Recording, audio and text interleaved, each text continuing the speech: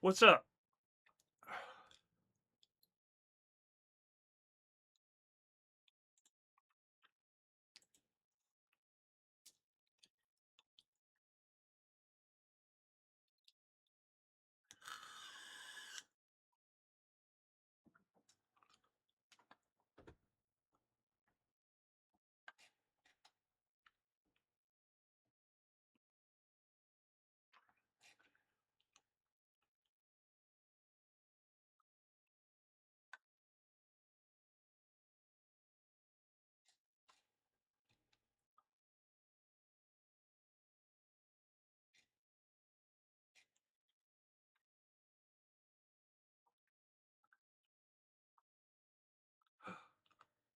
God, Quinn's uploading videos.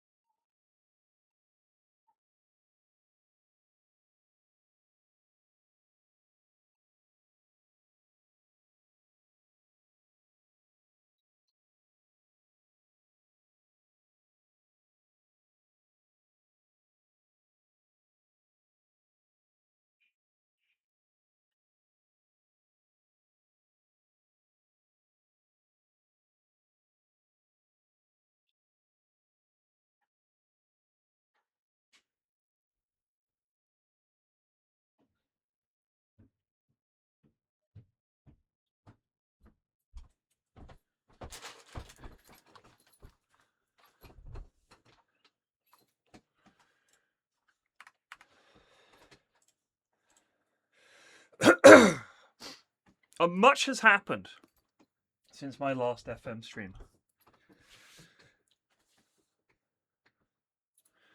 This is still the game that I leave chundering away in the background. Ah, thank you. But it's time to goose. I basically let... 피서 애니버디 저스트 레수백 부어 13months 더 올드 FMIC. Indeed. I play this, it's chundering away, no problem, and I'll be watching something else, like the Super Bowl, for example. Or it'll be, 4:30, and I'm just, like, sitting around. So, yeah, I'll play some Football Manager. So much has happened. In fact, 2 full seasons have passed since I streamed Football Manager last week. It was before I got Menace. I played Menace non-stop for about 4 days and then ran out of desire to play it again until they add some shit.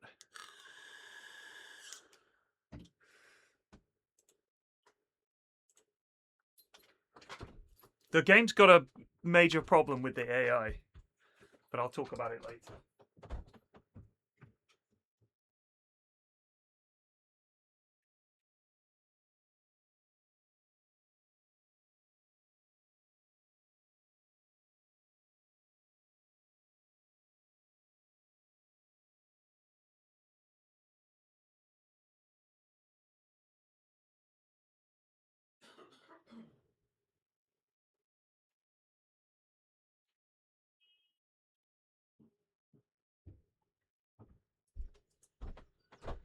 So the way the AI, people for anyone that watched the Menace games last week, people have found that if you have scanners, that can go out there and,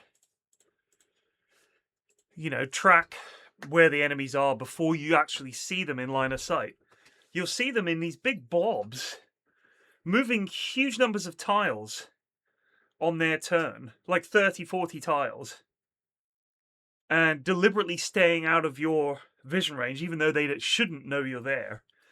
Now, I don't mind if the game developers have to fudge it a little bit so that the game is fun to play. That's no problem. I don't really care. It's like the games master fudging a dice roll so your character doesn't die because it makes a better story. The problem is that the AI in Menace never seems to work together. They don't flank you. Yeah, it's just a bit silly. And they'll sort of come at you one at a time. So an enemy will spawn, run forward a bit, shoot at you, and now it's just in the open. So you shoot it. Like the alien's just streaming at you. I get it. But the pirates, for example, when they're doing when you're doing a base defense, they will just drive straight up to you and hop out and stand one tile, like adjacent. And you're just like, okay, bang. You kill them all.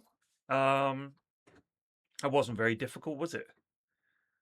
If they had taken cover at that wall, now I've got an issue because I'm going to get plinked at by them while the next wave comes in. But they just sort of doesn't do that. And I feel like if you think about the Interceptor or whatever it was called, the Avenger defense mission in XCOM, when you have to hold the point and the enemies just keep coming, what makes that challenging is you have to go out and blow something up. Otherwise, wave after wave of enemies is just going to keep coming. That's what makes that harder. 마테루의 저스트 레수백 포어 51months 모닝 에그. Hi.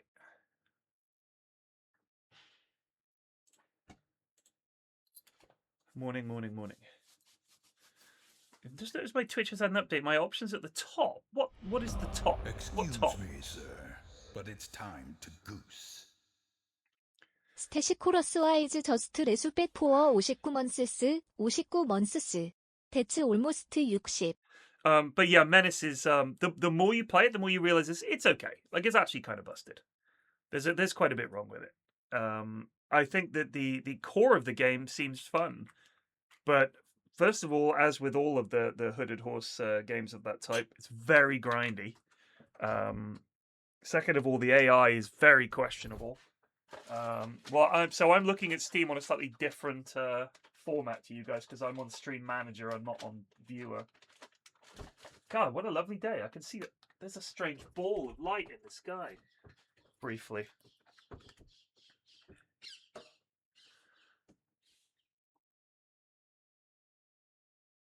You put it in Goons? Let me have a look, see. Following, browse, and Roblox. Okay. Wow. That's interesting. So let's talk about my team. We have Evan Ferguson. I signed Evan Ferguson. He was unwanted.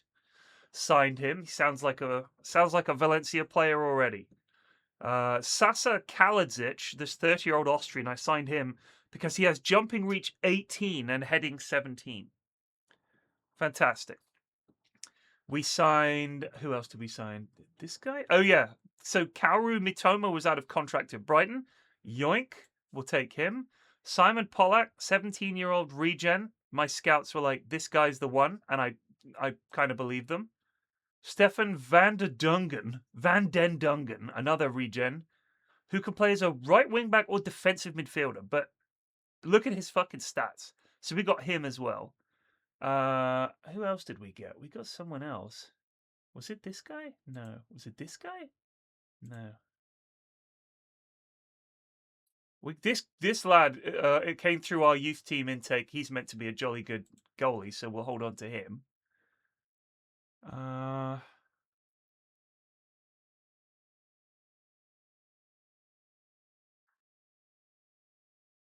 So last season we finished fourth by the skin of our teeth, and we made it to the semi-final of the Europa League, where we lost to Brentford.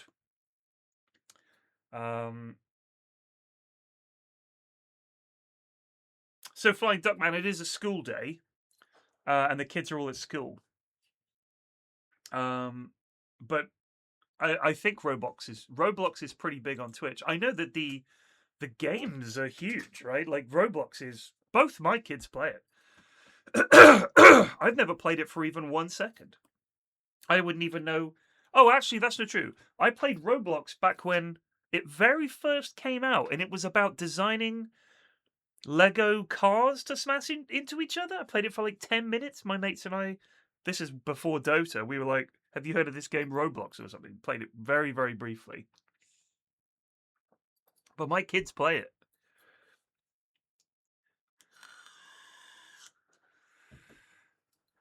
How about that Super Bowl, huh? If anyone makes the superb owl joke that they think is hilarious or say anything like that, I'm going to time you out for 12 hours. It was a pretty boring Super Bowl. It was very defensive. And then in the last quarter, there was a few touchdowns were scored, but it was like 12-0 at the halftime. And it was all field goals. Patriots didn't do shit. They were dreadful. It was not a competition. Seattle's defense was just too strong. I think any game where it's like, ooh, what a defensive masterclass, you better be a huge fan of American football. So I would be like, oh my God, did you see the move the defensive end made there? Oof, wow, what a great play from the corner. It's like, sorry, mate. I want to see diving catches and miracle runs and stuff. I haven't even installed FM26. I have it. I haven't installed it.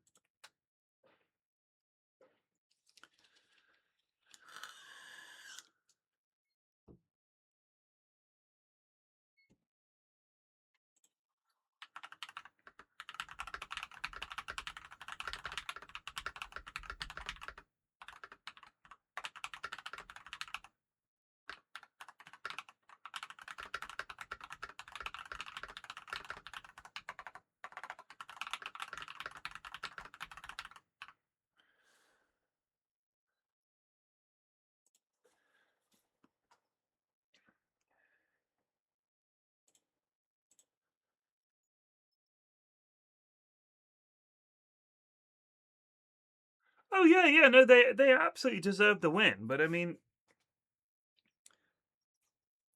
there's no doubt that they defended. Their defense was excellent. They sacked, what's his name,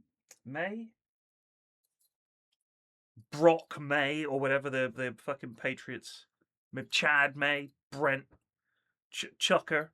I don't know what his name is. That guy, whoever the quarterback is for the Patriots, he looked like a scared little boy, and he threw 2 picks, and he got sacked like 6 times.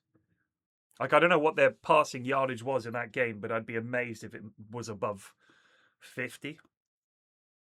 Yeah, it's really, really poor. Would be a terrific signing. Well, yeah, but we haven't got 61 million quid. So we currently have a balance of 43 million. And if you look, however, the issue is, yikes, we owe 144 million pounds. And that doesn't run out until 2034. So 8 years. We have to pay £1 million a month.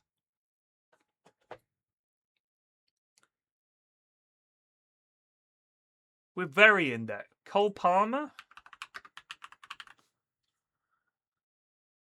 Come on, Cole Palmer. He is currently at Chelsea and he is worth probably £200 million. How did he do last season? Well, he did pretty well. Roblox comes in at number 37. I think the kids don't really watch Twitch, Redless, is the thing. I believe it's just... I mean, my kids watch tons of YouTube, but they never watch Twitch. I don't think, in fact, that they've... Other than my eldest occasionally watches Games Done Quick, the kids don't... I never see them watching Twitch. It's all YouTube content creators. I'll be honest with you. If you want to know what the kids watch, if you just find a random YouTuber doing the most basic playthrough where they tick all the boxes for playthroughs, the camera angle, let me see if I want to get this right. They'll be down here. Big camera. They'll have a hat on. I don't have a hat to hand. They'll have a nice LED background. Oh my god, guys, we got this today. Wow. Okay, no, he's got me. Oh my god, guys. All right, I don't know what's happening here. And the editor will zoom in and it'll be like, what's happening in black and white. Then it'll cut back. He'll make a joke. Then it'll cut to something else. Meme pops up. Wagga, wagga, wagga, wagga, wagga. That's it. For 40 minutes. That's the vid of them playing some game. And you'll look and I'll be like, I've never heard of this guy. He's called Chunky Butt 33. Oh, he's got 5 million subscribers. And this video that went out 12 minutes ago already has 800,000 views.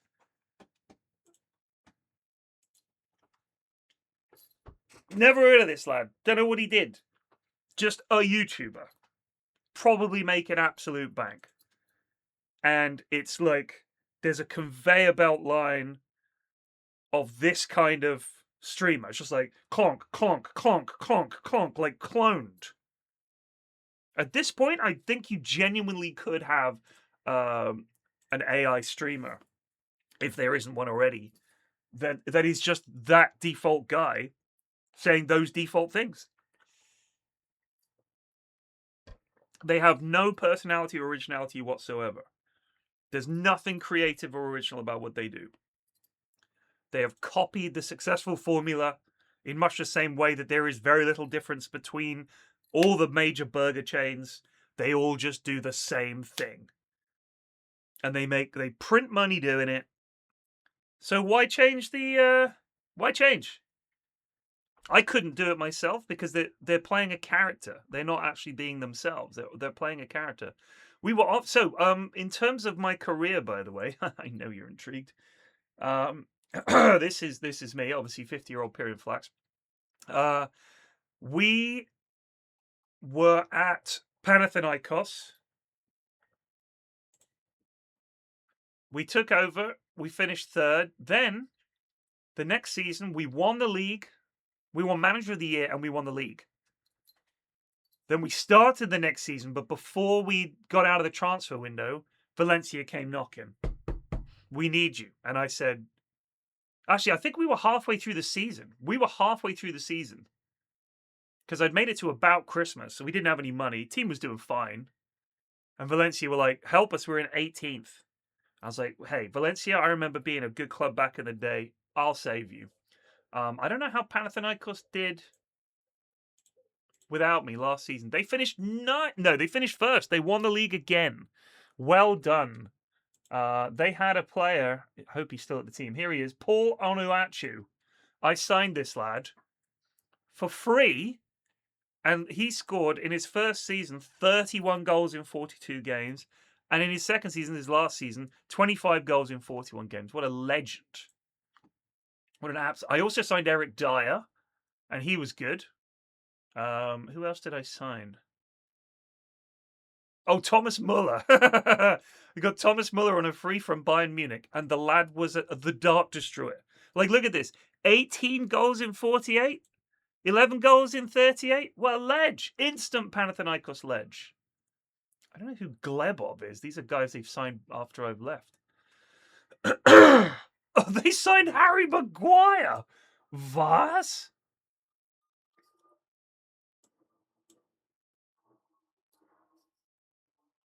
Good God. Not a move I would have made.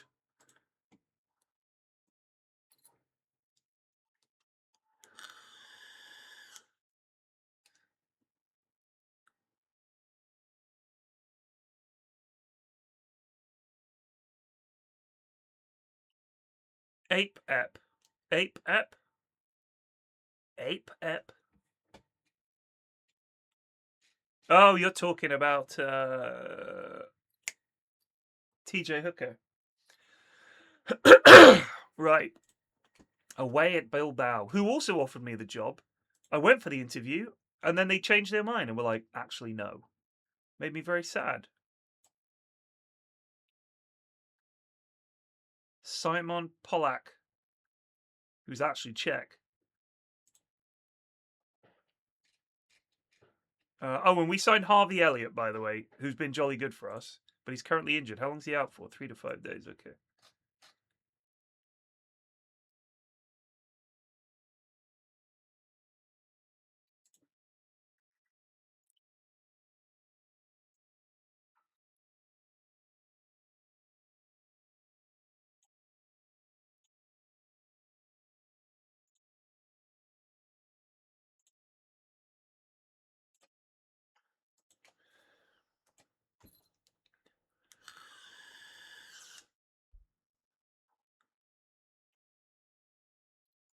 Samu is a good signing. All right, we'll have a look.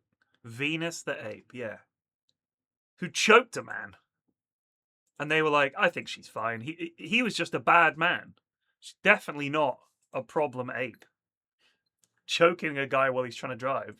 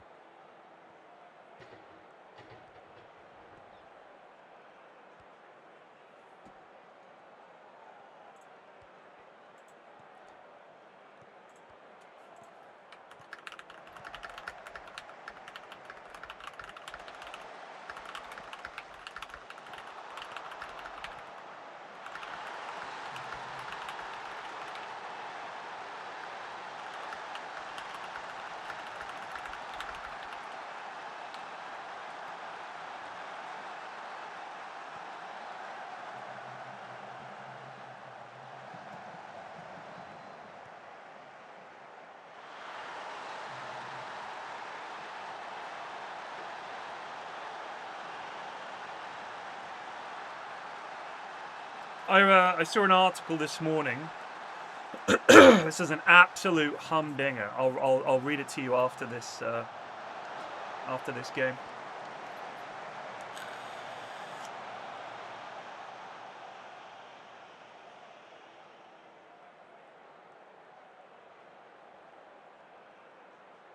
I don't know why this is the opening game of the season.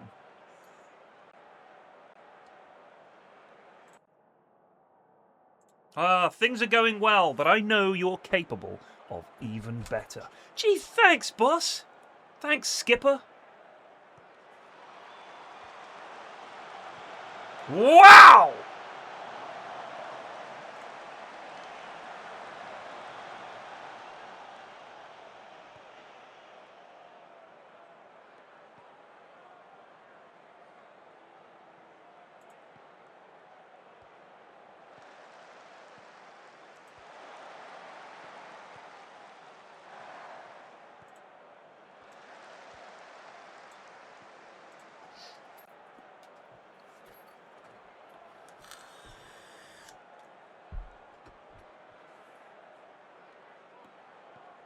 No, no, no, no.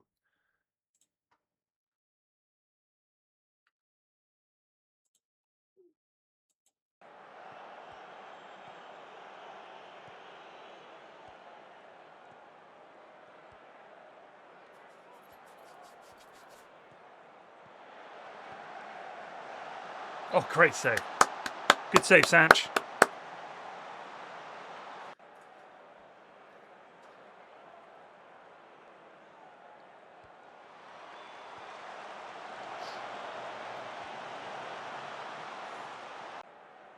So we scored so many goals from corners and free kicks last year. It was the same as when I was in charge at Panathinaikos. Set pieces, we were just the best in the league. Oh my God, please stop giving them the ball. Oh, hello. Yes. Oh. He was slow to start last season as well. Signed him, he went like 9 games without scoring, and then he banged in a bunch of goals near the end.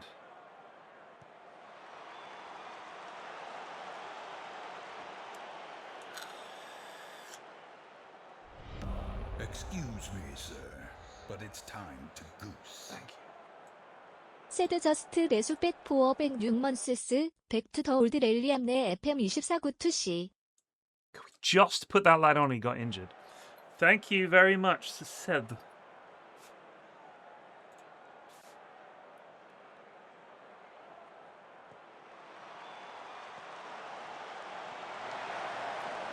How is that not a foul, Raf?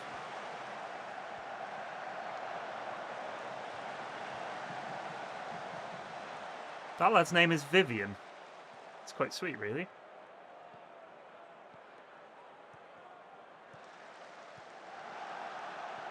Goal?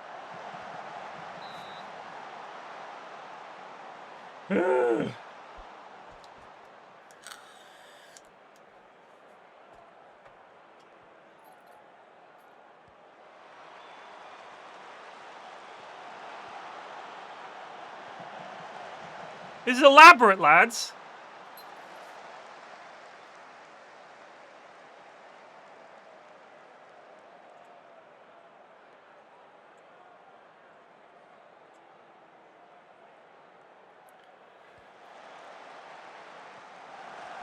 Christ! Just put it in the net! Oh no. We've forgotten that we also need to defend. Kill him! Kill him! Just kill him! I would be on board with my players at the end. Is it? Oh, Evan, you just lack vision, my friend.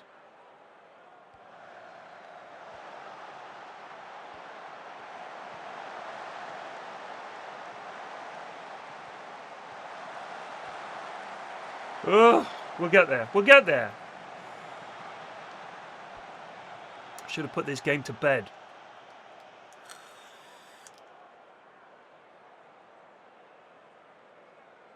Yay! A really boring 1-0 win. Well done, lads. So here's this story. I see this quite a bit. It's a scam story. It's a story of a woman who got scammed. How long's he out for? 3 weeks. Fantastic. I thought I was talking to celebrities online. I sold my house and gave them £250,000. I will be perfectly honest. My sympathy has limits. And I consider myself quite a wishy-washy fella, as people would say, a wishy-washy liberal and all that. What the fuck are you doing? What the fuck are you doing? She's not some old lady. She's 44. She's younger than me, grown up in the age of the internet. What are you doing? She's got kids. In 2 years, 6 ruthless deceivers, this is the words of the article, wove an online tapestry of deception that ultimately persuaded her to dispose of her property and vehicle. This is AI. This is AI. The mother of 2 revealed the imposters claimed they wanted to meet, alleged they were embroiled in complicated divorces, and demanded urgent financial assistance. I mean, I'll be honest with you, I don't think anyone in the UK uses the term vehicle instead of saying car. Dispose of her property and vehicle? It's a weird way of putting it. She's from 내수백 Kidderminster. 저스트 레수백 포어 32months 풋볼백 온 더 메뉴 러브 잇. Thank you. People were reaching out on Facebook and Instagram saying there were celebrities like Alexander Ludwig and saying they wanted to meet.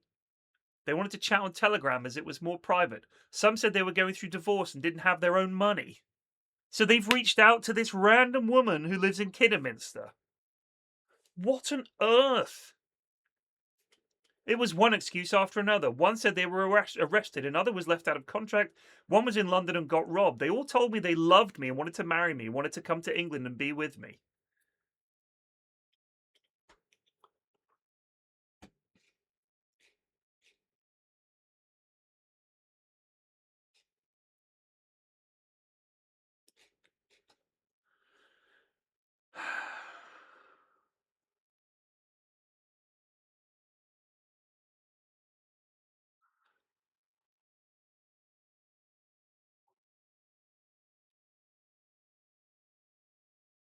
She cottoned on to the truth before Christmas when this guy consistently refused to meet. I'll be honest with you. I cannot find it in my heart to be like, that's so unlucky. Like, you've got kids. You seriously think these celebs have discovered you on Instagram and are like, you know what? I'm going to ask you for money, not the other actors and famous people and producers and directors who are multi-millionaires who are clearly around me because I'm in Hollywood and famous. I'm going to ask this random single mum from Kidderminster, what are you doing? The fake friend thing could at least be considered a misclick.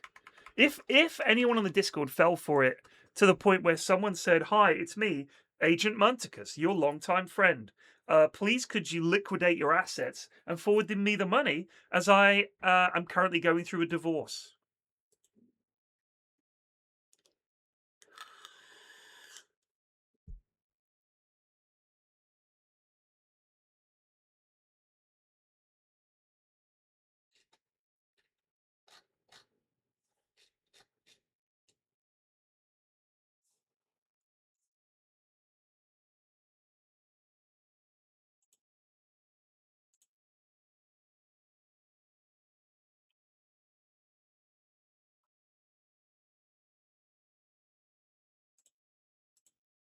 By the way, Munt, it's fucking agency as shit. Ugh. I miss the days when you had a person who would book the flights. All these companies now go through this annoying portal thing. And you have to book the flights through this sort of agency. It's just so fucking tedious. Because it's always fucking busted, and it never gives you all the flights. I mean, I found a better flight than the one that the agency is going to give me. I was just like, all right, whatever. Like, you do you. But the lad of the travel team has been great. Like, it's been very helpful. I don't know who it is, but they saved my bacon. But it's just like, I have to go from Malta to Stockholm, and then from Stockholm to London because I'm doing Blast, then immediately doing Dream League. I did watch the Super Bowl. It was very boring. The halftime was pretty hype, I thought. I don't like Bad Bunny's music in that it just doesn't do anything for me. But like I said on Blue Sky, I feel like it was very important. It was a very important halftime show, given what's happening over there at the moment. To have some guy who is an American singing in his language should possibly, maybe it can build some bridges. Maybe we can build some bridges here. Guy's the most streamed artist in the world. Should probably have someone like that at the Super Bowl. I've been to Stockholm so many times now. I'm trying to think how many times I've been.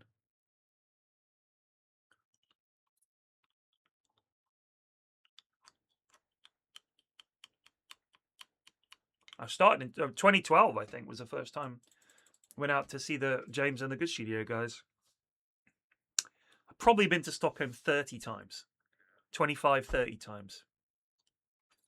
It's pretty crazy. Like, I genuinely know my way around it now. It's like the city I've spent the most time. It's like London, New York, Stockholm. Those are the three cities I've spent most time. And I'd rank them London at the top, then Stockholm, then New York. That's how I would rate them. Just because Stockholm's so lovely and New York has kind of gone to shit a bit, as I understand it. And the last couple of times I've been there, I've been seriously underwhelmed.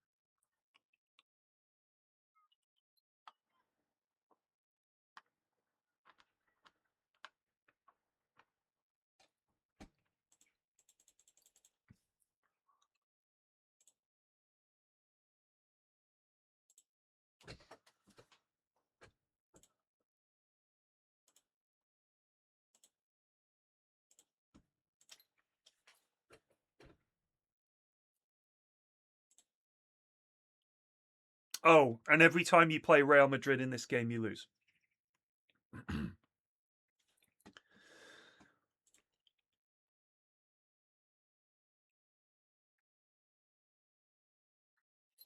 That's just a fact. We lost to them last season 7-1, and I literally sold my goalie after the game. As soon as possible, I got rid of him. He was that bad.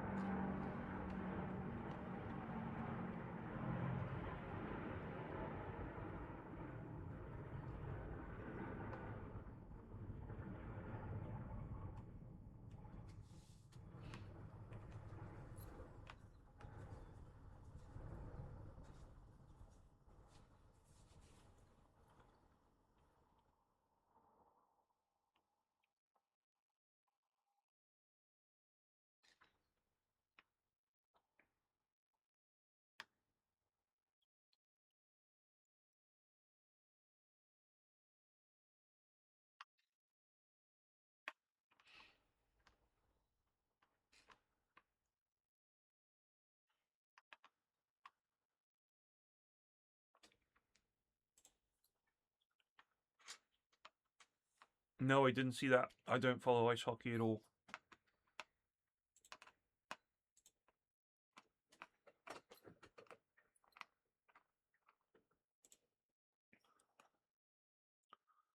Look, video game. I'm sure that Hugo Duro is a better player than Evan Ferguson. He may be. But I have absolutely no intention of playing him when I could play Evan Ferguson, all right? Evan Ferguson is our guy. Van der Dungen. What positions can you play?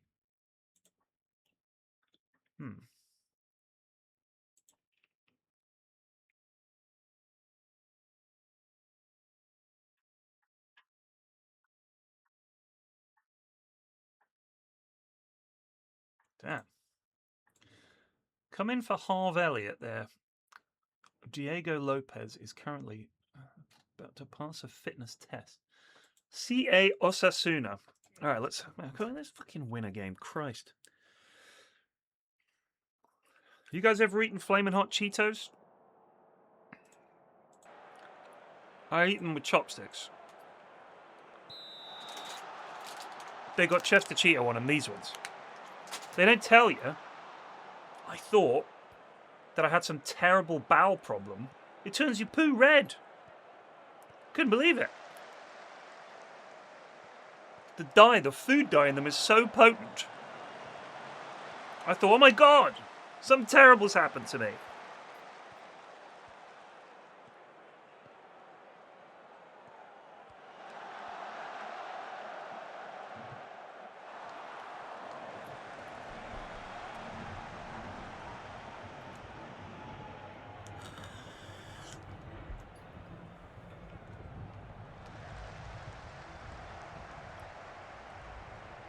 Here's our young Japanese lad, Matoma. I say young, he's 30, so he's young to me.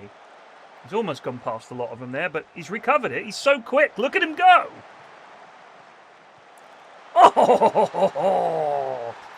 All right, we've unlocked our winger. We found a winger.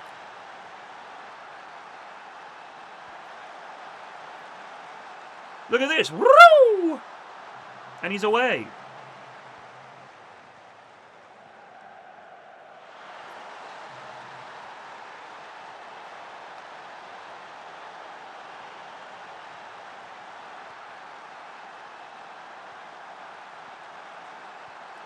Give it Mitoma. There he is. Give him Mitoma. Here he goes.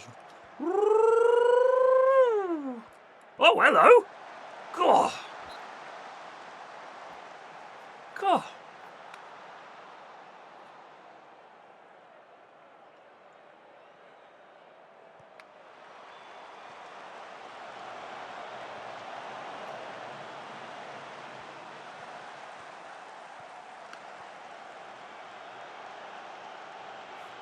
Yeah, he's been great, actually, Gabriel Serra. I think he was my first signing.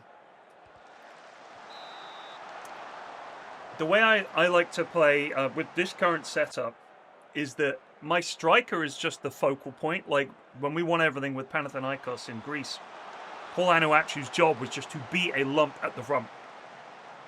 Like, I just want a guy that stays there and is there to score the goals. Evan Ferguson could be that guy when as he improves. And then I get a lot of goals from central midfield. I always have three good, strong midfielders who can score goals, get up and down the pitch.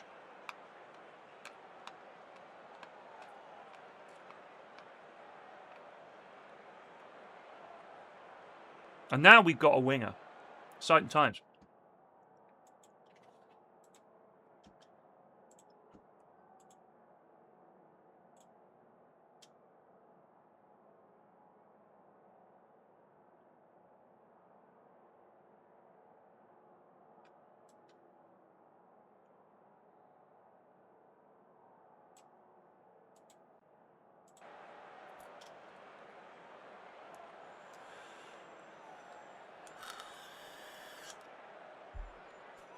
This guy's really good. We got him dead cheap. I'm always on the lookout for a bargain, me. Oh, Harvey Elliott, you got to do better than that, son.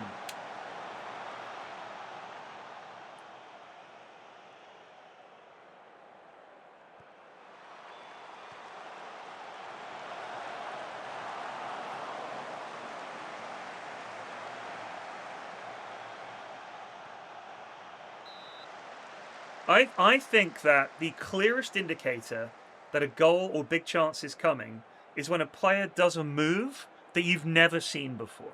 Like they do some weird bit of skill. If they suddenly accelerate.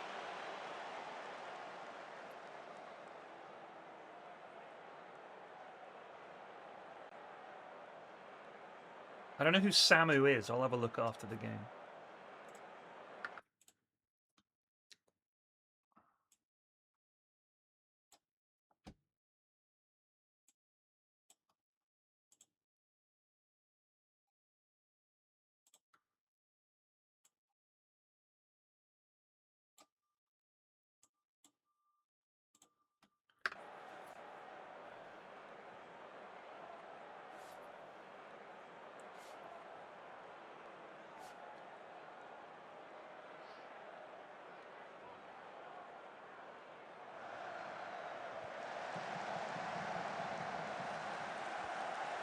Yay!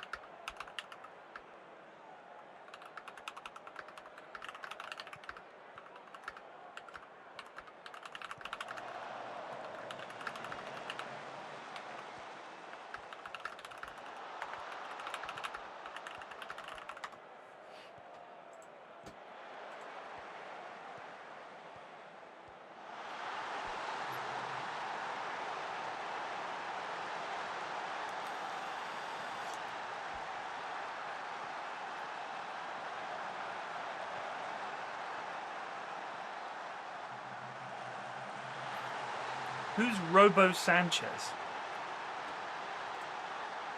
What do you mean this lad? He's excellent.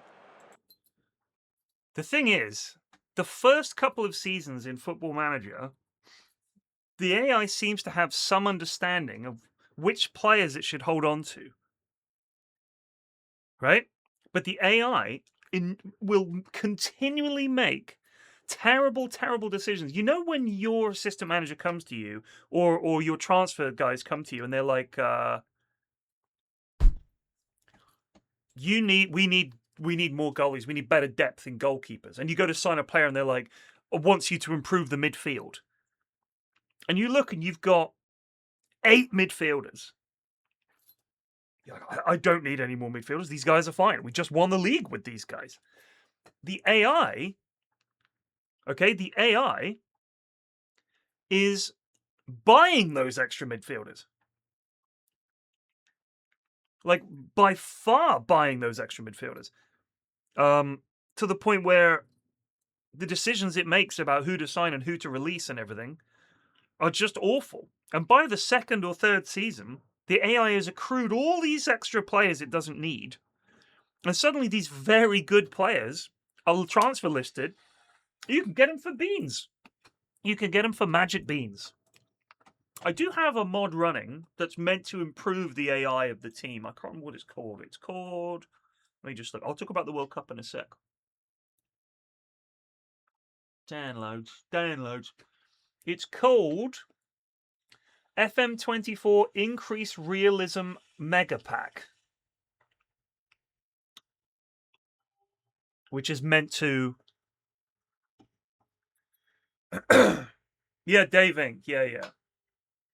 So it's better. I mean, you know, I have noticed that the teams do seem to be signing reasonable players. I mean, let's look at Real Madrid. Who did they sign? So this season they signed Rodrigo Bentancur from Spurs. Sure. and Kim Min Jae, a South Korean defender. Sure. And they sold Diego Camacho, a Costa Rican youth teamer, Guillermo Sunico, a shit goalie, and Diego Pinheiro, a goalie. So they didn't do anything too silly so far because they have a fucking amazing team. Who'd they sign last season? They signed Martinelli from Benfica. They signed Pedro Gonçalves, Josh Kimmich, god damn, and Gonçalo Inacio. And the previous season they signed Thiago Almada, Lewis Ferguson, a Scottish midfielder. That's unlikely. Mateo Kovacic and Giviro Reed. How's Lewis Ferguson doing at Real Madrid? He's actually doing all right. He's mainly a sub, but he's actually playing for Real Madrid. What kind of moolah is he on? 105 grand a week. They signed him from. He went from Aberdeen to Bologna, and then to Real Madrid. Lewis Ferguson. I've never heard of him. Well done. They signed Kovacic and let him go for free a year later. Did I miss that? Mateo Kovacic from Man City. Oh yeah, they get Roma on a free. What? 26 million quid. Played about 35 games, and then they were like, nah. Wow. Maybe they only got him on a 2-year deal.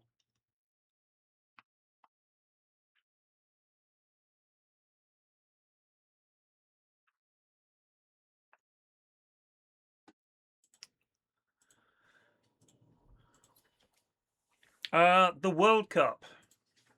World Cup. First of all, I've never been less interested in a World Cup.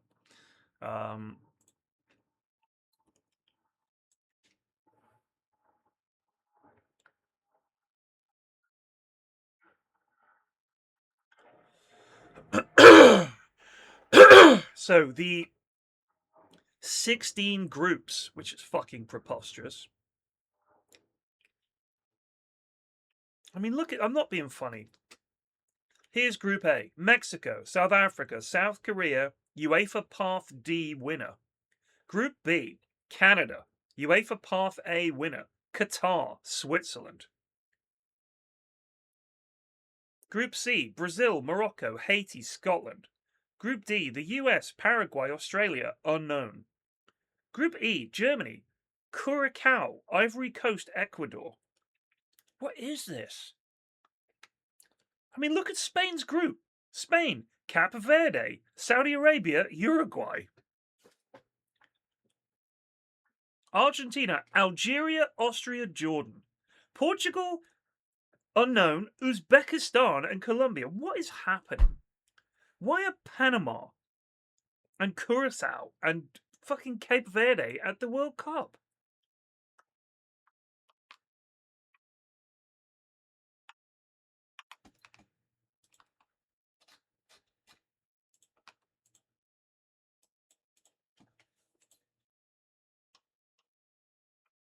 This is going to go on forever.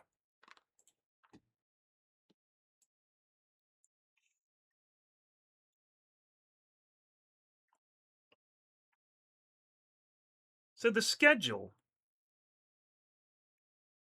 starting on June the 11th, that's when it starts, up to June 27th. So we start on June the 11th, and the final is on July the 19th.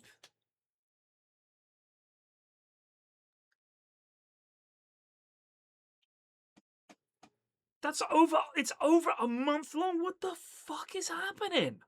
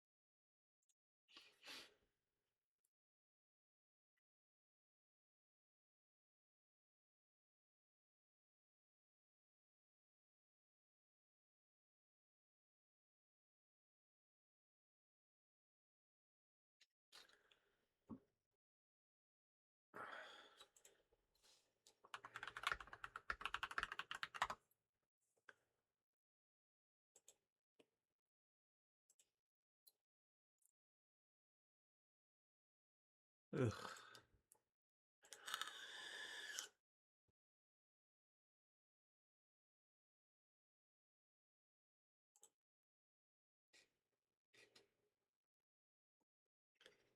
I mean, look, UEFA Path D actually has some reasonable teams. You've got the Czechs, Irish, the Danes, the Macedonians, right? Like, fine.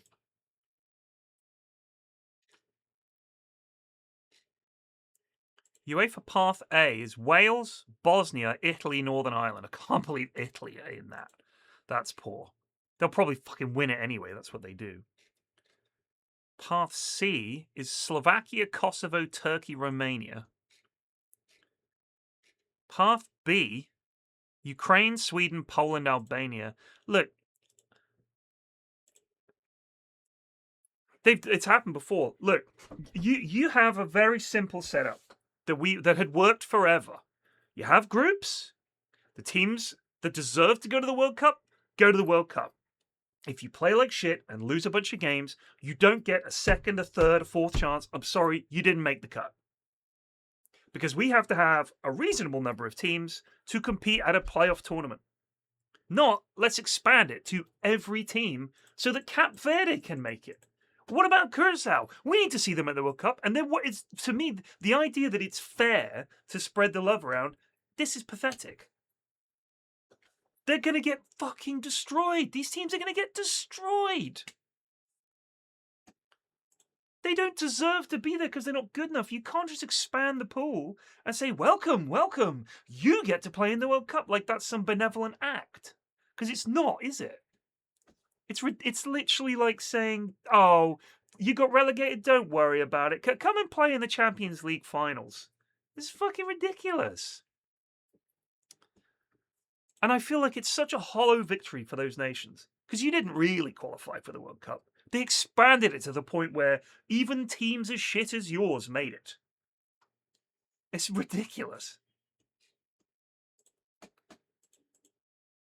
Heads up about Tarrega. Cesar Tarrega. He's unhappy. He wants to play first team football. He's not getting it at the moment. Well, maybe if he was better. Cesar.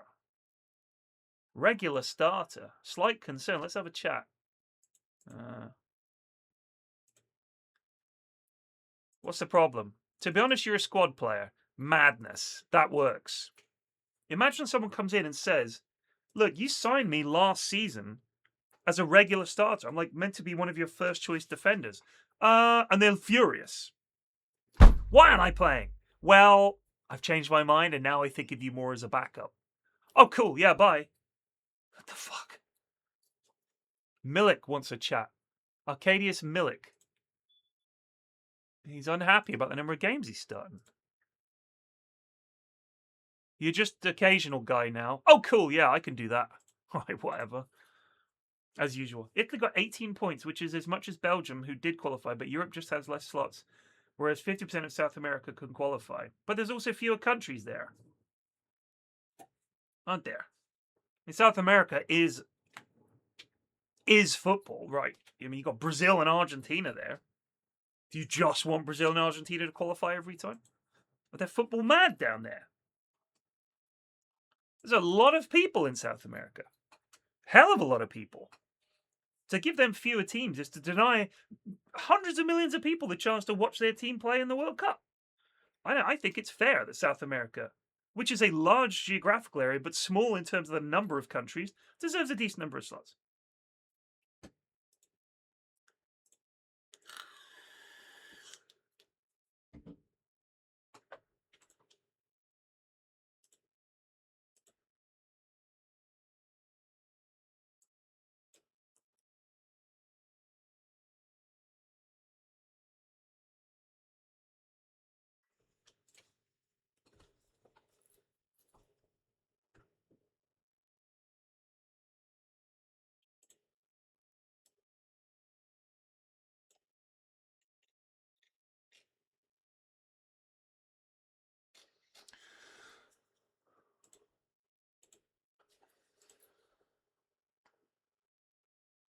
I don't know. Europe population, I thought it was 1 billion. The total population of Europe is 750 million. South America population is 440 million. So it's pretty big, right?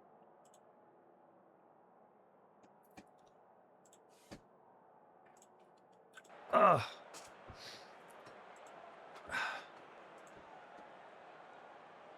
A lot of that is jungle.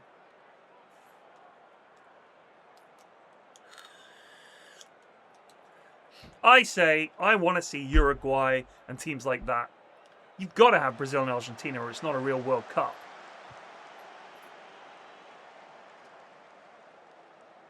Man, what happened to Brazil? Used to be like the team. Mismanagement?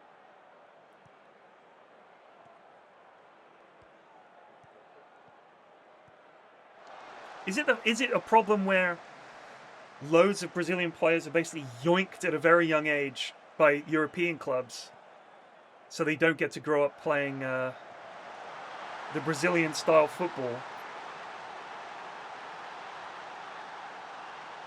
Referee, he scored against us. That's not allowed.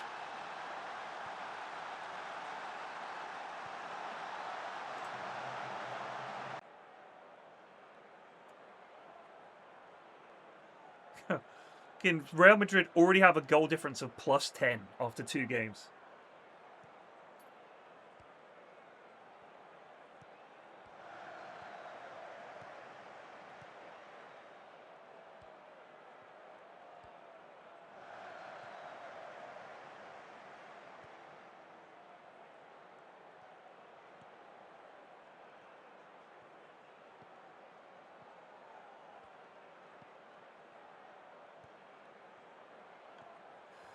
I'm going to call this what it is.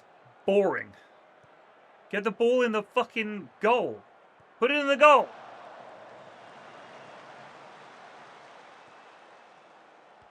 Yes, Thierry. Give it Matoma. Someone give it Matoma. Oh!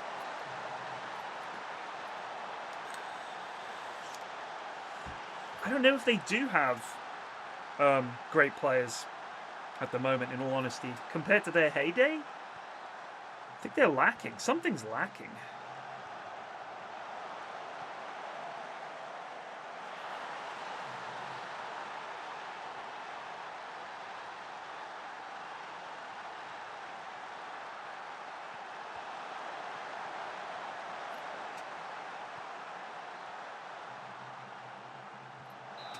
Starboy was Neymar compared to grifters like Cafu or Ronaldo?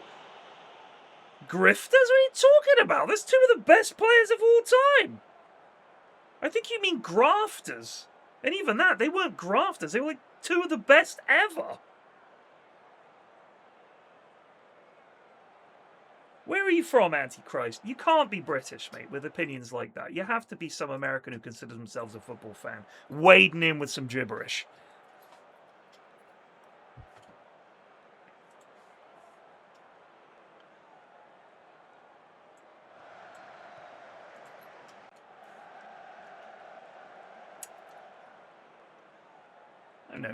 No.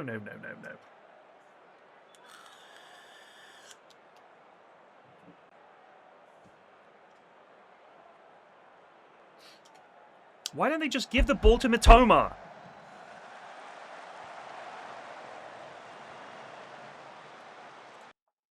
Get rid of that. Do that. Fucking go for it.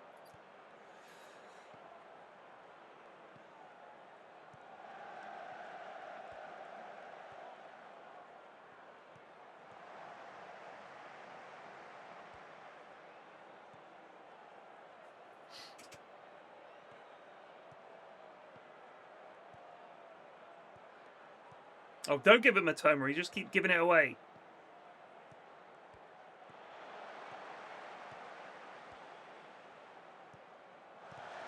Gah.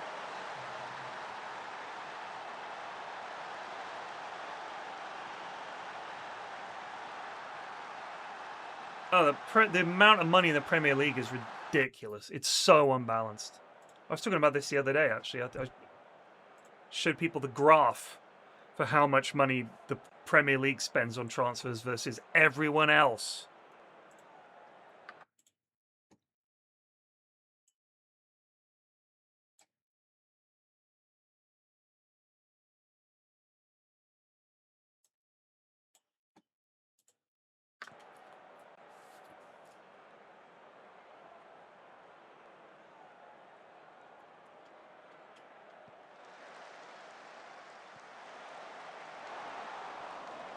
Demand more. I'm going to encourage. Come on, team.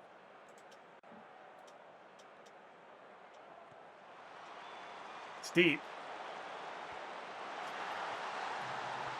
Evan Ferguson opens his account for the season.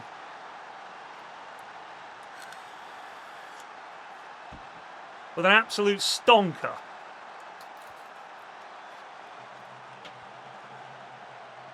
Bosh.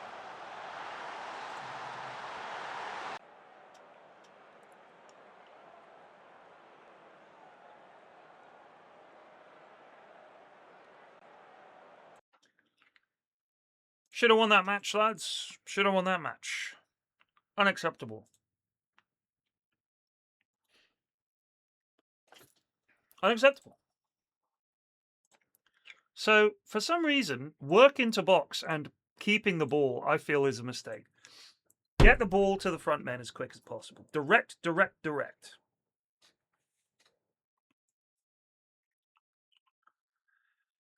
This can't be right.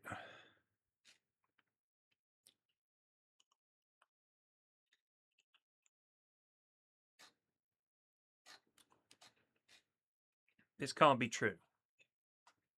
About 2 years ago, I got an email from a guy who had a theory about the pyramids. She must and be Canadian. At first, I Abu. kind of ignored it, because when it comes to the pyramids, the line between researcher and conspiracy theorist gets a little blurry.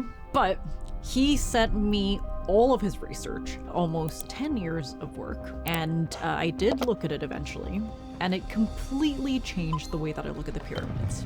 He said, the pyramids weren't built. They were unbuilt. And maybe all the missing evidence that we've been searching for, the ramps, the tools, the machinery, it's not missing at all. It's actually right in front of us, just misinterpreted. So I want to walk you through this theory today, but I'm not gonna lie, this email did take me down a very strange rabbit hole. Because for all the theories and simulations and 4,000 years of research and speculation, we actually know very little about how these structures were built. Really? Really? We're doing this? Oh, this just gives ammunition to people who claim we couldn't build the pyramids today. We don't know how they did it. Yeah, we could. We built the Burj Khalifa, you idiots. The pyramids would take an afternoon. But let's have a look. We can't understand the pyramids without talking about time, because the pyramids are very, very old. The cliche saying is that Cleopatra lived closer to the iPhone than she did to the construction of the pyramids. The ancient Romans would tour the pyramids like we tour the Colosseum today. And over that insane scale of time, things get blurry. But what we do know is that pyramids themselves were the endpoint of a massive architectural learning curve, each one taking about 10 to 15 years, and each one getting us closer to the Great Pyramid. 146 meters tall, 2.3 million... Hold on, Davey. As impressive as they are, it's a simple triangle made of stone blocks. 2.3 million blocks. 146 meters tall. And they're still standing. And they had tunnels inside.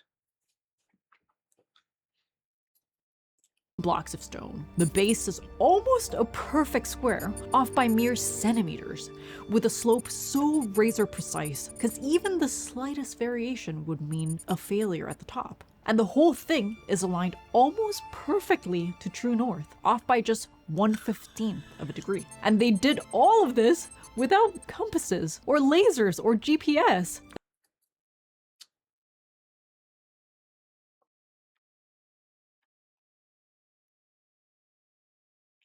As far as we know, they use nothing but the stars. And if you scaled it to the size of the Earth, the height to base ratio would almost... Look at that! It's the size of half the planet! How'd they build a pyramid the size of half the planet? They never mention that. You can see it from space. Never mention that, do they? Huh? NASA, up to no good. match the curvature of the planet. The latitude is the exact same number as the speed of light, and just 0.0002 degrees off from the pyramid's latitude is also this subway in Louisiana, because a lot of things exist on that latitude. But you see, the pyramids seem so impossible, and our understanding is so limited, that it's just the perfect breeding ground for conspiracy theories. But it is worth remembering, if any civilization could pull this off, it's probably the Egyptians. Every year, the Nile flooded, and it turned the valley into a surplus machine, with ridiculous amounts of grain, enough to feed tens of thousands of people who weren't farming. Remember our video on the Romans? They got their grain from Egypt. And that kind of surplus meant Egypt had something incredibly rare in the ancient world. Time. Oh, I was going to say lazy workers doing nothing is what I was going to say. But sure, time works.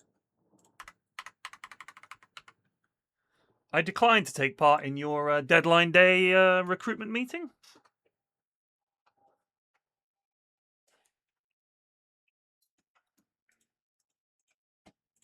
No. Yeah, Harvey Elliott, surplus to requirements. Got him for 12 million quid from Liverpool. They weren't using him, as you can see. Couldn't wait to get rid of him. I was like, all right. Because the thing is, in this game, a lot of players will just say, like, I want to play, transfer list me. And so you get them at a knockdown price. Keep your eyes peeled. I shortlist loads of players I think are probably pretty good. Oh, what was that name? Someone said Cebu? Samu? Was it Samu? Sabu? Fuck, I have to look this guy up. I don't know who Samu is. Someone said, oh, you should sign Samu. Samu.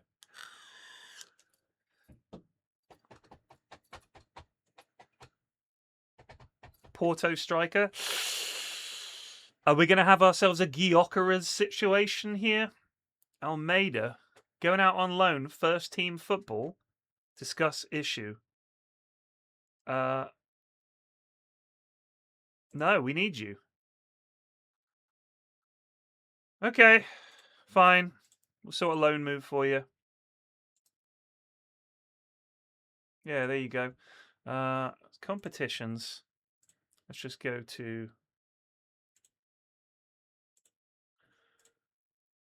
FC Porto senior squad. Looks like they've already sold him.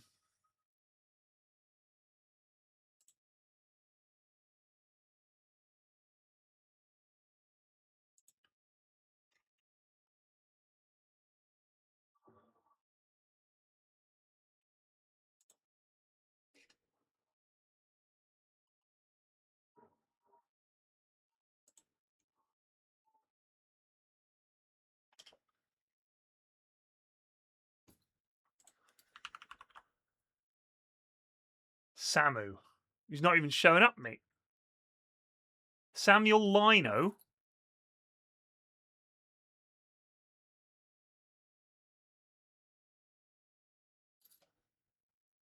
Is he literally just called Samu?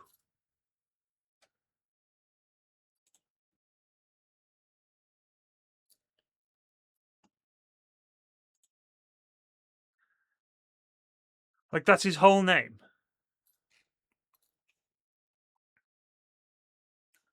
Aghehowa.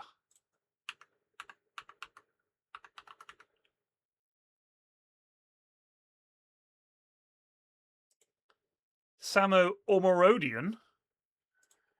Started off at Porto. Chelsea signed him for 50 million quid.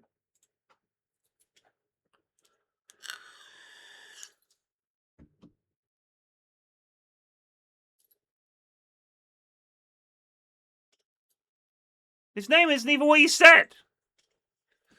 Chat. Chat.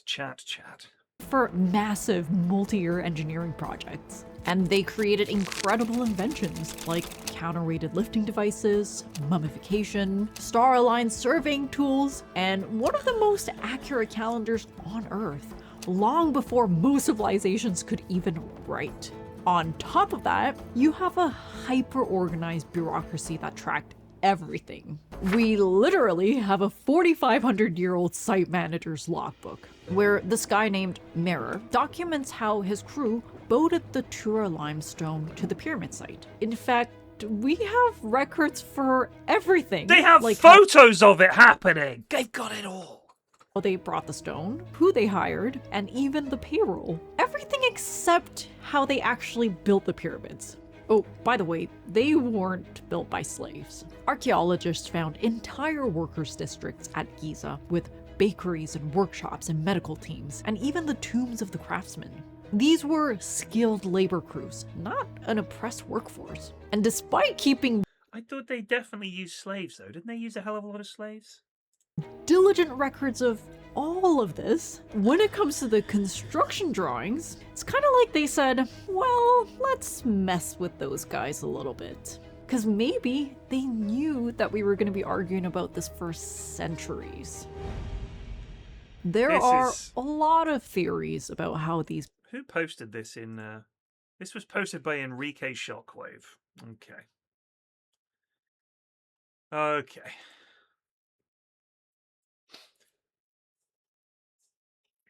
pyramids were built. Cranes, counterweights, kites, water elevators. But there's two big ones, ramps. In the classic one, the external ramp theory, workers drag the blocks up a huge ramp as a pyramid rises. It's very simple, in theory. To keep the slope gentle enough for normal humans, and not physical 100 athletes, the ramp would need to stretch around 2 kilometers. Anything shorter or steeper, people probably start dying on you.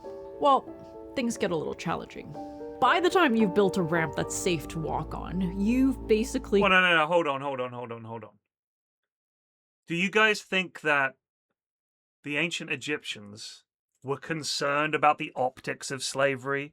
This isn't Qatar. All right, they're not building this, and the Romans are saying, well, you... First of all, they were the only fucking civilization around that anybody really gave a shit about.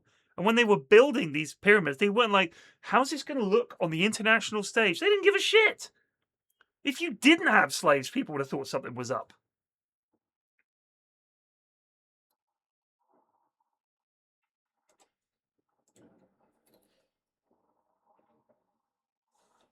I just think, the slaves just got to sleep on the ground or whatever.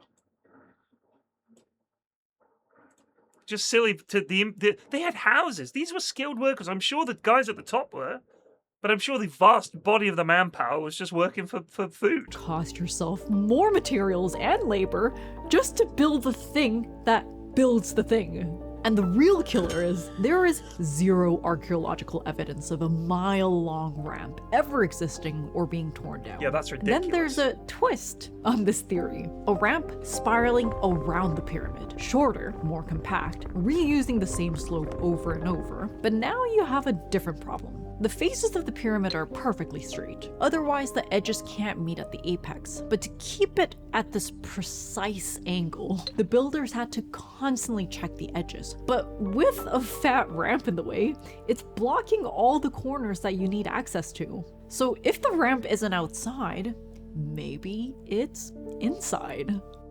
In the 1980s, someone saw a fox entering the Great Pyramid near the base and somehow popping out hundreds of feet Mourinho. higher.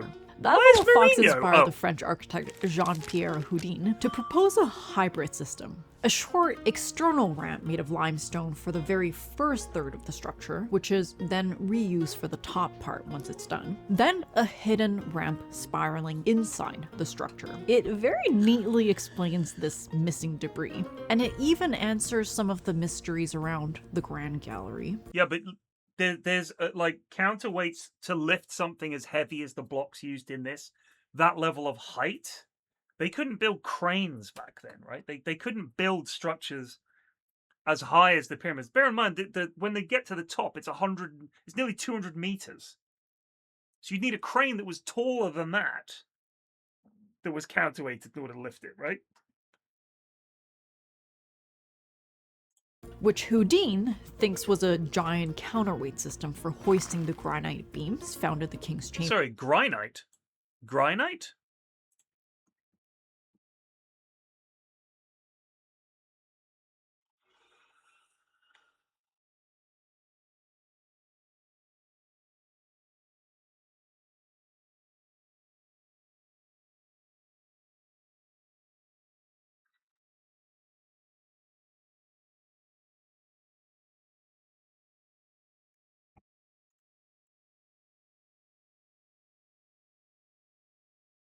They have cranes? Do they have 200-meter high cranes usernamed? Really?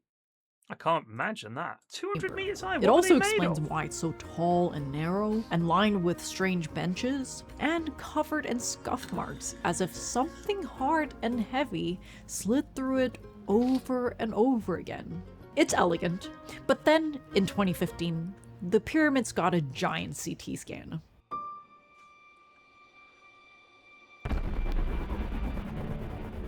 This is muon tomography. Think of muons as high-energy particles from space that are Okay, here we go. Here we fucking go. Constantly raining down on Earth. They pass through rock, but very dense areas slow them down. So if you put detectors inside and around the pyramid and wait long enough, you can build a 3D density map. Kind of like a medical CT scan, and you can do all of this without touching a single stone. And in 2015, they found something crazy. A massive, unexplained void just above the Grand Gallery, which led to thousands of new theories overnight. But what they didn't find was a clean spiral running just under the surface. If a kilometer-long ramp was hiding there, let's say, you would expect at least a faint trace, but instead, the scan shows scattered voids. It doesn't necessarily kill the idea, but it strongly weakens the argument. And then most other pyramid construction theories are variations on these two. The thing about these theories is that most of them actually work until you reach the top. The apex is actually the hardest part of the whole structure, because even a tiny error at the base becomes a huge deviation at the top. The edges need to be perfectly straight. Do you know what? None of this would have happened. None of this would have happened if they had built some errors in. If it was just wonky as fuck.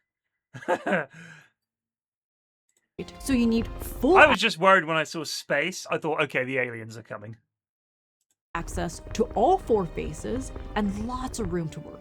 With an external ramp, you eventually have to remove it or drastically shrink the ramp right when you need it the most. With an internal ramp, the higher you get, you are losing the turning radius, the hauling space, and of course the ability to check the edges. When you look at pyramids in other cultures, see, that's what I'm talking about. Anyone could build that. To notice a lot Look at that. That's easy. of them dodge this issue with a flat top. Flat Even top. Egyptian pyramids later lose their tips. This is why, according to Yo, this, that's just a hill. to notice a lot of them dodge this issue with a flat top. Even That's a pyramid. Egyptian pyramids later That's a pyramid. lose their That's a fucking hill. Don't be telling me that. That's a hill. Come on. tips. This is why, according to this Egyptologist, although pyramids were made all over the world, only the Egyptian pyramids are considered a miracle of the world. In other words, this sharp apex actually is the rarest and hardest part to explain, and the key to the pyramid's construction. By the way, all of this background research and custom assets we created for this video, we decided to put it on a dedicated page. And we built the whole thing in Framer. Yeah, fuck We off. spent 10 years obsessively modeling every measurable stone at Giza, like thousands of blocks, hand-placed in 3D. And at first, I thought it was a little bit, feels a little conspiracy theory. But then I did read the research, and I realized he wasn't trying to solve the pyramid. He was trying to solve the system that produces a pyramid. He says The Great Pyramid wasn't built on its own, but through a chain of sacrificial structures that are designed to be cannibalized. Let me explain. Before the Great Pyramids was a natural limestone outcrop with small hills. Most of the core blocks for Khufu's pyramid was carried directly from this plateau, with finer casing limestone brought from Tura and granite from Aswan. Granite? And they... Granite? I've never heard it pronounced granite. Granite. Is that how America's pronounced granite? Granite?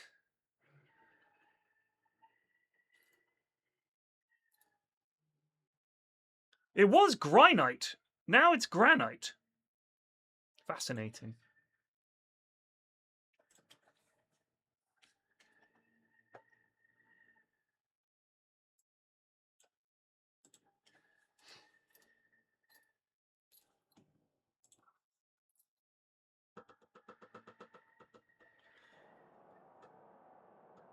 Ah, gran. Gran night, they're trying to say. It's gran night.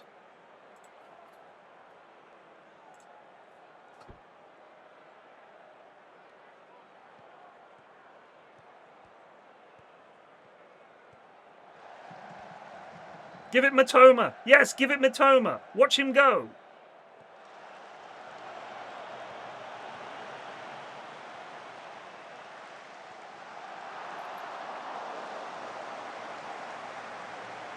I didn't get any of the good endings.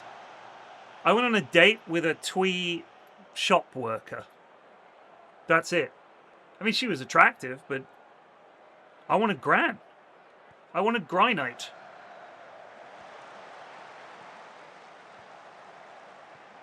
Raph! Yeah, all day. You don't trip Matoma. You don't trip the beautiful Japanese boy. Hands off.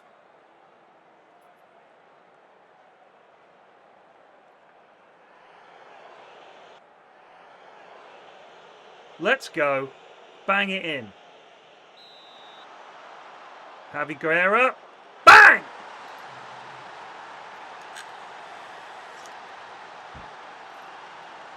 Who was it who asked me if I was going to try and get all the endings? No. No. It was a fun playthrough. I'm Zero with a very old reference there. Probably a 20-year-old topical reference to Wayne Rooney having sex with an older prostitute that everyone, I think people referred to her as like a granny. I don't even know if it was confirmed. Crikey. Yes, it's granite. No one says granite or granite.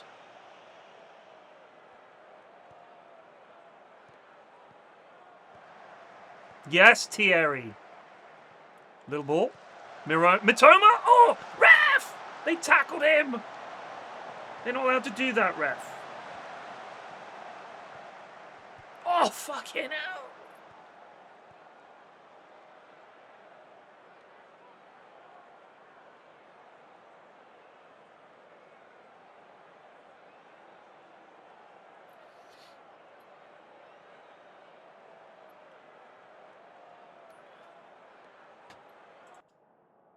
Things are going well, but I know you're capable of even better. Who was that left back that was bitching about not getting played? Jesus Vasquez. You can come on. Here you go. Give you a game. Don't let me down, Vasquez.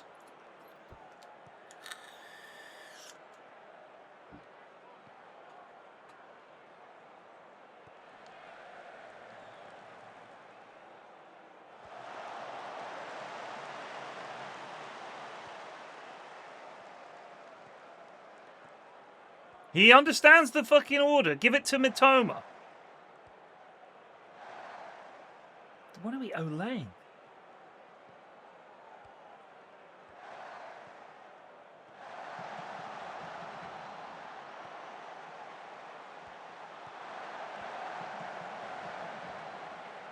Oh, that's just scintillating football from Valencia.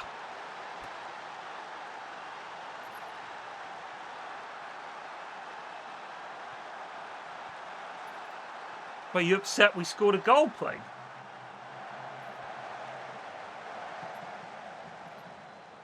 Oh.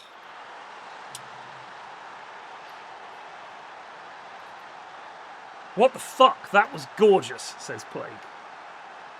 Did you enjoy the rugger on Sunday, sir? Or Saturday, sorry.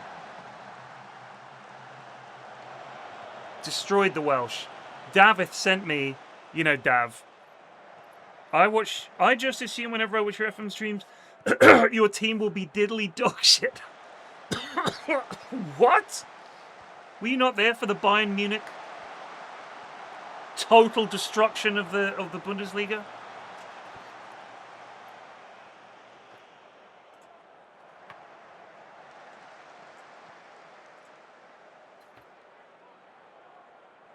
So Dav, he sent a video to us in the old Discord, the Joe Cord. He was at a pub watching the game, and he was the only Welsh guy there. So when the anthem started, he stood up and sang the Welsh national anthem, full voice, and and it was getting filmed, and everyone that was with him was trying to dodge out of the way so they couldn't be seen. I say fair play.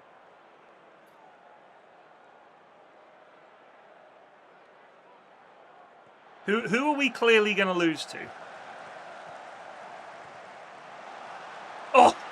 Oh!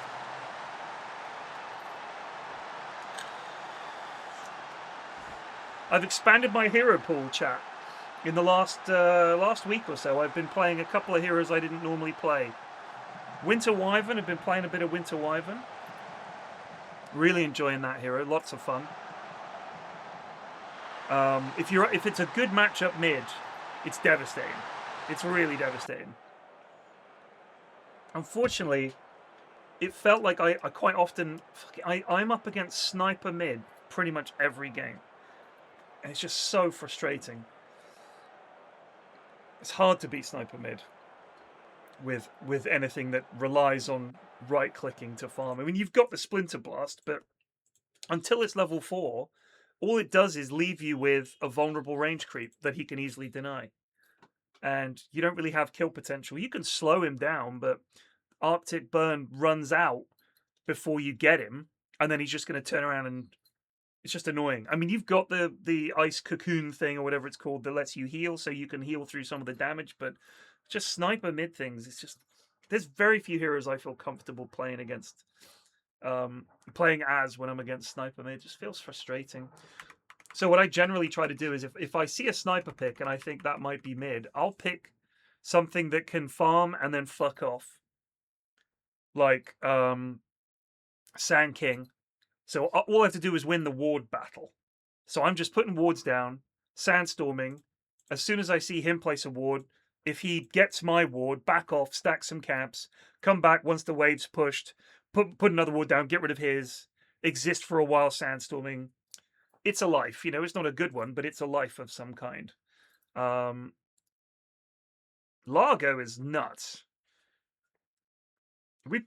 I'd say there's a Largo in pretty much every game that we play at the moment. Anyway, let's see what this lady has to say about pyramids. Really use this landscape to their advantage. First, they identify the high points, shave them, and terrace them, turning the hill into a working platform. Then you overbuild. Instead of starting with a pyramid shape, you create a rough, gigantic trapezoidal step mass with an integrated ramp system.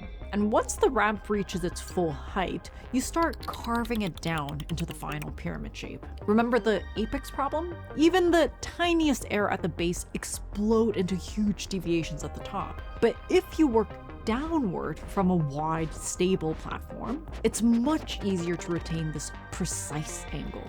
The shape is actually super important here. If we were to apply the system to a pyramid shape, the ramp would get steeper and higher as you go up, creating another death slide for the workers. But a trapezoid spreads outward at the top, and it gives you this workable 7-degree ramp all the way up. A flat, safe working deck around the apex, and full visibility of all 4 edges as you carve the final geometry. Instead of fighting the pyramid shape, you delay it until the very end. Once you carve down the step mass, the extra limestone is then reused for the other pyramids. The Great Pyramid is roughly 6 million tons. Choi's model estimates the initial step mass to be around 8 million tons. Carving that down gives you roughly 2 million tons of reusable stone. This gets split between the working mass for Khafre's pyramid and into the other annex buildings. Then this process is repeated for the other pyramids, each one going through the same recursive construction loop. Once you add all of the stone that moves through this loop, you get around 14 million tons circulating through the system, with roughly 1 million tons left over, which weirdly lines up with the mainstream volume estimates for the entire Giza complex. What's interesting about this theory is that it treats the entire plateau as a single construction engine and a closed-loop system, and it actually matches Egyptian behavior. Because the Egyptians were really into recycling. They turned broken boats into furniture, broken furniture became small objects, and later dynasties literally mined old pyramids for new buildings. So a cannibalizing system for the pyramids kind of feels like a very Egyptian thing to do. And the idea of shaping the earth into ramps, that's not new either. Before the crane, which was invented by the Greeks in the 6th century BC, the landscape was the machinery. The dolmens, the Karnaks, and the early temples, they all shaped the earth into construction engines to build structures that feel impossible. And most importantly, this system explains one of the biggest flaws of the external ramp theory: the missing debris. The ramps weren't lost through time, they were repurposed. But this led me to another. I'm done. I can't watch any more of this. Sign who? Achimpong. Is this made up? Achimpong.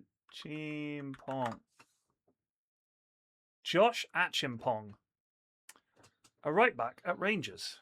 He is currently valued at 12.5 million quid. He's on loan from Chelsea. We'll pop him on the shortlist, and we'll scout him.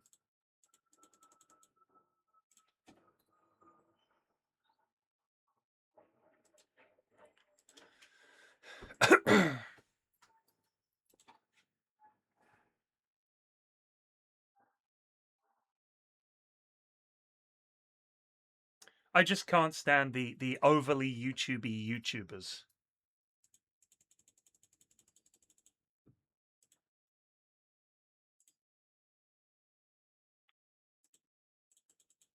I feel like it's all regressed to this very, very defined I'm in like 2026 or something like that, I think.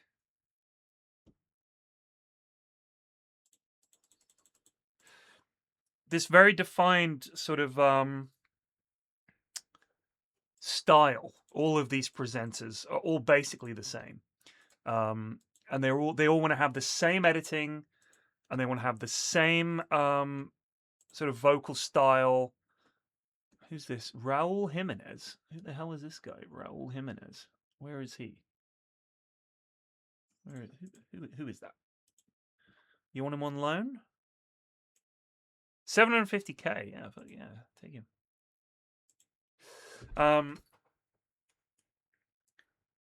Like it's a style, and I get it, but I feel like a lot of these people may well have a personality and a delivery that you want to see them.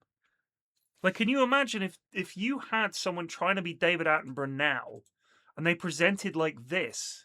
I'm sure they'd do fine. I'm sure that people would watch it because apparently people watch these videos, and that lady has 2 million subscribers, right? That's a decent fucking number of subscribers for a science channel for sure. But I feel like there's no room for the person's personality there.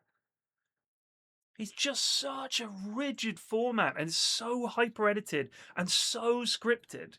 And you know that she's redone those takes until they're exactly the way that they want it in the edit. It's just so finely constructed that the humanity is gone from the content.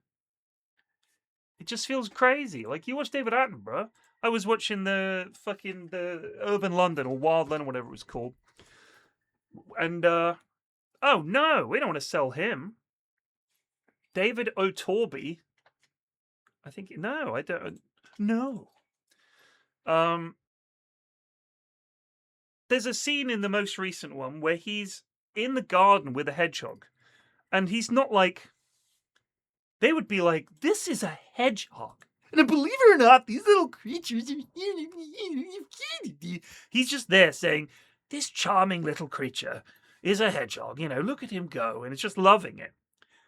And he's just so sweet. It's just an old dude who loves animals hanging out in a garden with a hedgehog. And you really feel like this is him. It's not modern presenting style where it's all absolutely mapped out. You say this, then you say this, then we need a shot of that when we cut to this, then we'll have a little meme pop up here. It's all so fucking just uniform. It feels now like a lot of online content creation is like fast food where, yeah, sure, it does a job, and if you're hungry, I'm sure it's fine, but there's no soul to it.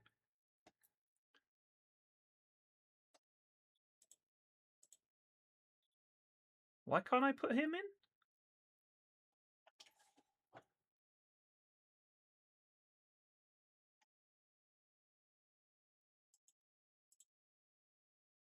Why doesn't he count as?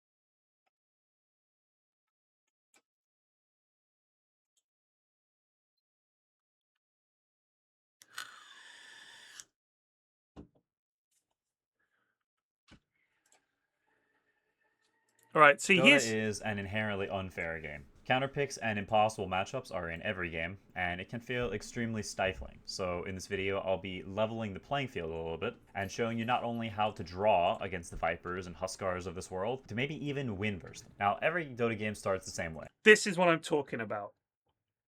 This is just Quinn. He's just Quinn bedroom, right? He's just Quinn house.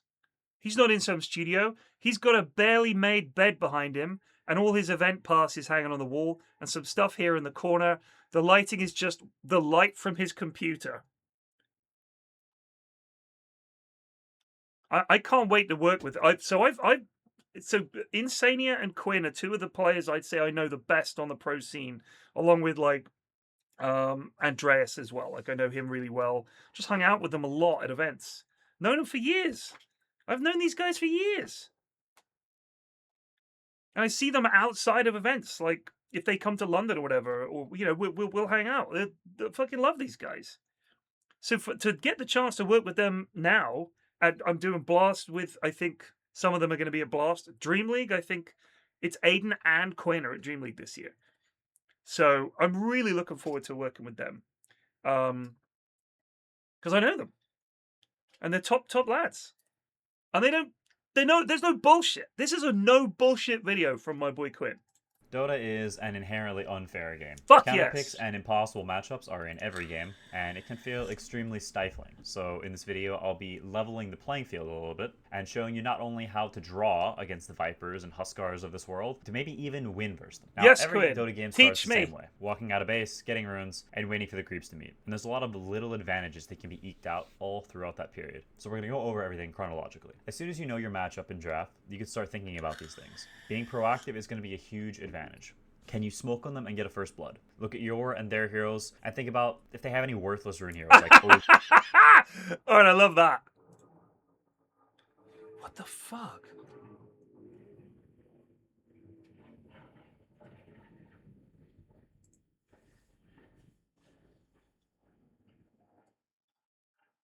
Oh.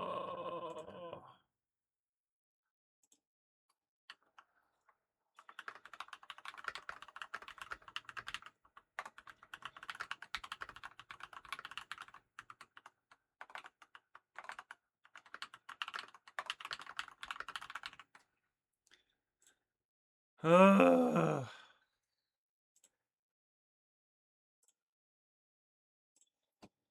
Ogre or Enigma, crappy dudes with no spells, and do you have any Giga Chads like Tusk, Bat, or lads with strong killing spells? If you take a cute path and wrap around his 5, you'll get a kill very, very often, especially since blood grenades have been added. So taking advantage of that and making sure you get the last hit is a great start.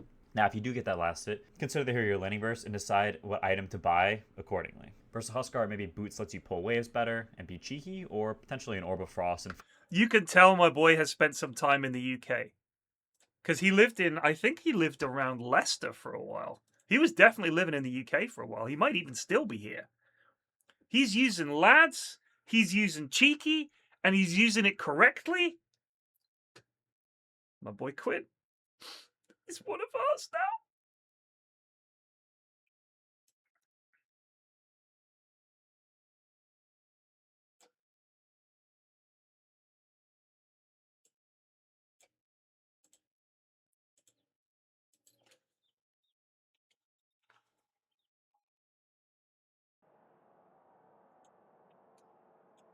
I know you find it boring, Hermsy, but the thing is, I think the youth like that kind of editing.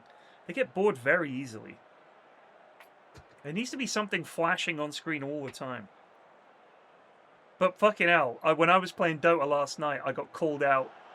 I can't remember if it was James or someone. And I was like... And whenever I'm dead in a Dota game, I'll like watch an Instagram reel. Or I'll be watching a YouTube video or something in the background. I'm dead for 50 seconds. What am I just going to sit there?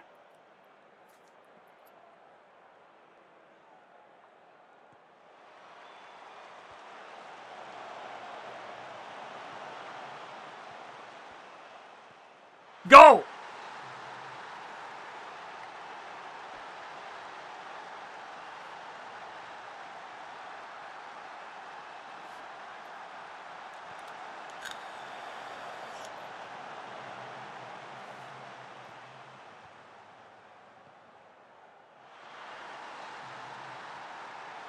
I think to be actually really good at Dota, it's not just about...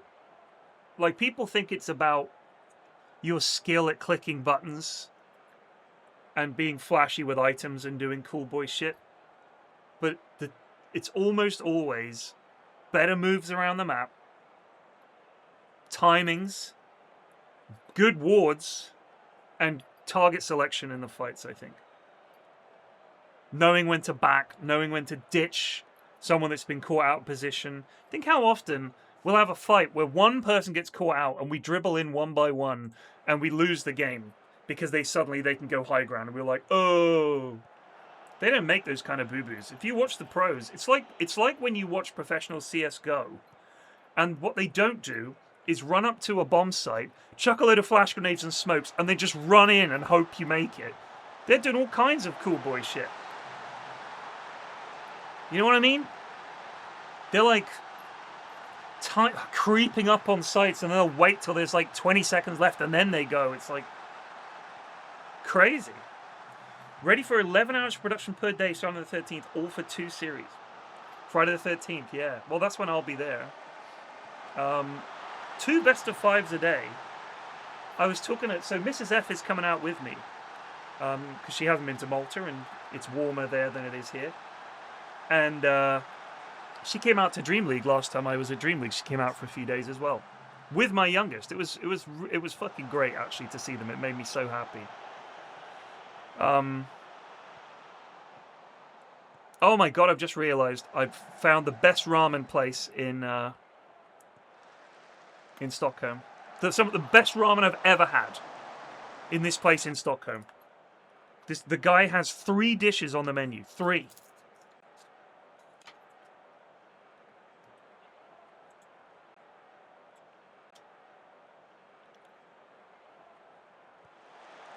Stanis, are you in Stockholm? I've never been able to figure it out.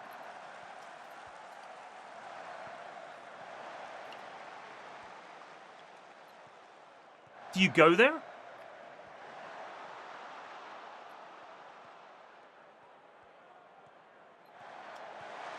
Okay.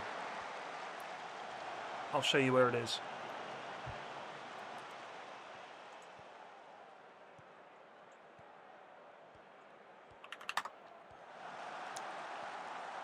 Yikes. That guy's name is Adolfo. That's a Barnet. That is a Barnet.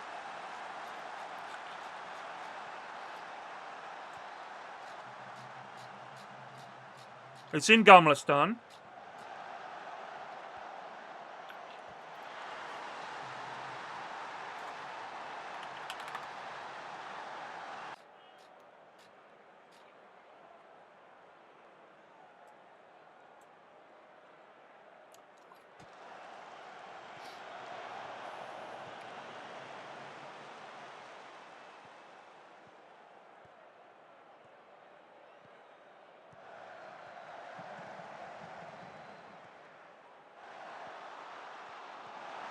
Ah!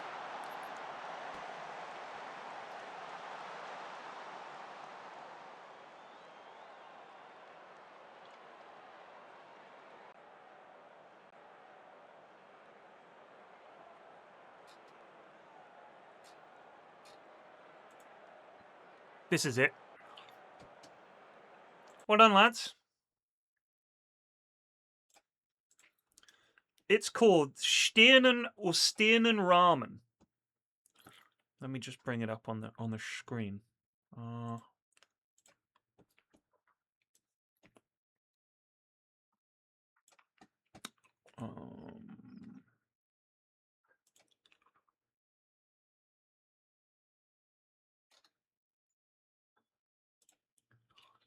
It's this place. So it's on Oosterlandgarten in Gamlistan, off the sort of main bit here. Trust me when I say you will never have had a better bowl of ramen. It looks very simple. You wouldn't even know it's a restaurant from the outside. It is the best. I've had ramen in Japan. It was not as good. I don't know how the guy does it. Apparently he went to Japan, lived there for years, learned just one thing in a very Japanese way to do things, where you just go out there and master one thing. Dude makes the best ramen I've ever had. Hands down, no argument, no contest. Ridiculous. So go there. Fight back, depending on the hero. Versus spammy hero like Lesh, get a wand, etc. Don't just autopilot buy what you were going to buy. Think on it a little bit, even if that bottle you already had queued up is still correct. After you've tried your kill shenanigans, there's still some extra things you can take advantage of. And the first is dewarding their ward. When you're in a melee versus range matchup, this may sound small, but it's actually a huge deal, especially for orb walkers or spam hitters like Huskar, Viper, and Lina. Them not seeing you uphill allows you to get hit way less, spend less gold on regen, and generally be able to vibe it out way more. Now in very high OMR games, people will get sneaky with where they place their ward, but if you're at a lower OMR, you can kind of just place the sentry somewhere very central on the lane or by their side, and you'll almost always get the ward if it's there. And even if you don't get the deward, it means he won't see you on the hill, which is a huge deal. And the final shenanigan before the actual laning starts is blocking. It's not a skill that's practiced very often, but it goes a really long way, and there's a few parts to it. Firstly, if you aren't actively getting a kill, you want to be around the rune area vibing it out until it looks like the coast is clear, and then immediately run back to mid to block. The further back you get to block from, the better. Now people block different ways, but the way that worked the best for me was double tapping my hero hotkey and holding to lock my camera on me. Then spam clicking back and forth in a pretty wide breadth, not too in front of you, but in a sweeping motion with some S pressing when necessary. The reason for that is if you do it the other way, where you click more centralized and spam S more, it's difficult to spam S enough to keep as much contact with the creeps. And the way you have a great block is just as many individual contact instances with the creeps as possible. And when coupled with putting your own sneaky ward and dewarding theirs, you can see when the creeps are coming and stop blocking accordingly to let the wave sit on your hill, which lets you play the whole first wave on your terms, not theirs, giving you a genuinely massive advantage. It is completely lane changing.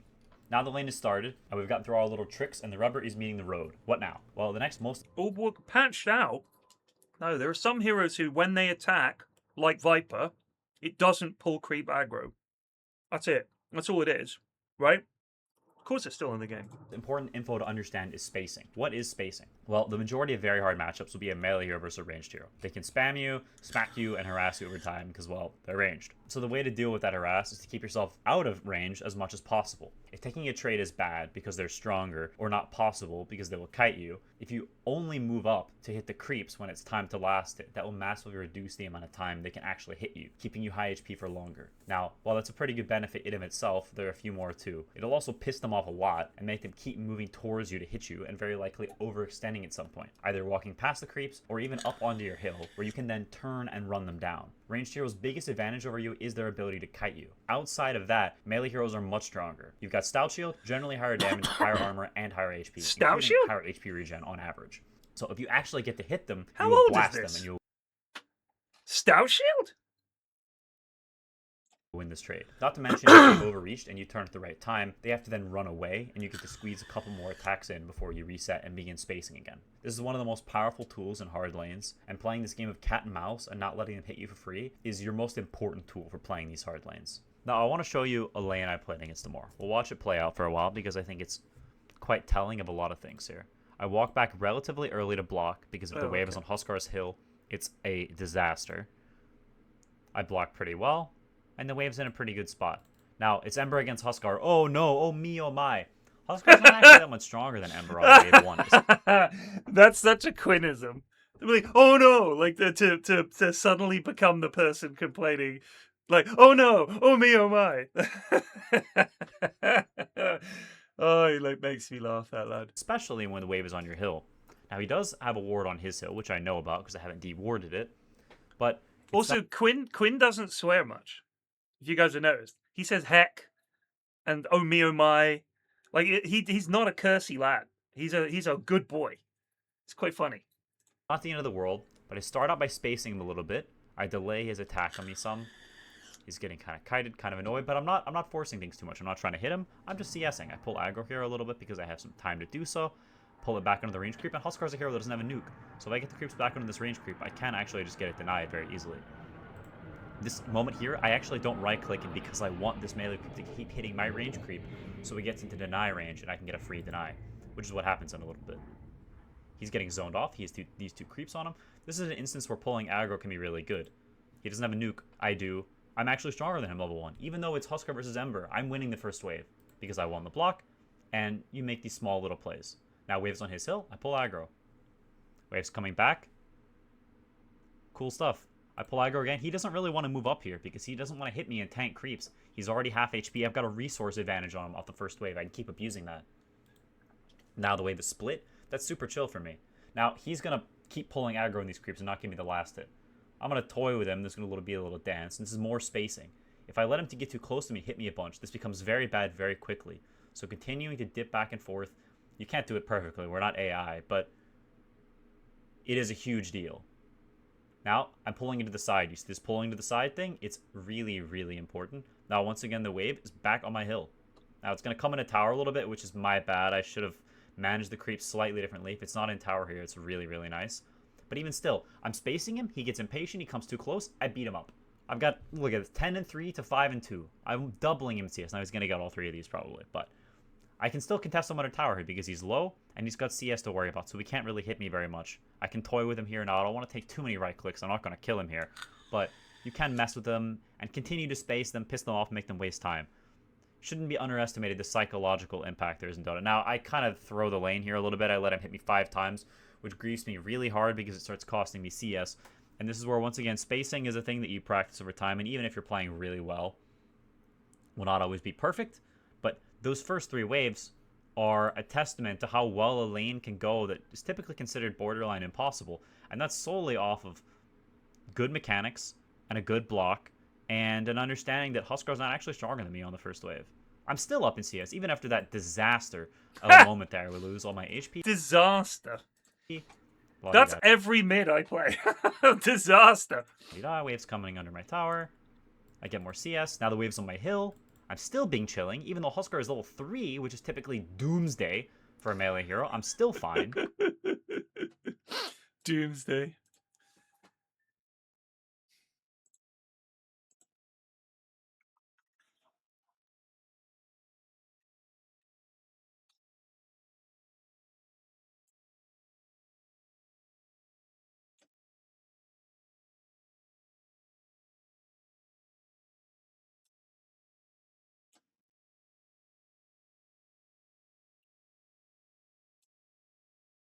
Oh, yeah, we haven't tried out this lad yet, the big man.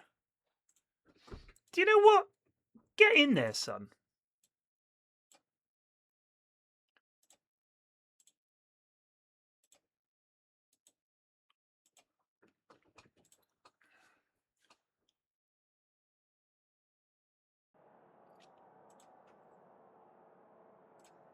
I mean, if you look at his mechanics there, right, and the last hitting and everything, he last hits very well. All the pros last hit really, really well. But it's not like you saw that and thought, like, just imagine for 1 second that in terms of the right clicking, the harassing, the spell casting, that genuinely could be most pub games in terms of what happened in those opening 90 seconds. Like, it wasn't like some, oh my god, what a play. It wasn't anything that you would notice. You'd think, oh, this is super high level. Because even the pros themselves, when I did this, where I got them to look at replays and stuff, I've been doing this for years. Like, look at this game and decide, is this Herald? Is this Ancient? Is this Divine? They'll see some guy block creeps, and they're like, okay, this guy's a pro. And it's like, no, he's Legend 1. People block creeps. Like, people are aware of blocking creeps. The pros will do it better, but it's not like anything in that video, in terms of pure skill, was like, oh my god, that's clearly pro Dota. The things that made it different were understanding to pull the creeps so they didn't take tower aggro. The blocking was really good. But Amar's blocking was not as good. So does that mean he's a bad player? No. Clearly not. Amar is a TI winner. He's an amazing, one of the best Dota players in the world. So sometimes you just fuck the block up a little bit. It happens to everybody. But what makes Quinn better here is he understands his advantage. He understands the value of every single creep, when to pull them here, what items to start with, what to get. That's super next level. And then, of course, their skill level of the game is incredible. But like you said, his understanding that because especially with a Huskar, if he fucks up this mid and doesn't at least go even with him, if he loses the lane to his Huskar's going to run all over the rest of the team. I think that understanding is so big. And just all these little fine details. But it's all up here, you know what I mean? These guys, most Dota players are really smart guys. Holy Christ!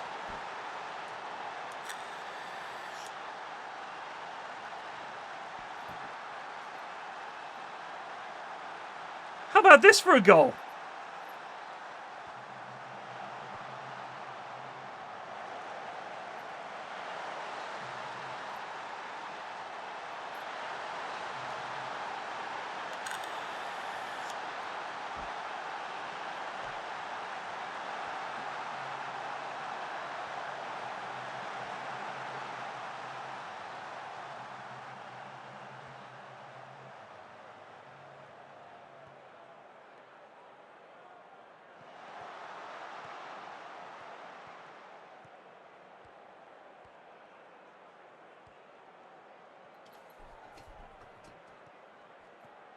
You think most top athletes are really smart?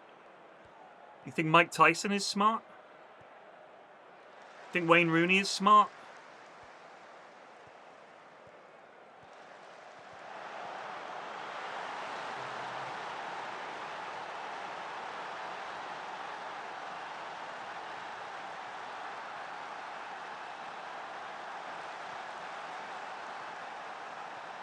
You think a power lifter is really smart? You think those guys that just run Iron Man are really smart? They just run. You think guys that can cycle?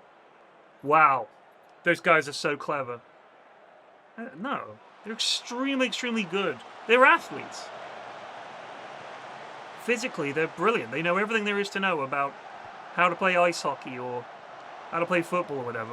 I don't think they're smart. They're hyper skilled in one thing.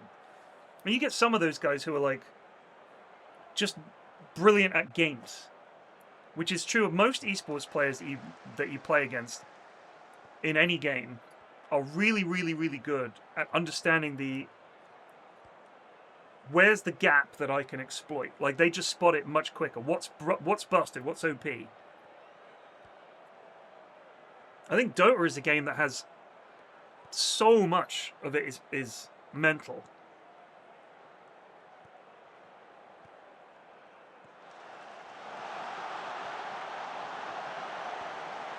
Oh!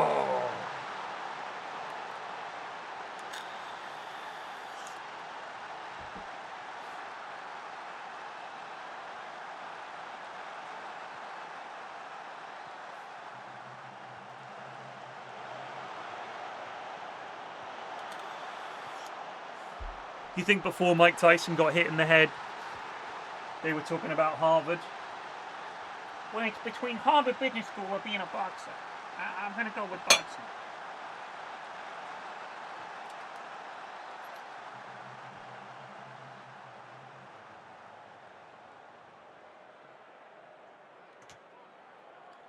But Holmesy, that doesn't mean you're smart.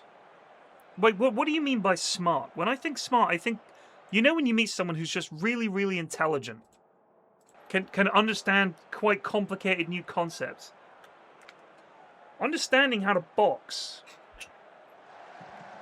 versus understanding how to build something as complicated as CERN. The people that built CERN are smart. Mike Tyson is very good at boxing and trains well and is an athlete. That doesn't make him smart. Being good at something doesn't make you smart. Does it? It's not a measure of intelligence, being able to fucking knock a bloke out with an uppercut. Otherwise, Einstein would have been a great boxer.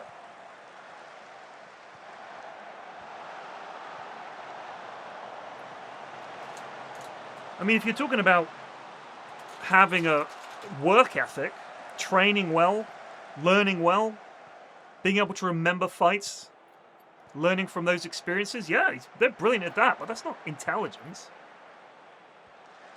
That's like, they're very, very skilled at one thing. Which is to be celebrated, but I'm just saying, I wouldn't think of them as being smart. Someone sat down and drew the plans for CERN. That's insane. The people that design, how do we build a tunnel under the channel? That's smart. Like, being able to come up with that shit. Holy God.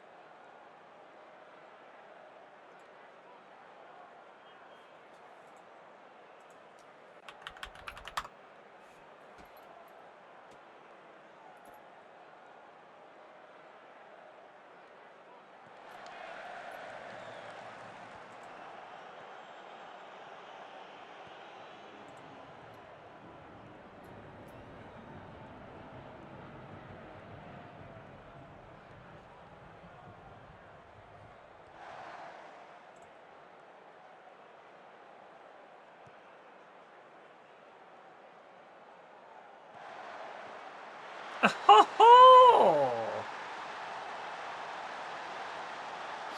Alright, we might have found our lad.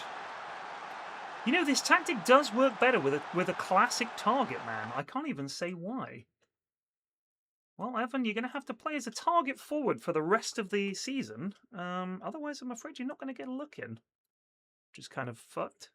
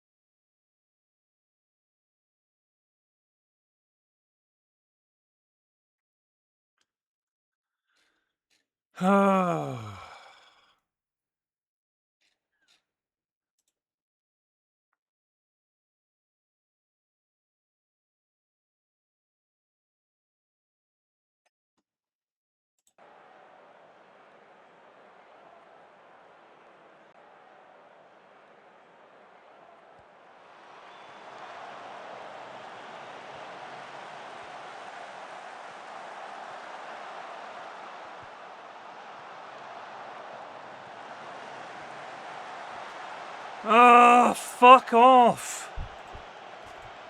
Jesus Christ, booking these flights is...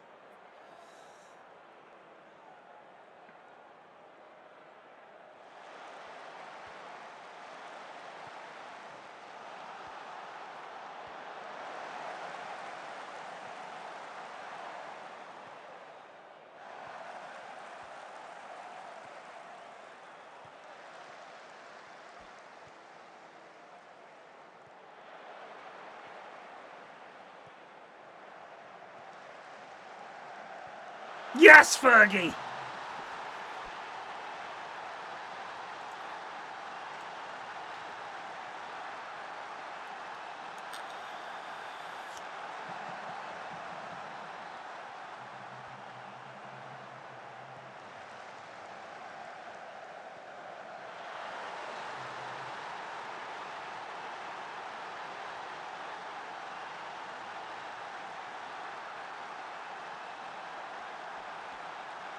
I don't think you guys are using the word smart properly. I really don't. I think you're equating competence with intelligence. And I think that's crazy.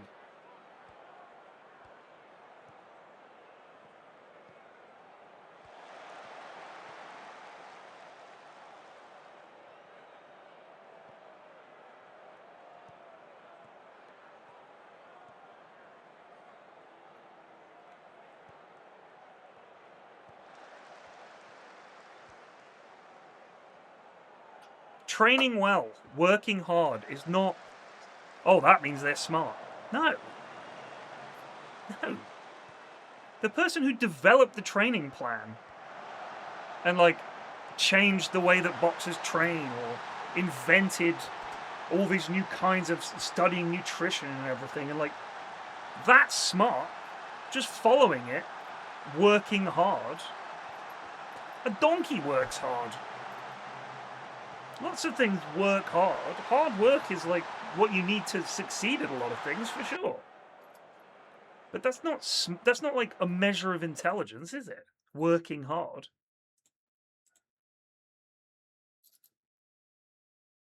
I mean, some of the lads on the building site near me here, their entire day is standing and watching the gate to make sure that when shit comes in and out of the gate, no one gets run over.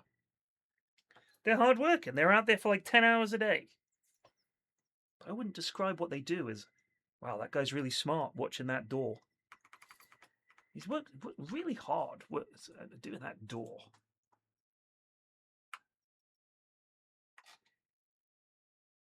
I'm pretty sure we're just going to lose money all season, but we'll see. When do we get to the Champions League? Oh, Christ, here we go.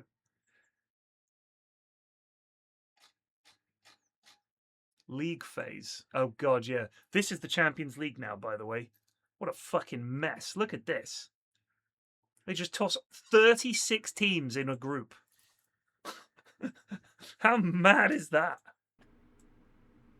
Okay, now it's going to start getting rough. There's not much I can do about that. But I'm still okay. I can keep sliding CS. I still have good HP. I'm not in kill threat at all. Now, my item build is bad. I bought a Blightstone instead of boots. That's not good. And this is where I'm going to stop getting CS because it's Huskar. Realistically, I should have boots and I should run here and pull the wave. But up until this point, they're Swiss. I'm ahead of him in CS. In net worth, I'm a little bit down because I've eaten tangos and he hasn't eaten any tangos because he doesn't take damage because his hero's really good at laning. But I'd say this is a pretty good result for one of the worst lanes in the entire game. And very much tied into that is understanding that no lane is black and white, or one hero is always stronger than the other. Odie beats you in pubs because he hits you for free and he spams you over a long period of time. But on early waves, he's got a very awkward right click that's kind of hard to CS with, and no nuke to secure CS for free. So you can punish him very hard early before his spam kicks in. Spacing people is great, but so often people play more scared than they actually need to and give too much respect. Just because they're supposed to win the lane doesn't mean they actually will, and it also doesn't mean they're supposed to win it the entire lane, just parts of it. You need to make them earn it and prove that they actually can win it. The mentality of going into every lane trying to win it will make you a much better laner, even lanes that are bordering on hopeless. It's also always important to keep in mind that the framework of all laning, even hard lanes, is last hitting. If they're wasting all this time chasing you around Tom and Jerry style, missing CS, while you space them and last hit, suddenly you'll be up a lot of gold,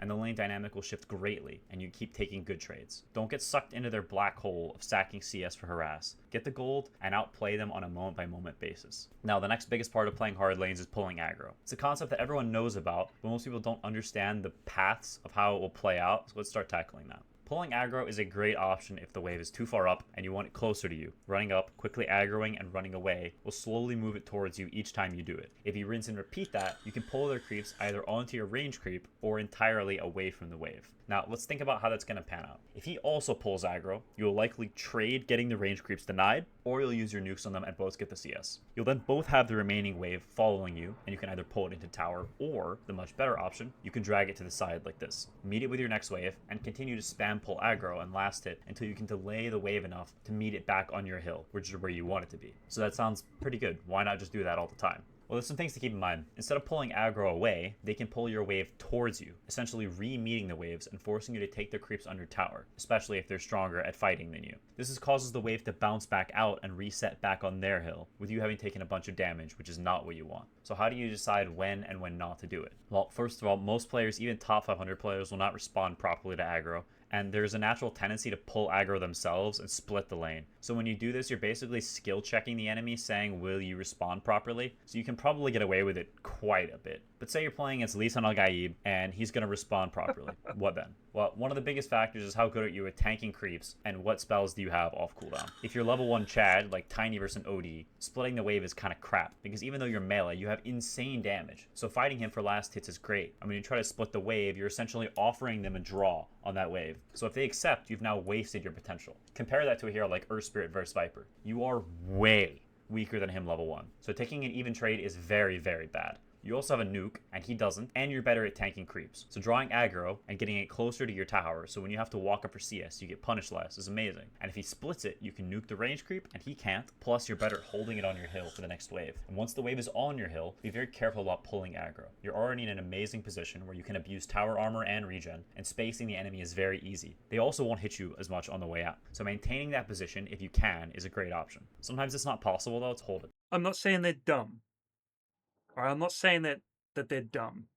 What I'm saying is that it very much depends on the game or the sport.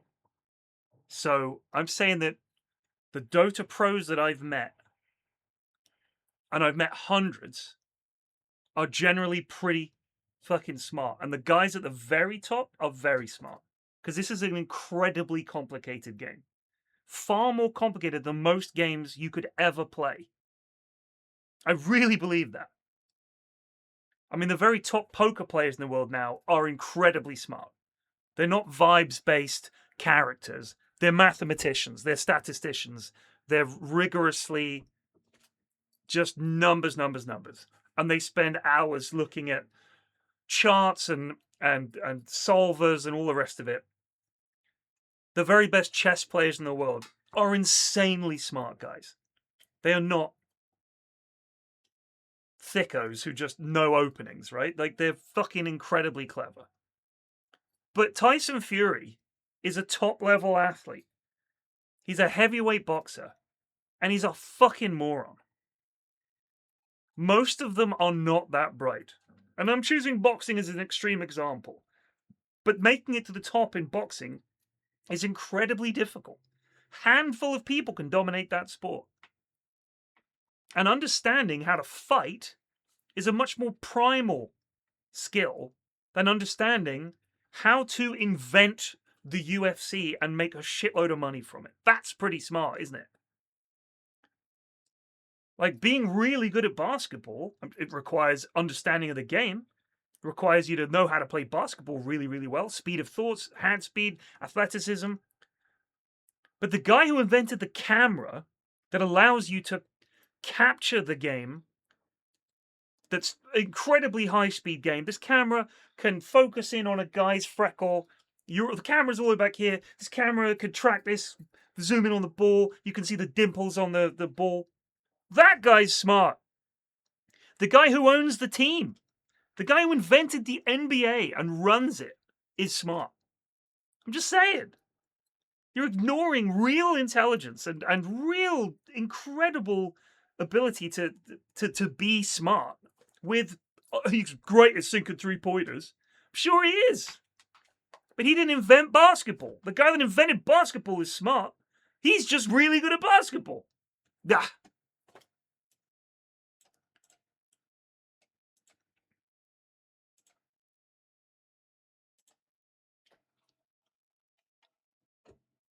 Christ, we're playing Arsenal. Oh, fuck. We're doomed.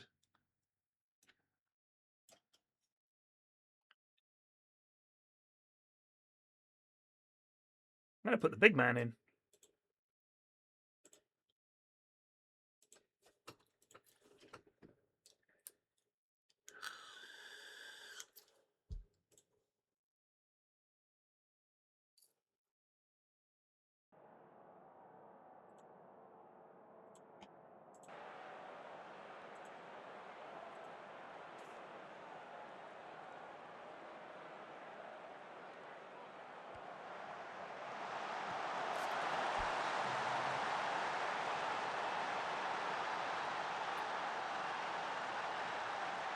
There's no way we're going to beat Arsenal. It's a hell of a free kick. Lovely bounce for Javi Guerra to tap it in.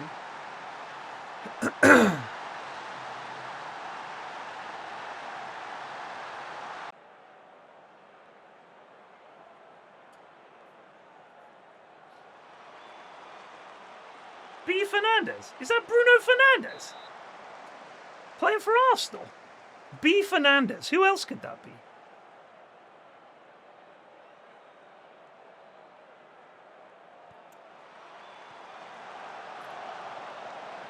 On Arsenal? I think that's Bruno Fernandez. It fucking is. When did he move to Arsenal? They got him for 20 million quid. Okay. Okay.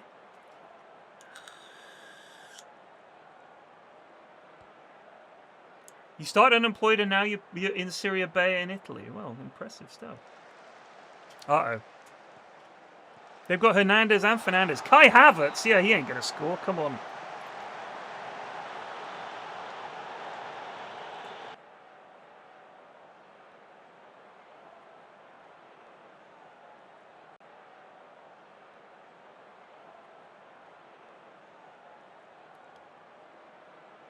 You don't think most chess GMs are that smart? Okay, dude, this conversation is over.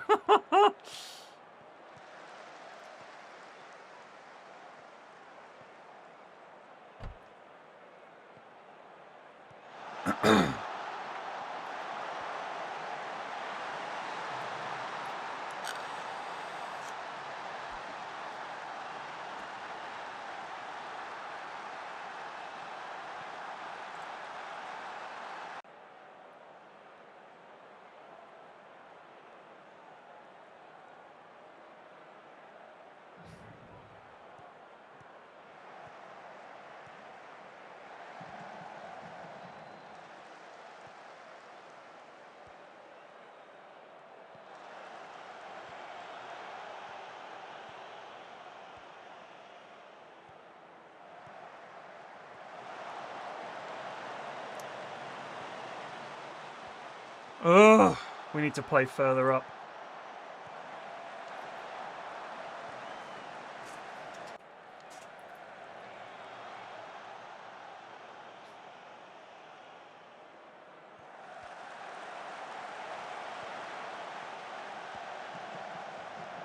Can't be giving the ball away like that, chaps.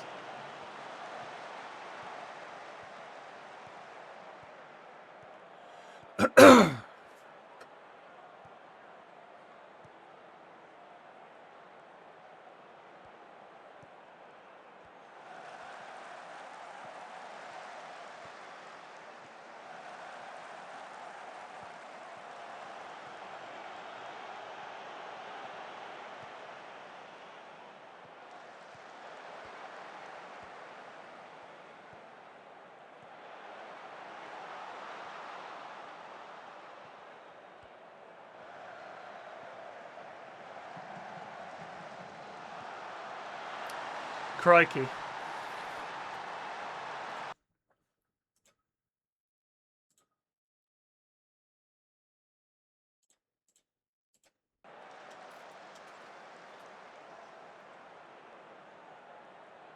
Oh, it's like a really. If you just look on, there's so many logo packs.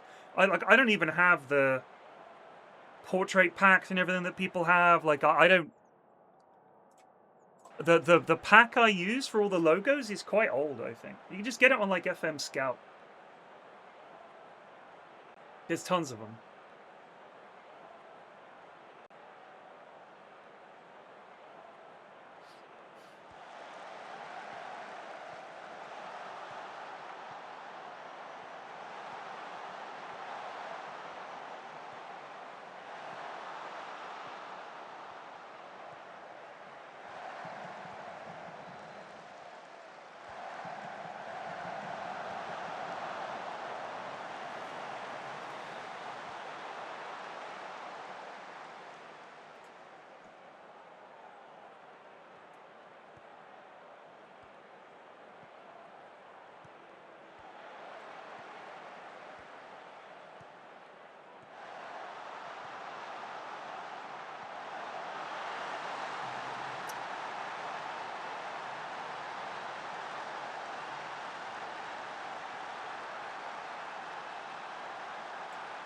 Crikey.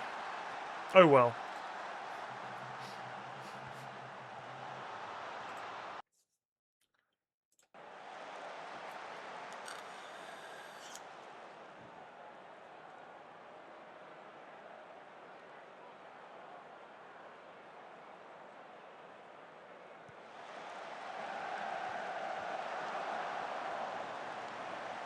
But Salvador, consider this.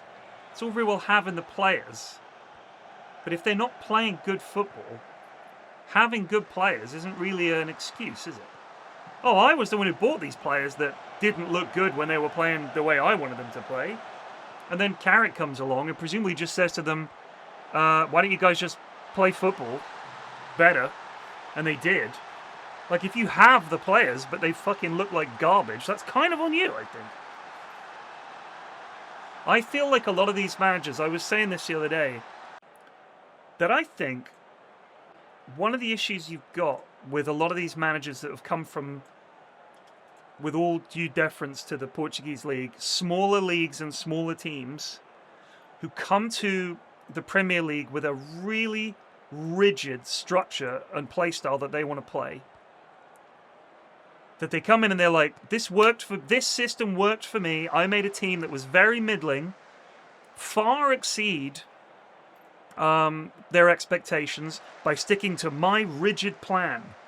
Is great when you have very limited players, and the system elevates them such that as a gestalt entity, using these tactics, they perform better than they would as individuals.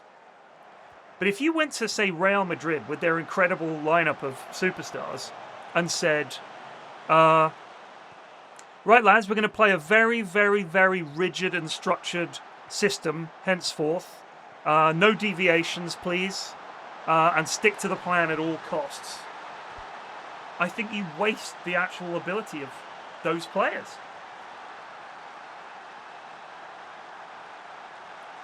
And I think a lot of these managers come in with a very, very, very rigid way of playing. Now, someone like Pep Guardiola has a very rigid way of playing. If you look at what he does with his players, it's a very, very specific way of playing. And his answer to that is to keep buying better and better and better players every time it doesn't work.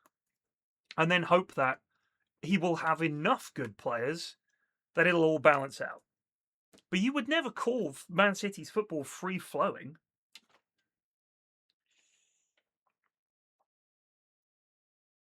It's very structured. It's very, very structured. And when people don't do what Pep has instructed them to do, you can see him losing his shit on the touchline. I think that's why he didn't like players like Grealish. Because Grealish is like this, you want to just give him the ball. He's just a free spirit.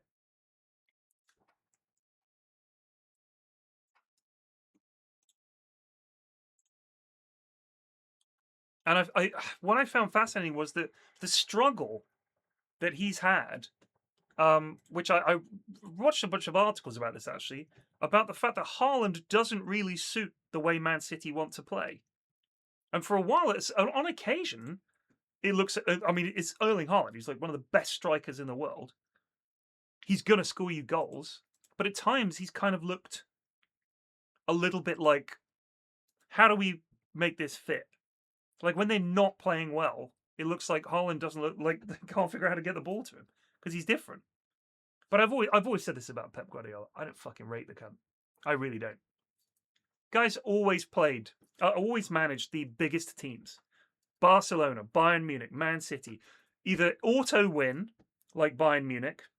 Amazing team that basically he turned up and they had the best player of all time, Lionel Messi, and all these other players that were just incredible. Oh, well done, Pep. What a genius. And now at Man City, if he wants to play, he just goes and buys it. It's just ridiculous. And he's a pissy little sulky baby. I fucking hate him. Because the harass is too much, and you need to pull it into tower. In those cases, you want the wave to swing back and forth. You kill it as fast as possible under tower. That way, the following wave also goes under their tower, causing it to bounce back to you, rinsing and repeating. What you want to avoid is a situation where the lane bounces and they are strong enough to hold it on their hill, because now you're back in a sticky situation.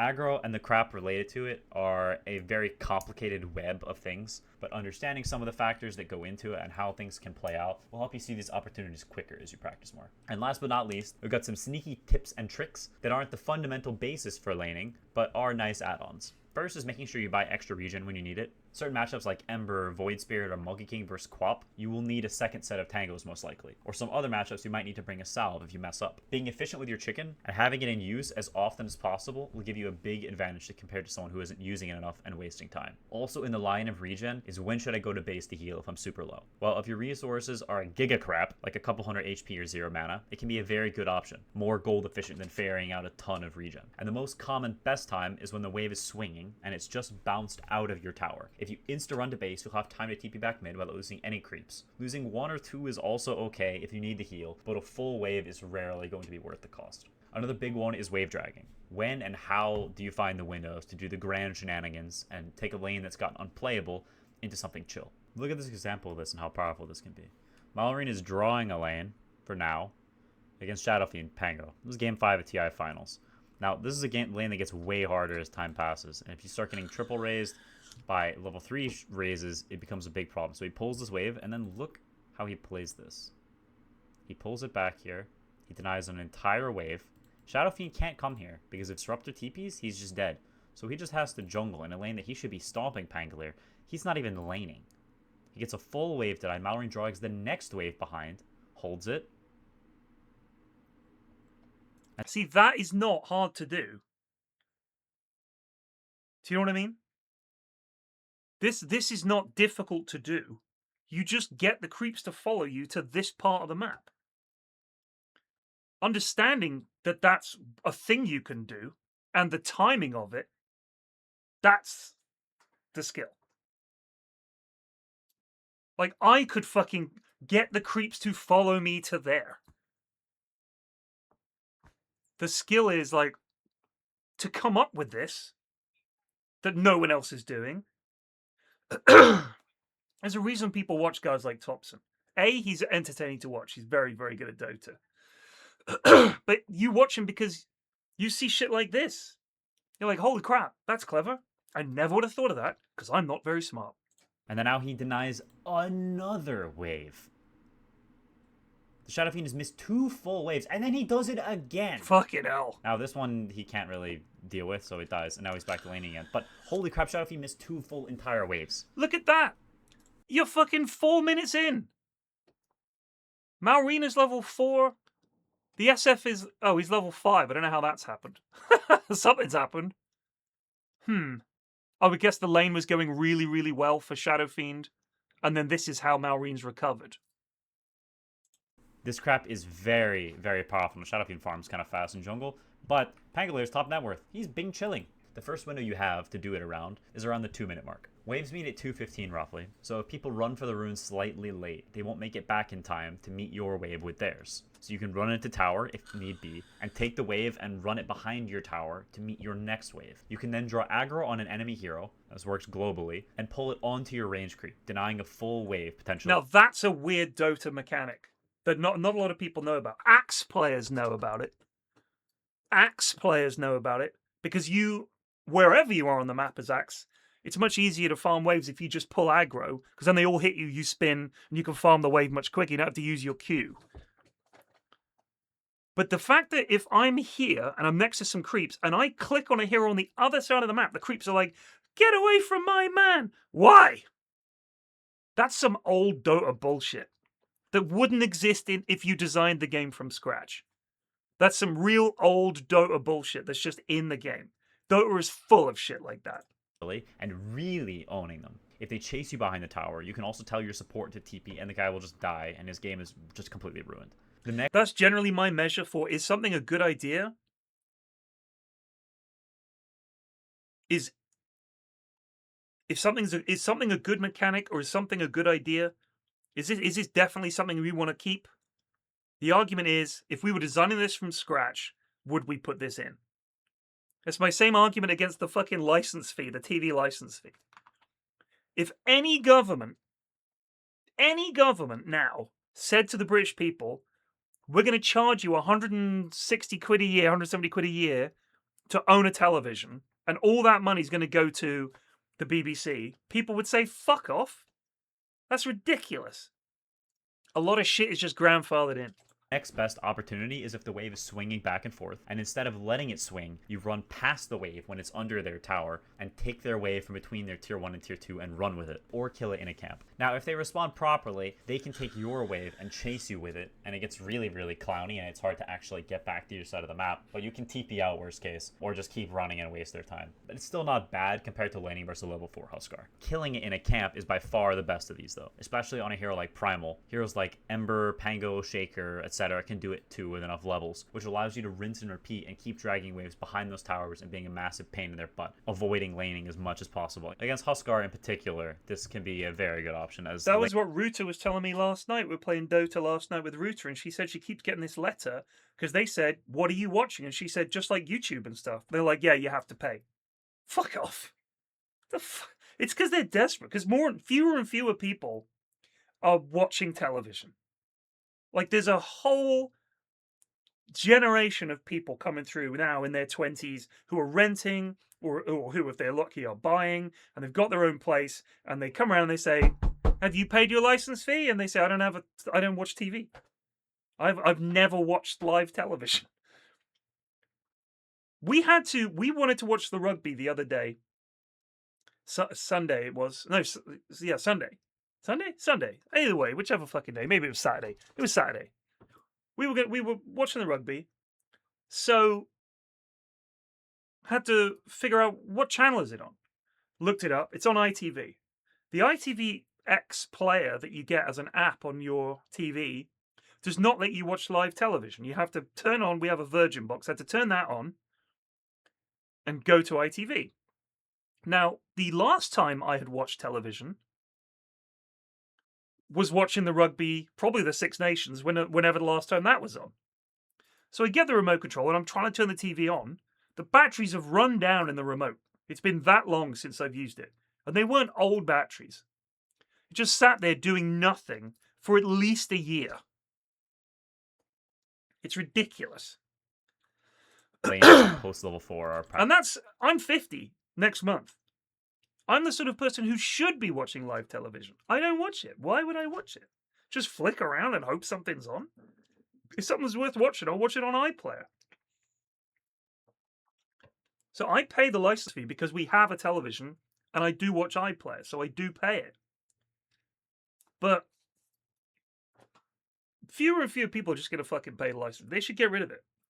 And here's my other problem, is that the BBC has a vast back catalogue of shows and series and documentaries. Monetize that shit. If you can't figure out how to make money with the huge BBC back catalogue, I don't know what you're doing. And I understand the argument is the World Service provides a very important service. That's important. I think that is important. Figure out how to fund that. I think a lot of people do listen to Radio 4 and Radio 3. Even Radios 2 and 1 get some listens. People listen to it, right? But I bet nowhere near as many people as watch fucking Mr. Beast or whatever. BBC Radio 1 listening figures.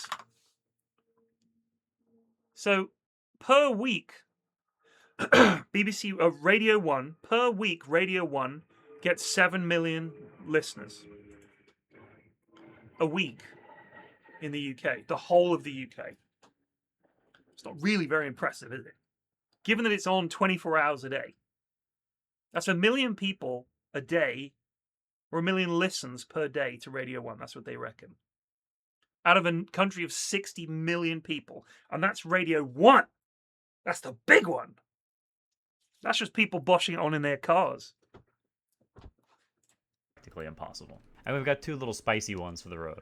One of those is model blocking. It's an insanely obnoxious mechanic that will really piss off the enemy. If there's situations where a creep is coming up on being last hit and tanking some hits is not a problem for you, you can stand right on top of the creep. And if you have a fat hero, it becomes very difficult to actually click the right hero, especially on Primal or Brood or in side lanes on Naga carry. It's not the end of the world, but it can make the enemy miss CS or secure some CS for you. And it will also piss them off like crazy and make worse decisions. Last but not least is some real sneaky tech versus heroes that have way more damage than you. If you're just tiny, Earthshaker, or some other idiotic annoying hero like this, with 1 billion damage, this is what you do. You make 2 creeps get low with the same... So get this, Hiron.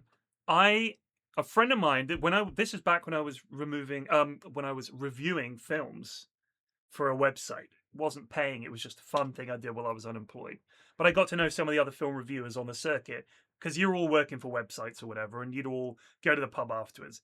And there was this one girl that I met, and her boyfriend, when I met him, he was one of the coders working on the original iPlayer before it was out. He was like, we're working on this thing called, it doesn't have a name yet, but it's like a player, like it's like a video platform for the BBC. I was like, really? He goes, yeah, so like all the shows and stuff will be on there. You can just watch it. I was like, that sounds fucking nuts. That sounds really, really cool. I was like, so like the whole back catalogue of the BBC stuff is going to be on the iPlayer? He was like, no. So, oh. Why? Why? That's bizarre. Why not do that? It's crazy. To have that brilliant moment of genuine ingenuity and then go, nah. But the old ITV player was shit.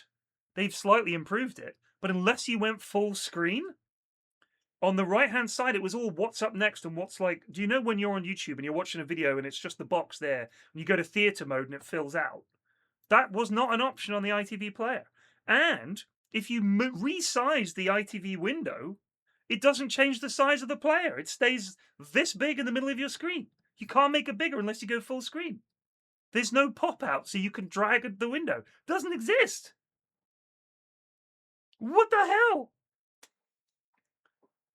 Same time. One of yours and one of theirs. Then because those heroes have such bad animations, they can't kill both. So either you both deny or you both CS. This means they can't abuse their big damage and they're forced to keep trading with you. In the meantime, you can smack them and do whatever else you want. But monitoring the creep HP and making them get low at the same time is some real secret tech.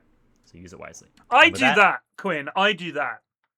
I will bid you adieu. I'll be working Blast Land for the next 2 weeks, so there won't be a video during that time. I'm trying to prioritize quality over quantity and not force out something that isn't ready or as good as the other videos. But I hope you enjoyed this, and I shall see you in a few weeks. My boy Quinn.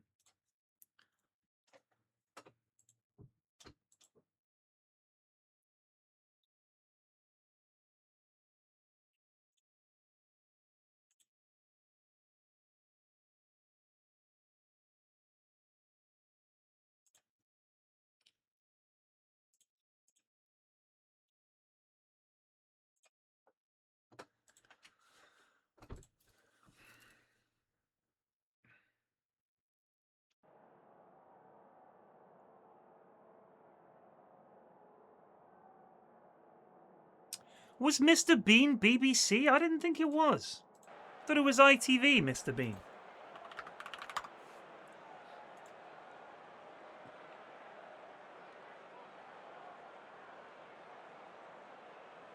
Yeah, ITV.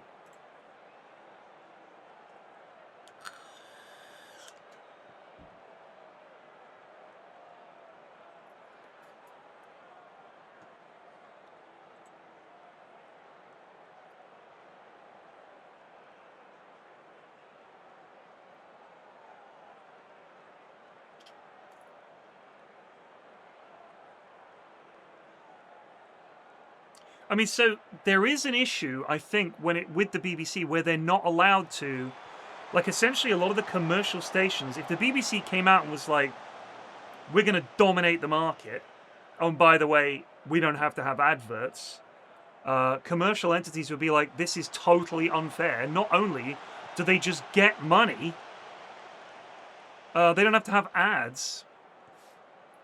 What the fuck? Like, that is a genuinely fair complaint.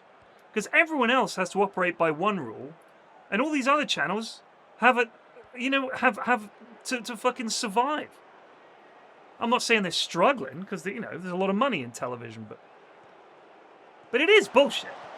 Like I said, if you argued this seems good, we should do this today, people would say fuck off, that's ridiculous. And I think they'd be right to.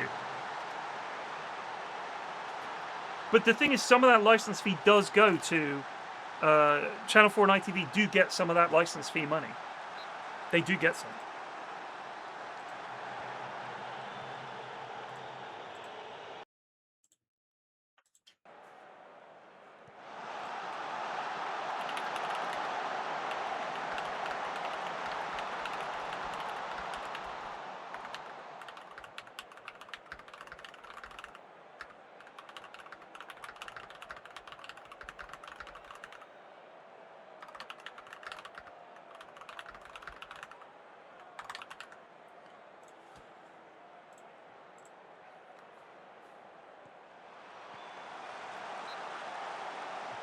I just think it's essentially quite unfair, isn't it? And I also think it has led to a lot of bloat at the BBC that you wouldn't have otherwise.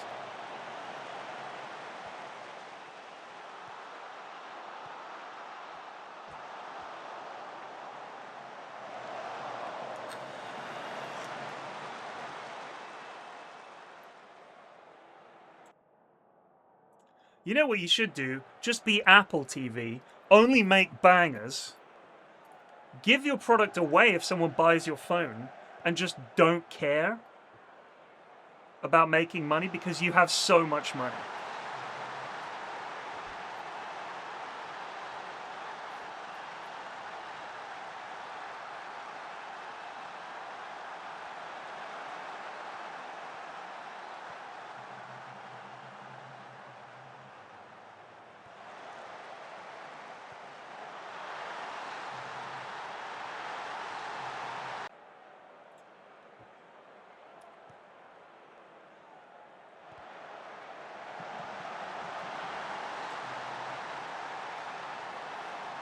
I mean, I think the problem with Disney is just think how much fucking money they spend on stuff.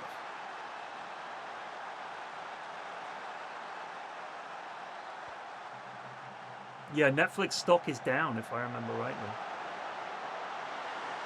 Like, all those Disney shows that cost so much money. What was that show? Was it called The Acolyte? Wasn't that a Star Wars show? Star Wars The Acolyte. Budget, $230 million.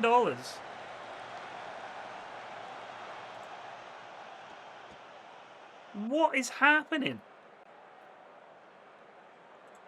How are you spending that much money on a TV show?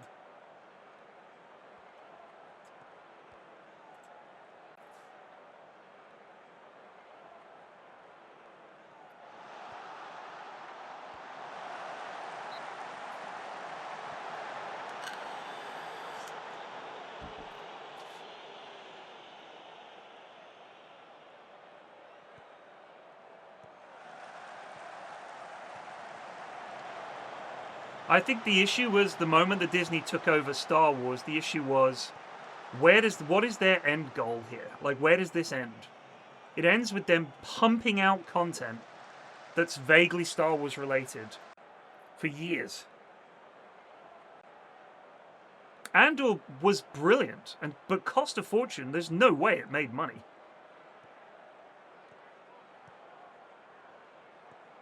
Think about what their most popular Star Wars show was, Mandalorian, right?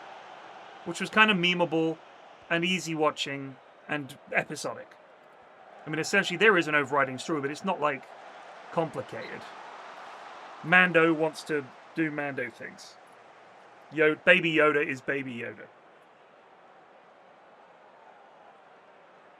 And it was quite popular.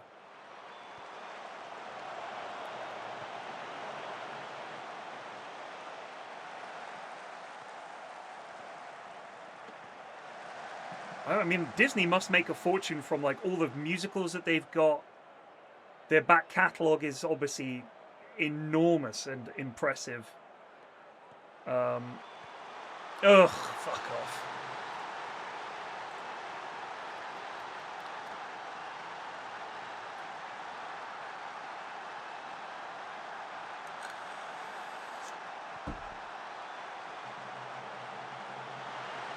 Craven the Hunter? Do you know what they should do? They should get some people to, like, write movies that haven't been made before, that aren't based on a comic or a video game or a book, but it's just a good story told well. It's a little crazy, I know. They could try it.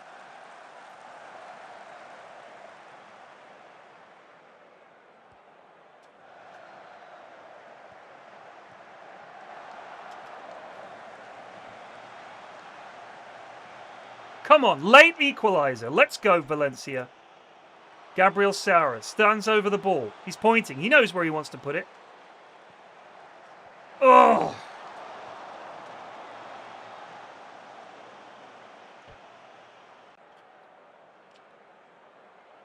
Unlucky, boys. Unlucky. Redless has sent me a video. The Kravenov hit failed. All of our guys are dead. Wait, this isn't in the movie, is it? Is this what it looks like? Is this what it looks like? The Kravenov hit failed. All of our guys are dead.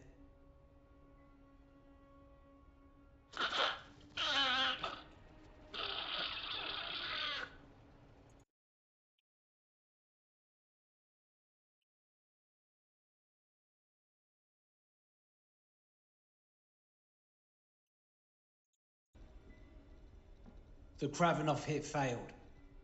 All of our guys are dead.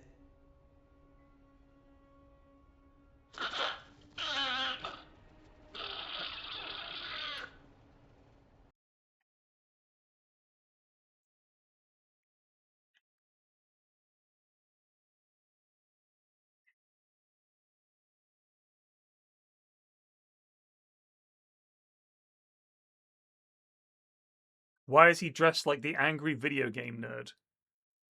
Oh, if you haven't watched the Harry Hill show yet... No, Seaman! No! Last time on the Harry Hill show. You should watch it.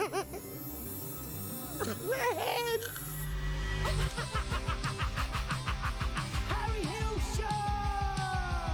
Hello there, I'm Harry Hill, and this is my show. Oh, good. Licky's in it. Had a job at Ascot. Yeah. It's Licky! All right. Wow. You Licky. Sorry about this.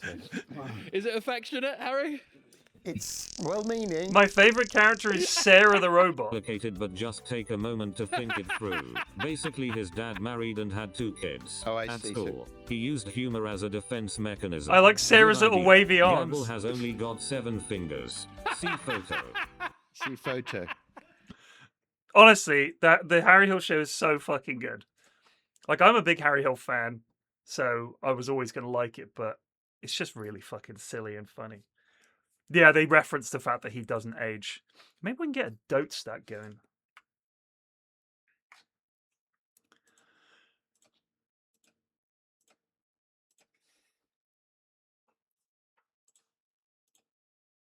Do you know who's all in on Dota these days? Potato McWhiskey. Been playing Dota with him pretty much every evening. Fucking Jamie loves some Dotes. Let's see if there's any food.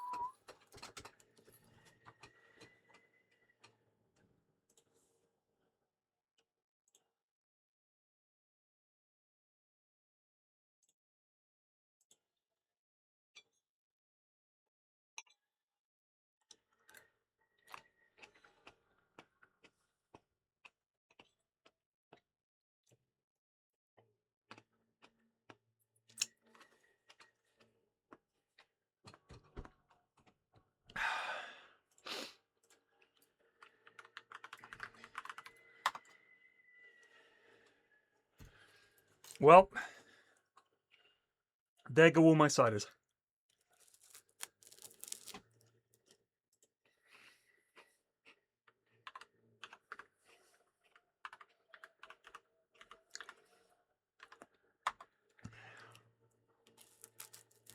Oh my god. Look at this. Goosey level 2 chem.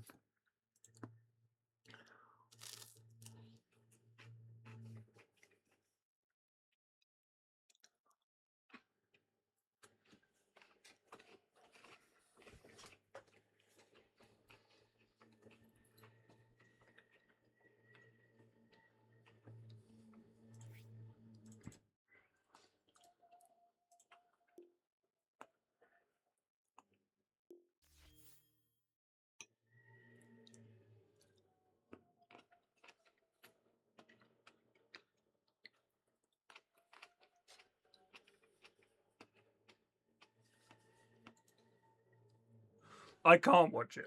It's not fair. The lad's trying to enjoy his free time, Red. Let him be.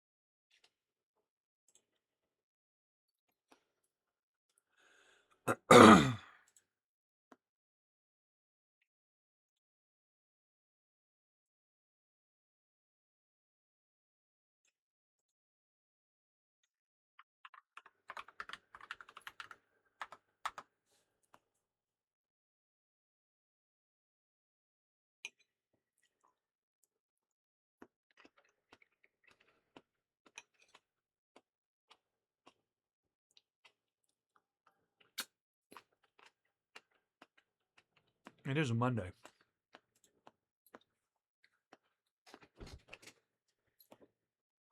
You working, Red? We need bodies.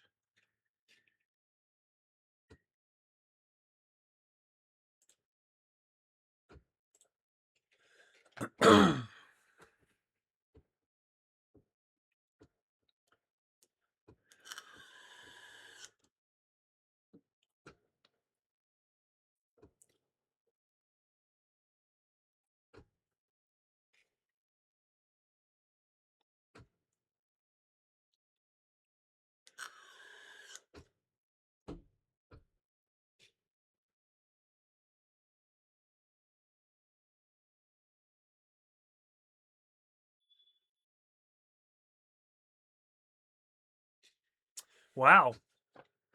The anyone know Anthony from Man U? Man U player called Anthony, Brazilian lad, cost a fortune, was a disaster.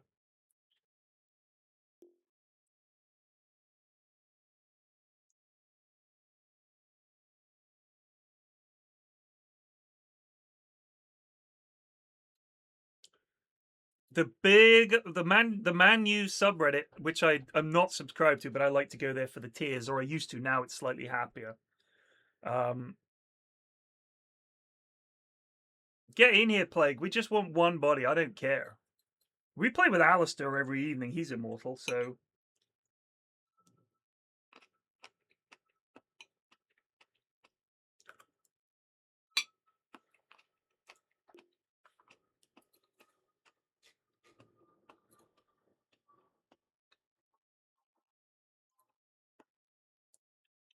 learn how to play non-turbo. It's just imagine it's slightly slower. That's it. I suppose there are differences, actually.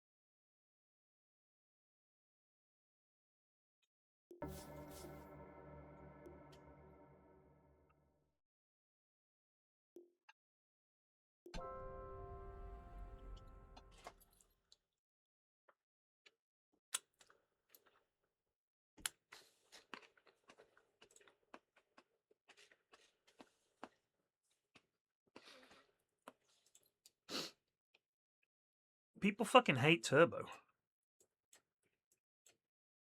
Oh my fucking been having this problem with Discord. Don't know what's going on. Let me find it. Hold on.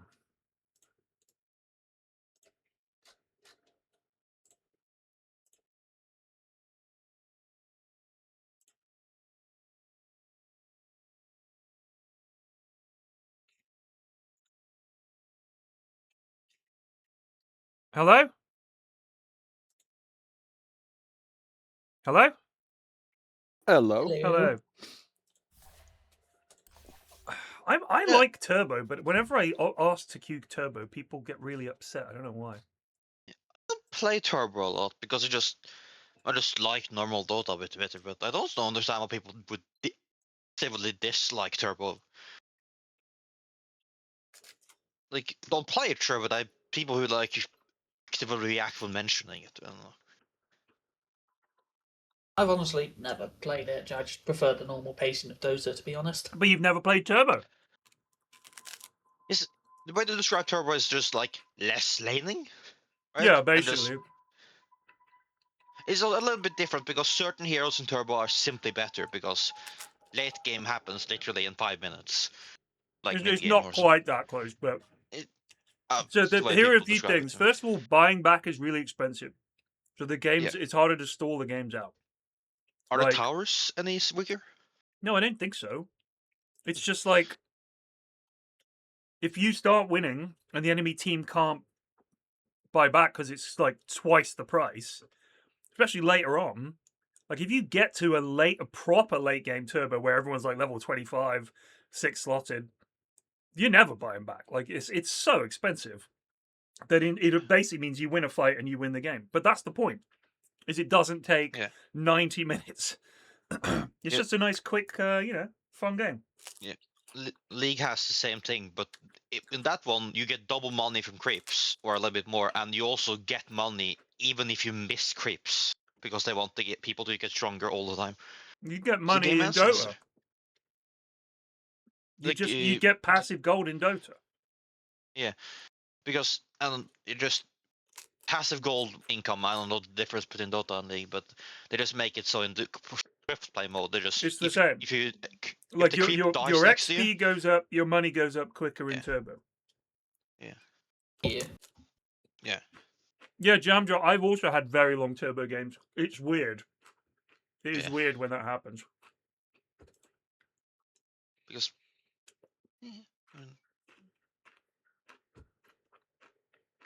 I played the game with Play recently, and to be honest, it was a weird game because I feel like the Dota Match Finder really had a moment with the MMR. Like it was, I think, two guys that were my rank, a guy who has never played before, versus like that stack. It's tough. Yeah.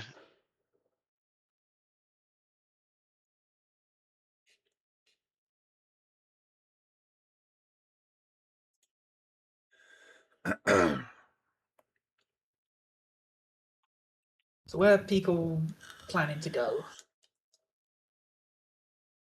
Mid. I think Plague normally Generally plays a support, carry. but I can do. Yeah, I can do whatever. If you guys have roles, play them. Otherwise, I'll play +1. I wouldn't mind offline. That works perfectly. Yeah, I don't mind either 4, 5, or 3.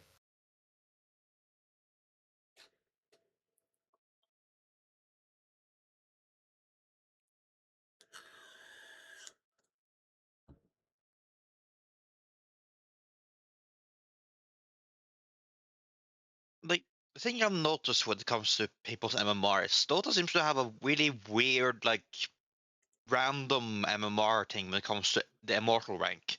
Really, if I'm playing with somebody who's legend, I feel like most of the enemy team will be around legend. But when I play them in normal games and they are immortal and they have an enemy stack with the goons, they're like the MMR thing is really different for some reason.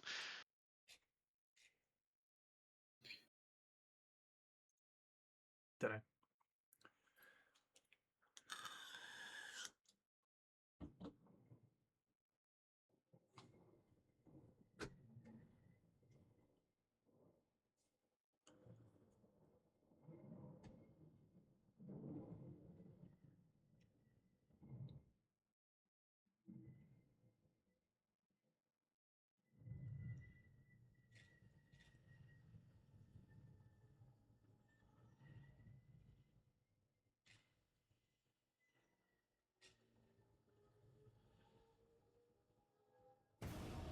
Huge. You got the game. Acceptable. To whom? Valve, to whom?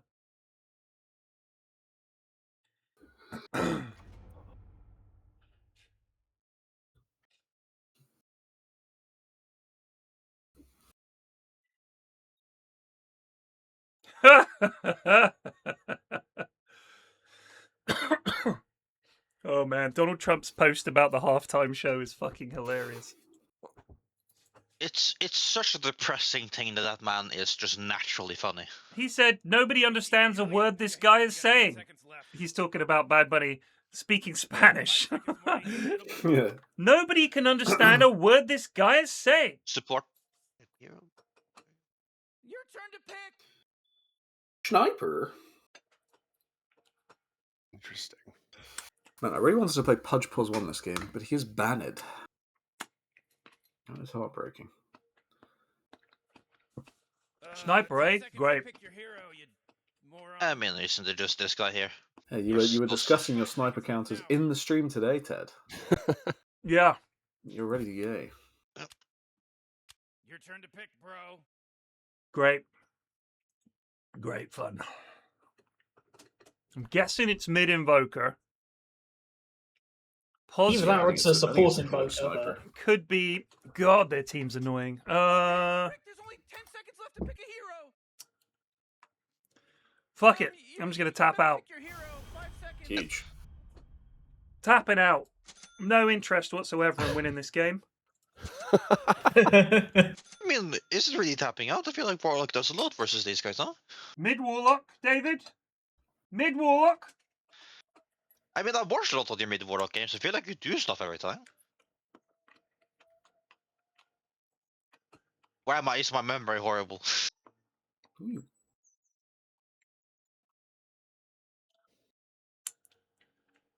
Dota Spiller, I was legend, and then I just stopped playing ranked for a long time, and then I also lose a lot of games. So, yeah. Build drum? It's not a bad idea. What's more fun? What's more fun, being legend or playing Warlock mid? Warlock I mid. think we all know. I fucking love Warlock mid. Relax, Morty.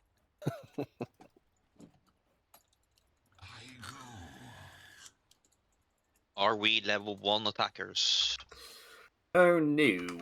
We're level 1 still on this high ground and dead coming to us as. But If they come into us, they're dead. Yeah. With fatal bonds on me. They got a scary level 1 for sure. So do we, to be fair. We have fatal bonds, so.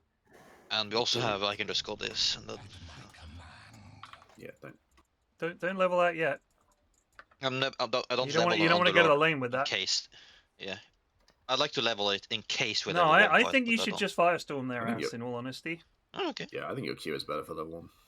Like, the Pit of Malice is going to hold him up for, like, a second. Morty. Oh, it's about to start, Morty. We just want damage. Especially AoE damage with fatal bonds. But they ain't coming up here. They're pussies.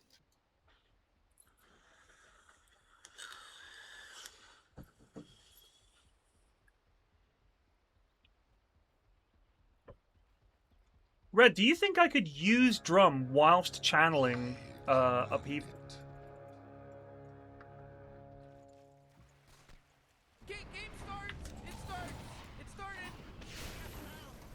A Legion? Yoink Okay, that it. works. Okay. Well, that's why. Yeah, you know what? Firestorm, good idea. Yeah, don't. I'm gonna say it, David. Stop thinking immediately. All right, stop. Just do whatever Plague tells you to do. Don't come up with your own ideas, please. This happens Plague's every idea? game. Don't do any of the David thinking. Just listen. My thinking got me the fact that they forgot the gold rune here, so no.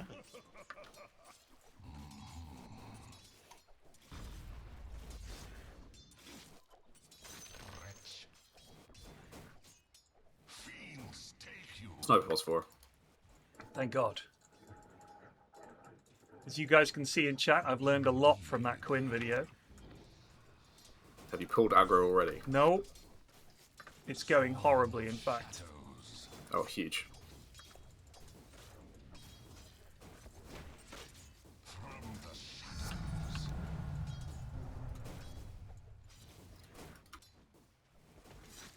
I mean, I'm doing alright as a warlock, I'll take it, you know? If you come up and stun one of these guys right now. Oh, you're doing something else. Give me a second, I might be What are you lagging. doing? David. Oh, okay. Yep. See, I ain't Eyeballs. gonna do that, Red. That sounds complicated, mate. We can get a kill here. Oh. I gotta back out now.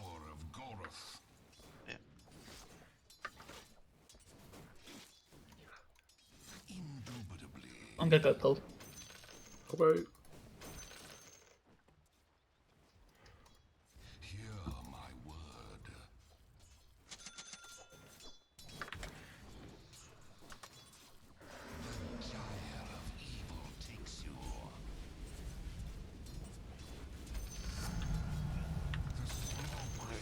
Oh, goodness. Take that, Invoker, you fat cock.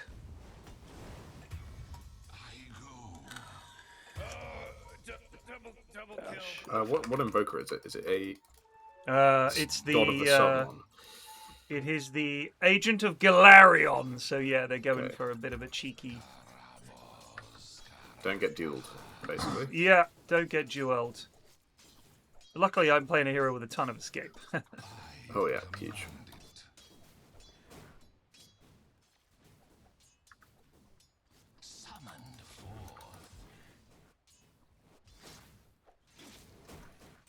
Level 3, we can kill some.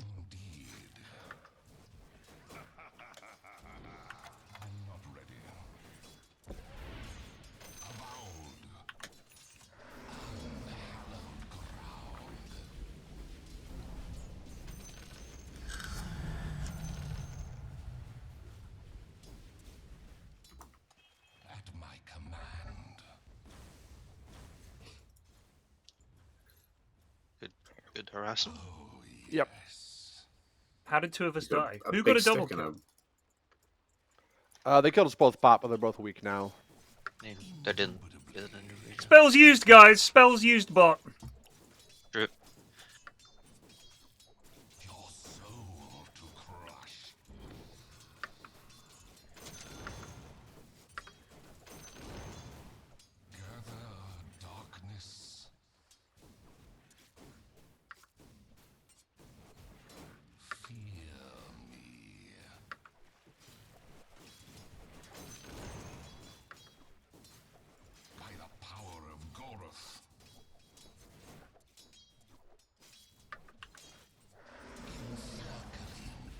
That should be stacked there for you. I don't want to. Pull with it. Yep.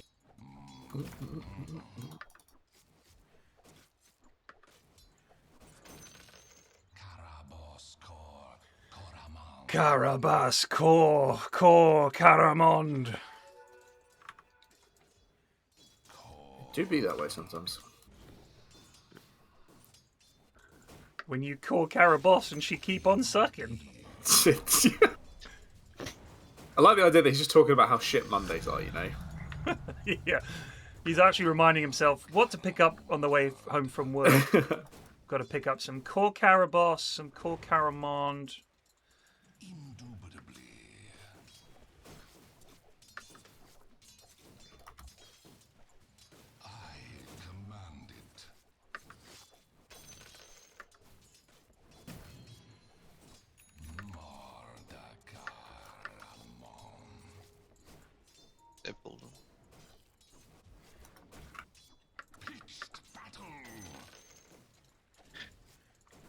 Oh. We killed him there.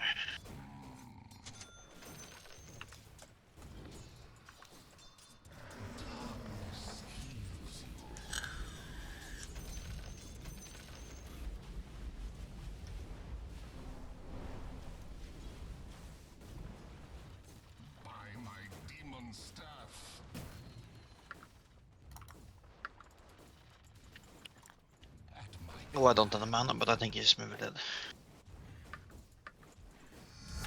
Hello? Can anyone hear me? It's a killing spree over here. When you got stun? Turn stun, turn stun. Nice work, MacBoy. Nice fucking work. Thanks, Plague. I'm safe with that, unfortunately. Not be able to save myself. Morty, you're not gonna like this. The top tower is under attack. Yikes. Jaro having a game? Yeah, he's having a good Yeah. one. Missing some spells, but some bad positioning.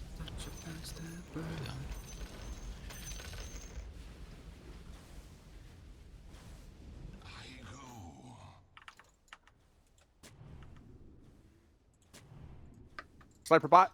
Oh no, that's Gyro No, ult. that was just Gyrocopter ulted me at full I HP. got Brain Rune. I'm going to come bot in case they come and challenge. Yep. Pulling the wave to the Brain Rune is not the play. Right, they follow me. Yeah, that's... I kind of want them to follow. I reckon we can fight them.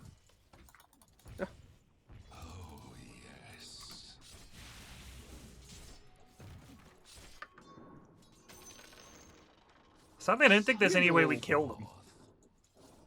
Ooh, your middle tower's under attack. I mean, he did use ultimate right now, but he's still level 6.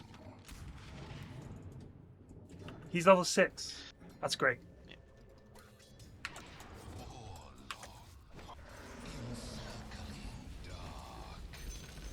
A sentry there.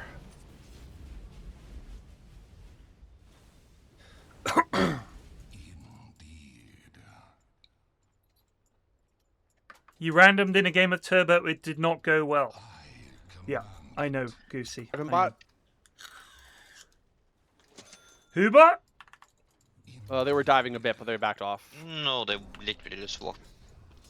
I think this one. I'm being chased. Huh? Next stun, we can try and move burst to Chelsea. Yeah. Get fucked, stupid idiot. Not you, David. Sorry, I'm talking to Invoker. I didn't even think it was me, but thank you for clarifying.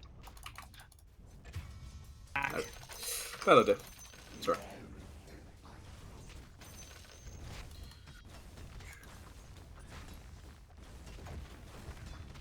You guys queue off before we went on him, unfortunately.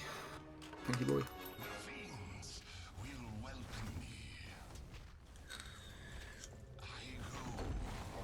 The good thing about Jaro is he's feeling confident now, so he's just like pushing the wave into me all the time, so I get the farm.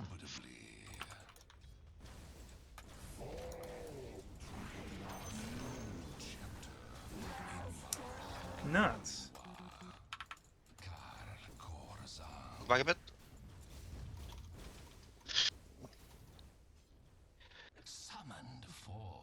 Gyrocopter missed ult again.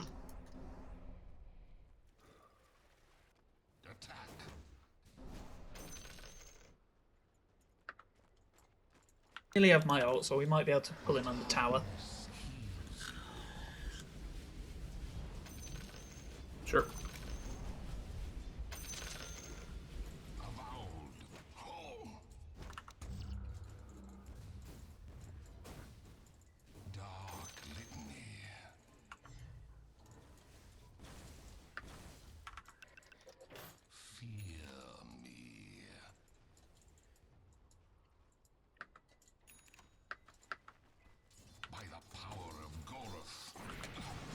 Ah, he's trying to kill me! He's got a meme hammer! Oh.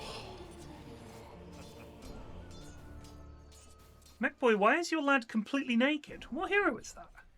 Venge, and I'm not. Yeah, I think It's that's a bug a that bug on your happened. end. happened to be with a really, Oh really wait, bold no, Monkey it's King just a yesterday. really weird set. It's like you just have a knife and you're just like a lad in jeans or whatever.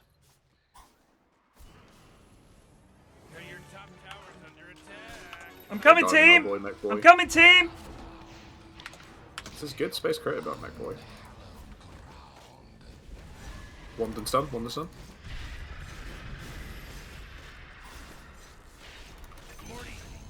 Huge. Oh. I have portal, by the way, right now. Oop. Less huge. Okay. And he's meant to be our good player. I know. Terrible of me. Well, I don't know how much of a good player Smith is. I'm just gonna press this before he just melts me tower. Oh, come on. The middle tower's under attack. I don't think it saved much. Maybe it did. Deny it, David! Chump! Stop thinking and talking and do things! Didn't think they would do that much damage to it. It was on 1 health!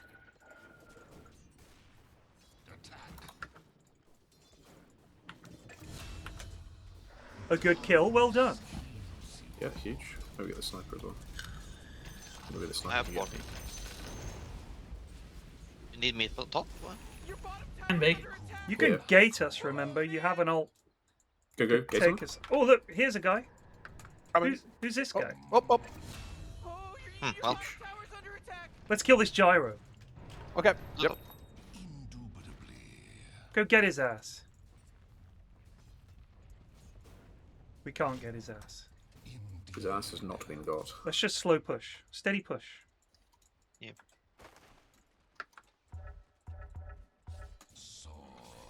Rune is bot, Teds. I don't care for Whoever has runes. it. I don't care. And swap this rubric in if we think we can get them. Probably could. Only a Rubik. Invoker might be coming back. So we I gotta would go like for to that. kill Gyro. I think he's the guy. Invoker has definitely got Rune and is coming bot. Yeah. yeah, that's the scary part. Do we have any revelation?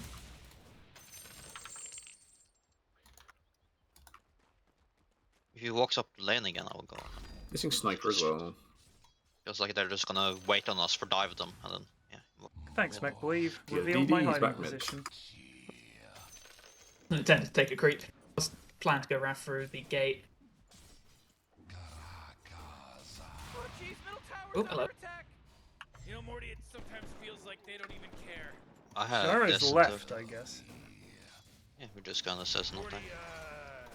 I think they've all just abandoned bot apart from this rubric. That not means just ulted the wave. Okay. Alright. Is that global or some shit? No, that's You're just sitting behind tower, ulting wave.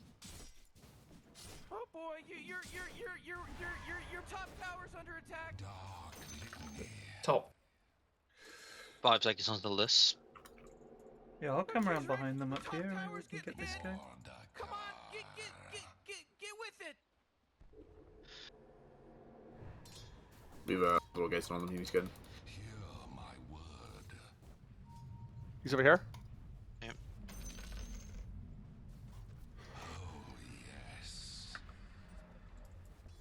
You know, Rick, I gotta tell you, So much catch. I thought he was gonna duel you. Probably was, and Oh, your bottom tower's under attack. Didn't jump in that. No, sorry. Leave, team, leave! We've overchased.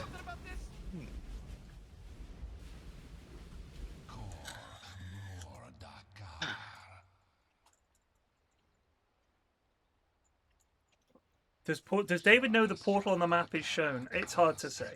yep. Yeah, I know. I thought people were already teleported quicker than me, so Yeah. it's very obvious when I teleport.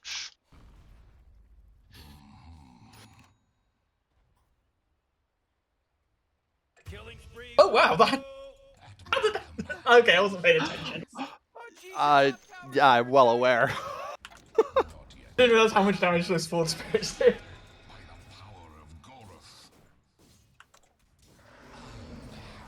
Not just a Sunstrike, but.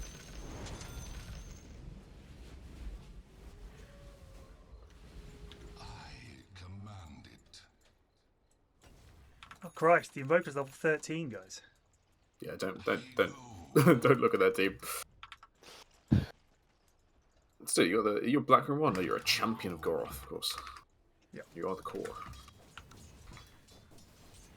I have this. Nice. Again. Oh, I'm dead. Just...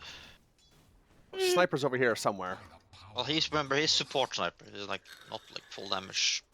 Yeah. I would believe. Yep, He's probably still level double null 15 tally. though, so... And he's probably backed up by someone who can kill.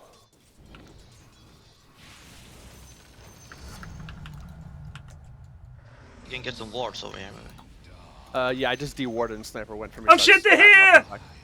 Help! Coming! Why didn't Mech Boy cast any spells? I don't know. It was slightly out of range.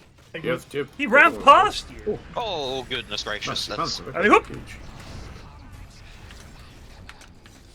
Oh, is he wait? Nice. Oh my god. Please don't just randomly ult them. Who? Watch out, coming across the Legion. No. Bench, Who don't randomly Vengeful ult? who... That wasn't random. No, that wasn't random. We wanted the swap. We need to get them close to us. This is double stack if you want to quickly I could do anything with it. that, yeah. Did you stack it? Yeah. I see. So you want the moolah. In Oh this yeah. Watch out. Sensible guy.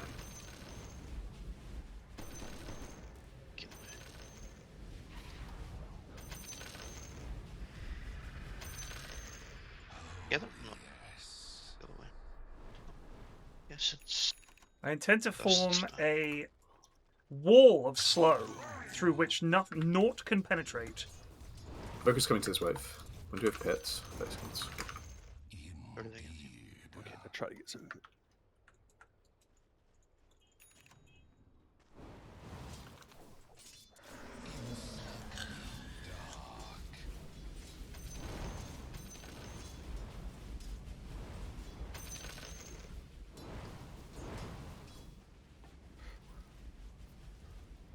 Go, my brave wee lads.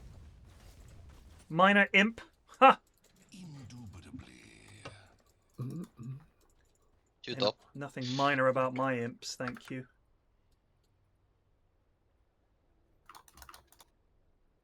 From the shadows. Ooh. Thought you were going to swap me, but that also kind of makes sense. We'll get him at least. Good trade, boys. I was hoping to try and get him out before he dropped the meteor on you, but I was too late. Close.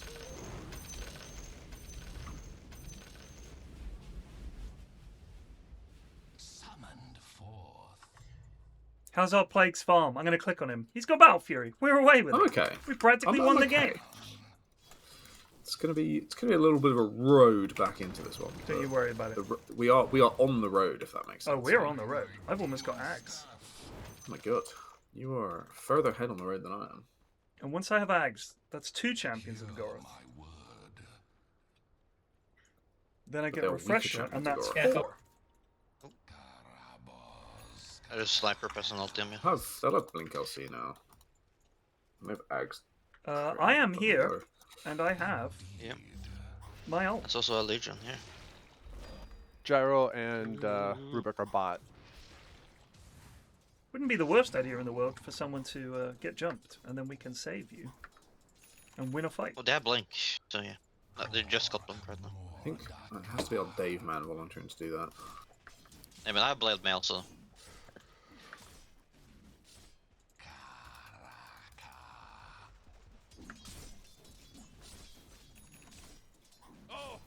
Middle tower's under Right. attack. You don't have bench top anymore, so be careful now. Should we just fucking crush this Tormentor the second it spawns? Yes, sir. Let's try it. I'll TP up there in just a sec. Yeah, I'm slightly afraid. I need one more. Yep. If they do fight us, I want to fight them in a nice confined area. Yeah. Hold until. Oh, I'm holding. Yeah, pretty good vision. Those should be stacked over there. We do have pretty good Just vision, but they saying, are not showing anywhere on the map. There's no way we lose this. I Legion! don't believe we. Oh, hello. goodness. They're smoked. Fuck, hell.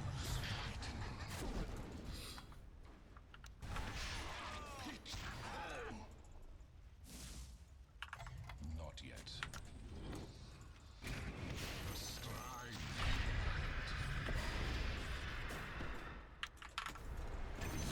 Nice. Go back for Tormy or just push the tower? No, we don't have plague, do we? I mean, we could. Yeah, take tower. Use golems, take tower, and try and get that wisdom rune. If they don't fight you for it, they probably will.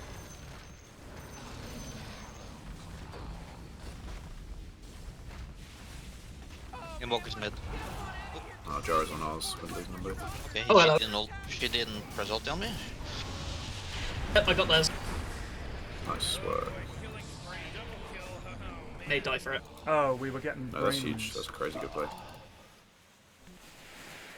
Mind the rocket! Look out! You gotta swap someone. Just swap. If you think you're gonna die, swap, because you do live longer. Like, it gives you the barrier and shit. You know what I mean?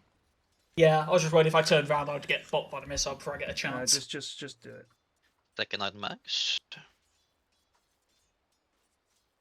Yeah, they're probably gonna taunt me now, aren't they? Mm-hmm. Yep. Or no. Nope. She did die to it. Legion So died to it. it's pretty funny. Take that!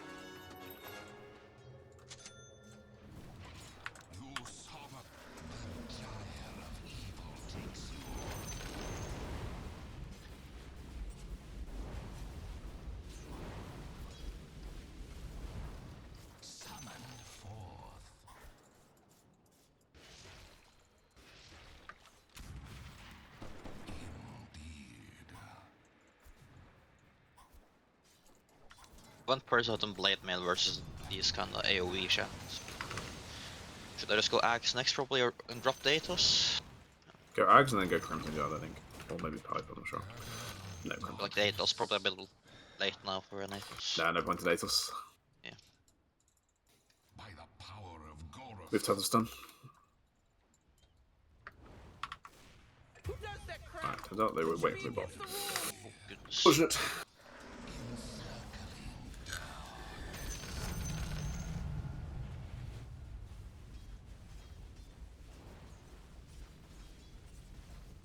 Do you want to fight them without plague? Be very careful. Legion's coming across there. Yeah.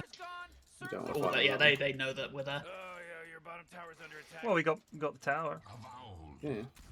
I'm just taking Dire, you gotta top fortify in them, their meanwhile. structures. Good work. Let's jog up to him. If you give us a gate, we can We come help- to we you. help David on If you the give us a ground. gate, we can come to you.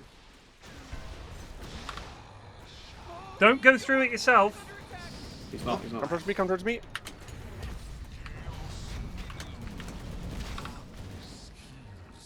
You know, Rick, I gotta tell you, my bottom tower Alright, is well. looking pretty good. There's free bot. Yes. Swap this Legion in if he stays with the wave. Oh, not good. I shouldn't say. Your bottom tower's under attack.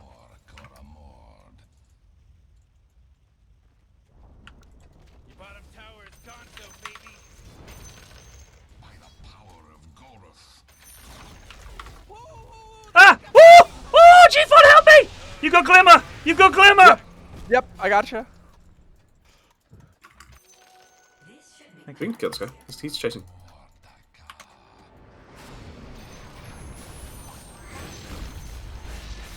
Lovely. They're walking probably like this. I saw sniper right there in mid. No, it's fun, fun, fun. Yep. Oh, hello. I'm walking as well.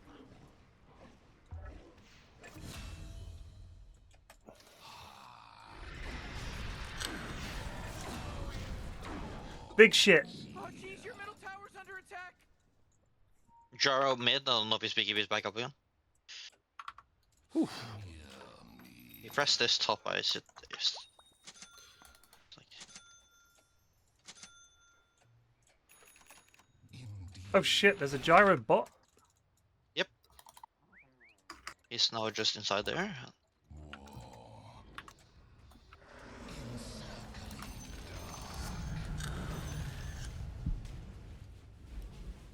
You want to try and kill him? Probably not. I don't have ult. Okay. I mean, we can't kill him without plague. I'd be amazed. Hi. He can just run away, so he's very quick. Yeah. They're sort of coming into the triangle a wee bit.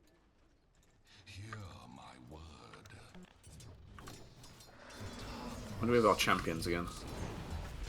30 seconds.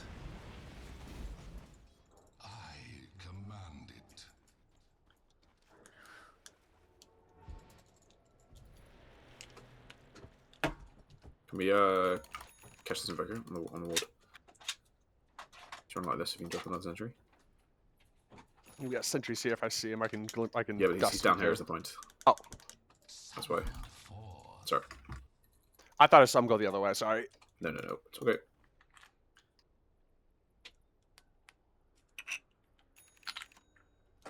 May wander back in. Keep playing around these sentries. Oh, there's multiple people. They're Roshing? They're Roshing. No, are they? Yeah, Roche was half health. Oh, they can't do They're it. still Roshing. I'm ready. Fucking wave of terror at Mac Boy. Go, go, go, go, go. Steal the Roche. Oh. I couldn't grab it in time. It's going back. Watch out for invoking sniper.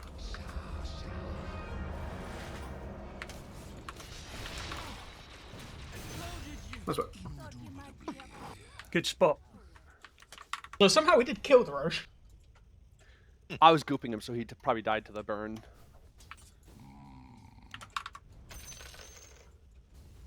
Oh, your top tower's under attack.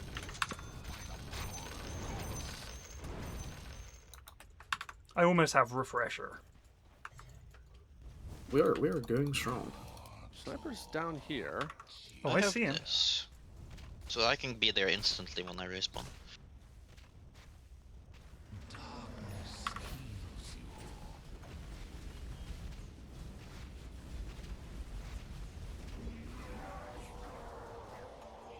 Just making sure Mr. Sorry, did you quick disconnect?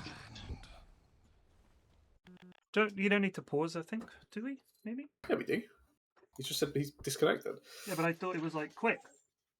Yeah, but that might be a door thing, you know. That Now could be a bored. minute or two. Now I'm bored. I'm hearing a dog in the background. So.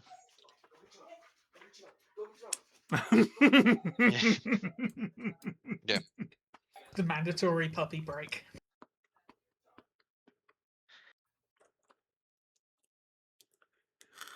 Once I get my ult, I'm gonna feel infinitely more useful when it comes to ags. Yeah, I'm Sorry not a about fan of new builds either, Redless. My house is like 1905 or some shit. Yeah. There we go. Right, let's go. Let's go. I'm just making sure Forge Spirit doesn't take. To me, a house should not be kind of sterile. You know what I mean? I don't have my ult for 89, lads, so I have no interest in fighting. Oh dear, we're losing a David. He was sitting in invisibility. I think he was just farming. He was just farming. He was waiting for the wisdom rune as well. Yeah, he do be sitting in with sometimes. Let's go this. You hang with me, Mac Boy. There's nothing to do over there. Come and get some XP. You're level 12. Ooh. The gremlin is... There he is, that little shit. I'm TPing over. We should kill him. He doesn't know we have a ward though. If we can sneak up on him, get the stun. Oh, he's been spotted by the minor imp. The Legion is right there. My imp! Your imp has given the game away.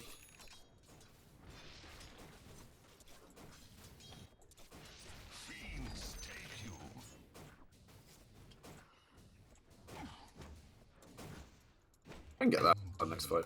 Might be in pretty good shape.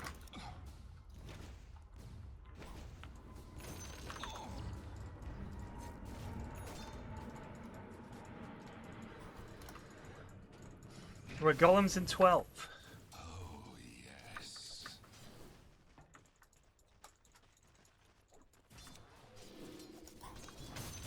I was a Legion just here a second ago. Yeah. Evoker comes with me. Here. I have a reveal. Is he still there? Don't know. Your list is as good as mine. I presume he's leaved. That's a little deep. Legion here.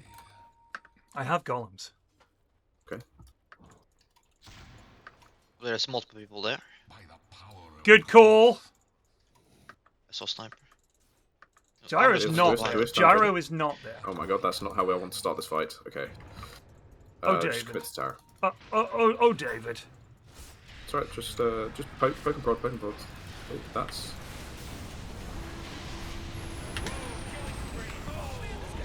Yeah, that's not how that fight was ever supposed to start. Never do that again.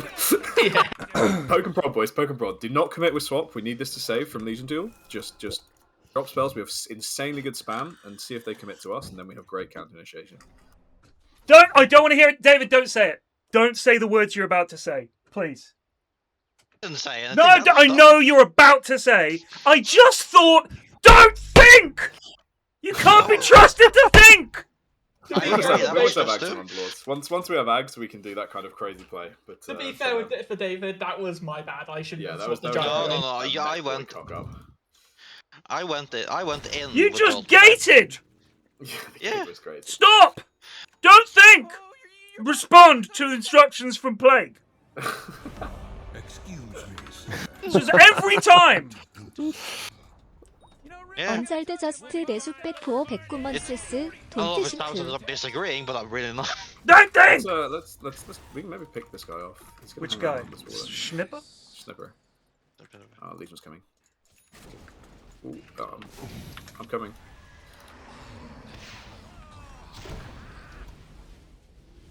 Okay, let's just get Meko out to safety.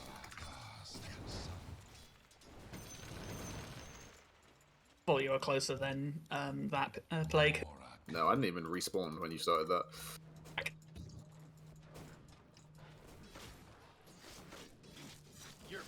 Close to my axe Okay, anyway. we have Ags on Underlord now. We're actually in pretty decent shape.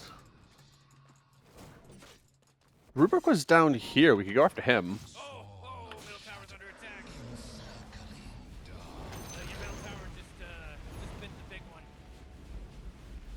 I have no TP, boys, so careful. I'm a handful of golds from Refresher. I have Refresher. No. No. We back out too far. Refresher. Probably stay around Plague. Love the way he says it. Refresher. Oh shit. Oh, you're in trouble. I'm dead, but that. Can maybe get this Rubik. This guy, oh goodness. Oh.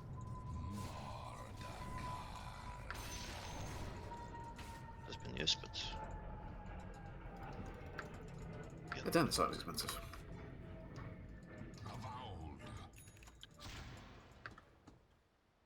Is Lotus worth getting this game? I don't particularly think so. Which one, sorry? Lotus. No, I don't think so. Because it doesn't stop Legion, so. I wouldn't bother with Lotus. I would buy a Solar Crest or a Plasma or something. Oh, I'm just throwing the game. My bad. GG.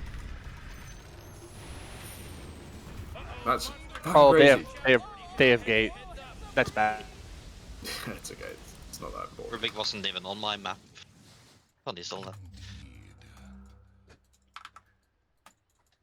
Right, team, begin the high ground spam defense.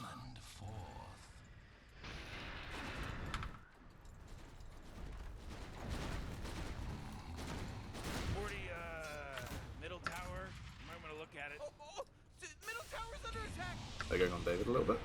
We gotta swap They're on. on me about it. Oh, goodness gracious, that's.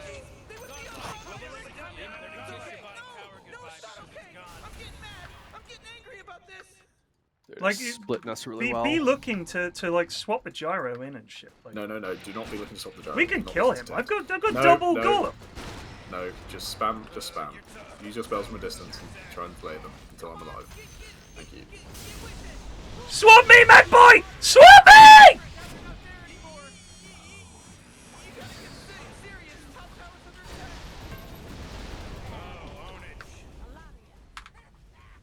Your top tower's under attack.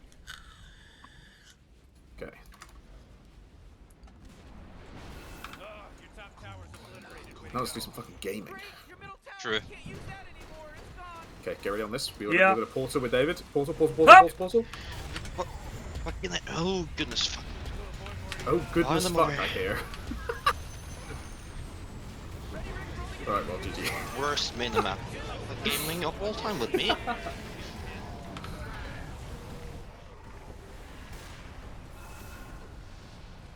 your middle barracks just got wiped off the face of the map. They're swarming your top barracks right now. Your top barracks? What a mess. Yeah, they're gone. God, Rubric got Chaotic Offering. Yeah, it's gonna happen.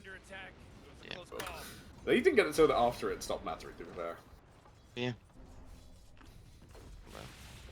They're swarming your top barracks right now. Radiant's victorious.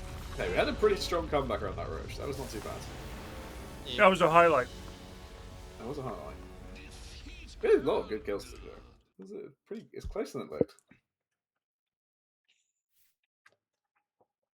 I'm I don't dodge that Legion on that top camp. Too many competent players on the enemy team is what I'm putting it down. True. That is a problem for sure. And also, I'm a Guinness World Record here though, punting my ultimates into like a mile beyond the border. Dotes, we need dotes. I need +1. Right, I'm back to work. GG's. Goodbye, Plague. Thanks for stopping by, mate. Yeah, they were 3 and a 2. They weren't even a full 5. It doesn't matter. They're much better than us. I'm gonna grab some more. Also, I just misplayed. This is not really. I just did bad stuff. Not really aggressively hard. I just really pressed the buttons in a dumb way.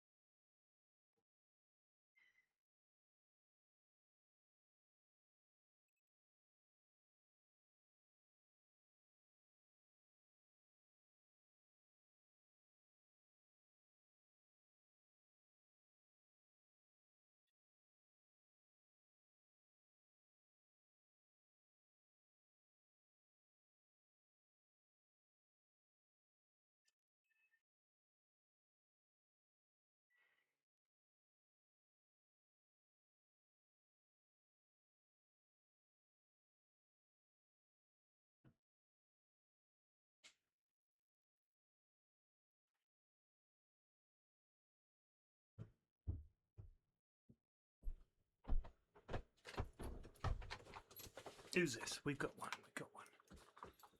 Yeah, if you have another, because I also need to go walk my dog. Good for it, mate. Thank you for the game. That was aggressively. It happens. We lose play games. worse than normal, I would say. Even though my normal you was just not that good. overthink. You just overthink. Yeah. I don't know why. Just play it simple. It doesn't have to be a Good luck with your genius next move one. every time. Good luck. No. Bye. Bye, David. Yep. Coop Dotes. Hello. Hello, Coop. God, we got Goosey in now to really level up the stack. Goosey has joined us. A guaranteed L. This is a guaranteed L. We got Coop, who I haven't played Dota with in a very long time, and I don't think we've ever played. I think we might have once in a pred stack. The old times. And now we've got Goosey.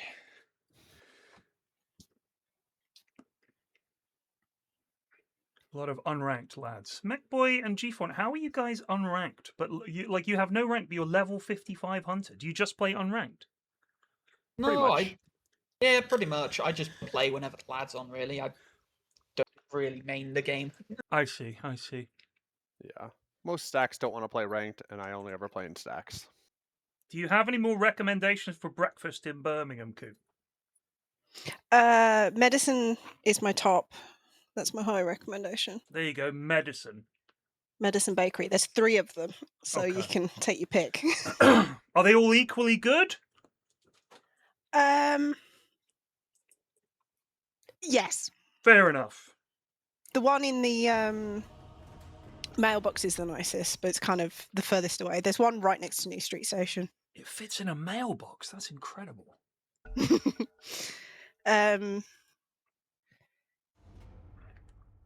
There's also there's some nice places in the Jewelry Quarter if anyone's staying that side. So annoyingly, I think this time all the players and all of the talent working the event, I think we're all staying right outside Birmingham. Are they? Yeah, I think. Oh, that's a trek. Are they closer to the arena? It's much 'Cause closer on... to the NEC, yeah. Because Yeah. the problem last time, we stayed bang in the middle of Birmingham, like right next to the station. And getting in and out there, the traffic is fucking awful. Goosey, where are you going? I can go wherever. Yeah, I can fill, so I don't mind. We don't have if I take any offlane then? cores. Pick anything, yes. If you want to play 5 and 4, pick a 5 and a 4. 5 seconds. Please don't make me pick. Hello, it's your turn to pick. Excellent. Excellent. Oh no. What? Is this? I don't think this is a one witch doctor. No, it's not. No. This What? is gonna go interestingly. One of you needs to play carry, and one of you needs to play pos 3. Or I can swap. If you want to pick a carry, I can swap. I don't mind. Who would you prefer? What we got? I literally have never. I played like one game of carry in my life. I apologize. Yeah. Void. Jug. Void. Jug. Oh, no, Jug. Jug. Goosey Corner. Jug. Jug. It's not great against Omni, but it's okay. So nor is it good against Slark. But it's fine.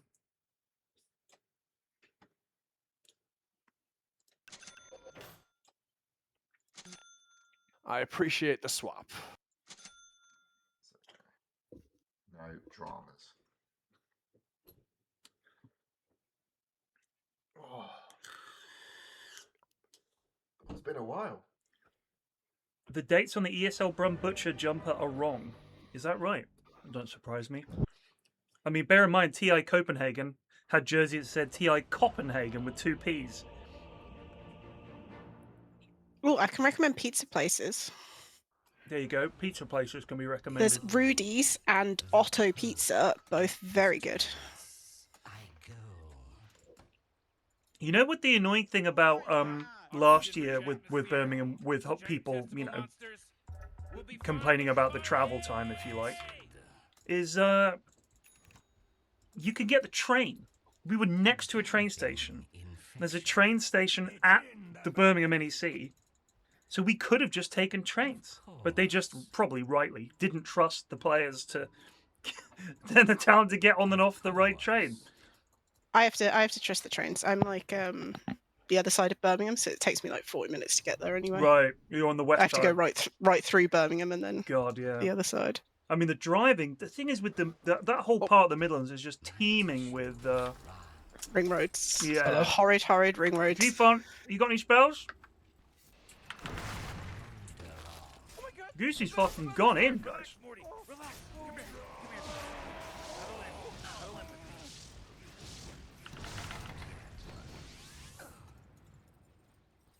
Turn on the Wyvern, maybe? Yeah. Maledicted. Yep. Oh, this guy? That's a good yeet. Hell of a yeet. How we turn that around, I don't know. Sustain. Teamwork. Instinct. Shit, Dad stole our fucking bounty rune. Oh well.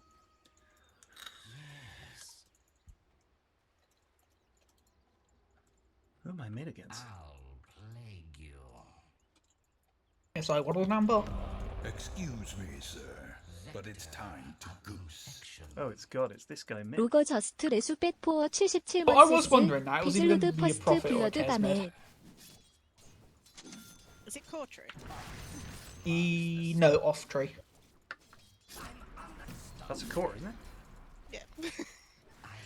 Pos 3 is core. I'm farming. That's pos 3. Have fun. So you're core. Wait, when I hear core, I think one. No.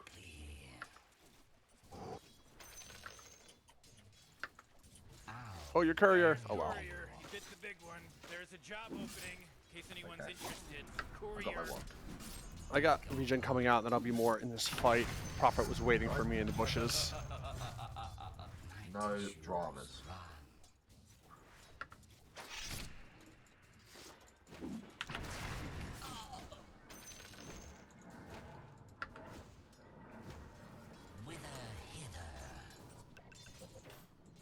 They pulled. Yes. Yeah. No.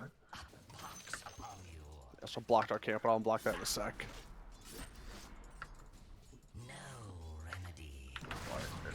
Hello. Oh, sorry. Fuck's my mouse go? Alright.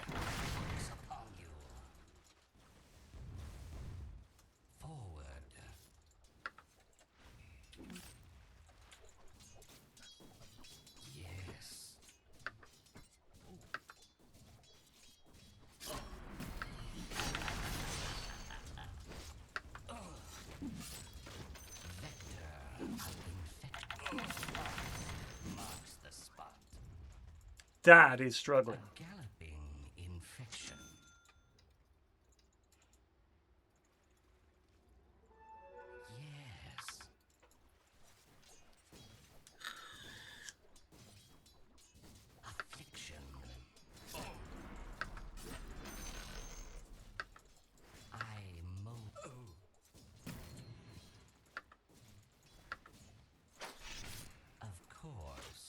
If you bongo, man, they're on me like yeah. dead.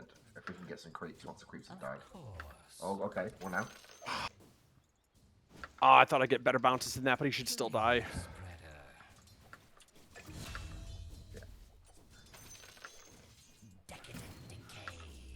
Oh yeah, lucky boy. Good shit, Abby. I'm gonna grab this too. Yeah, help yourself.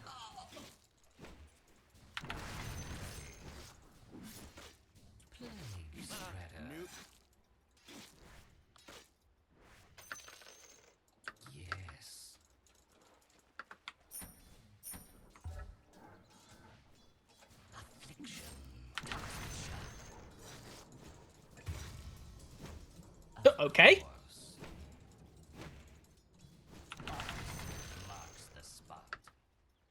Right, good pull.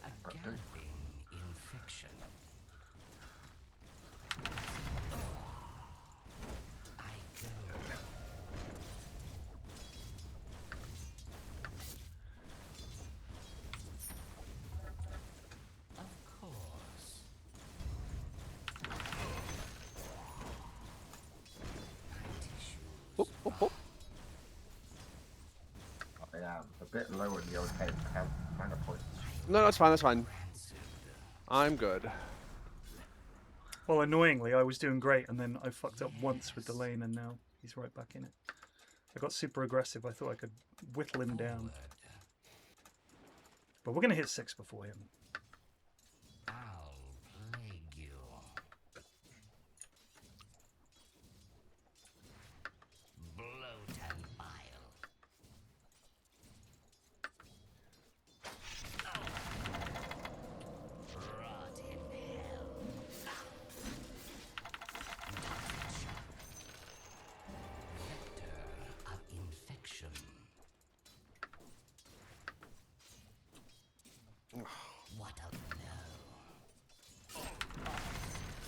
Might be enough.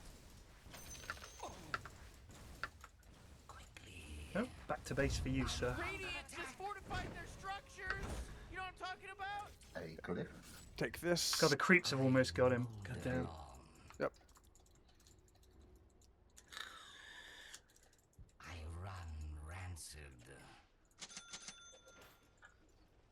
So we can get a half pull here. If we have spells, we might be able to kill again, maybe. Yep. Maledict, There we go. Maledict should be alright.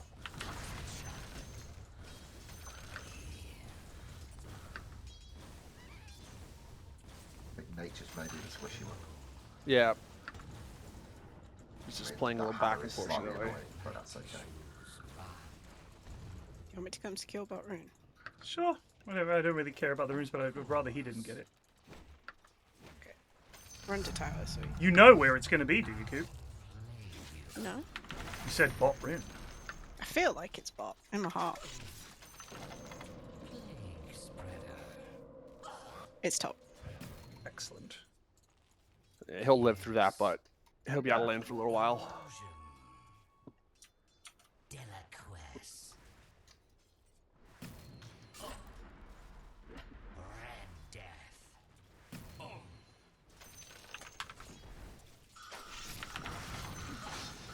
I'm coming. Nice.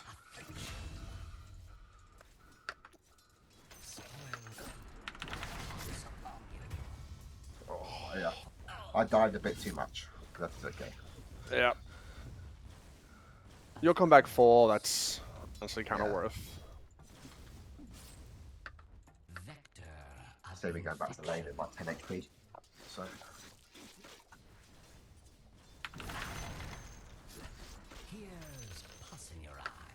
I've got great. That might be a bit too deep. Cause I'm in too deep. Oh dear. Oh, no, you're alright. Yep. I'm gonna go get our wisdom. Yep.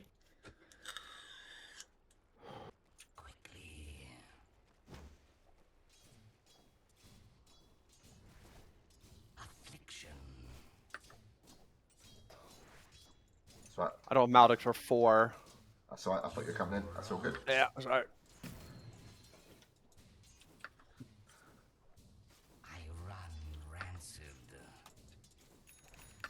But there's free bot. Yeah, he's probably going to come down there, eh? Can you guys Should be survive? away. Yep. If you just waste their time, that's huge.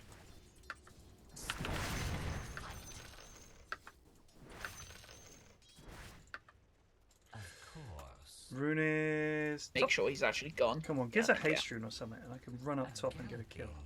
DD, alright. If I come up top with a DD, can we kill someone, do you think? We can try. The lane's already quite pushed, but sure. Nature's Prophet is missing. Ace bot. Good. The mid's still bot. Ah, shit. Oh, it's too fast for me. You're fine. If you stay under tower, you won't go. We at least traded the profit for that. We got their Omni too. And we got a scythe kill, so pretty worth. They tried ganking 4 bot and they still couldn't only get the dazzle. Oh, come on. The middle tower's under attack. Dazzles matter too. Yeah, come on. True.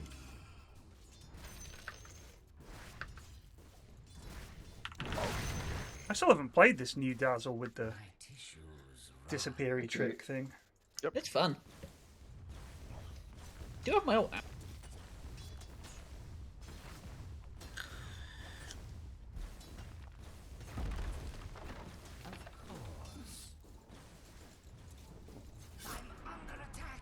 They blocked this again? They did.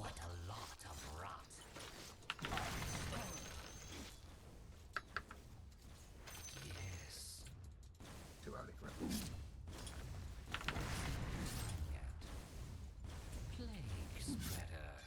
I've almost got my 6, so I was going to try and chill. Yep. So try and stop Prophet from harassing you too much. Yeah, that's okay. I can't really go into lane either because his hammer hurts. You won't die, just keep fighting. I've got grave. Nice. You might die now. That's managers as well. Cool. Because I can just walk out of trees things. I'm coming top again. Okay. If you wanna, when we get closer, Prophet just TP bot. You let me know. can we go? Go, go. Go. Thank you.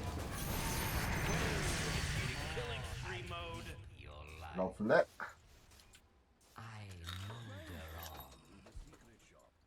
Annoyingly, repel basically negates the entirety of the damage from that one.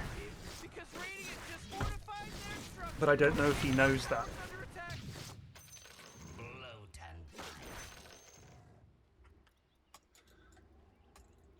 Oh, jeez, your middle tower's under attack. Oh, hello, run away. There's a lad here. I'm coming. You missed. Can we turn this at all?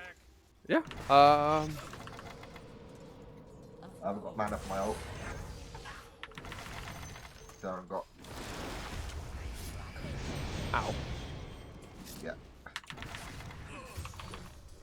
Maldic in 2. Get my ult up at the last minute.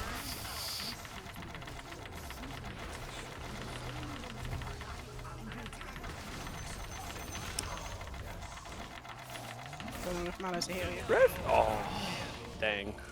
There he is. Dang. It was close. Oh dear. Oh, he died. He still died. Nice. You got him with the poison, right? Axe. I'm coming, mech boy. Live! I'm perfectly fine. Live!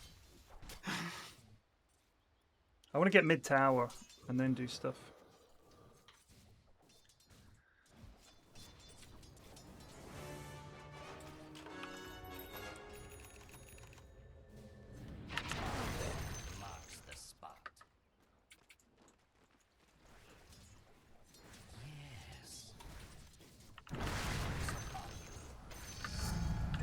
Whoa, initiating killing spree mode.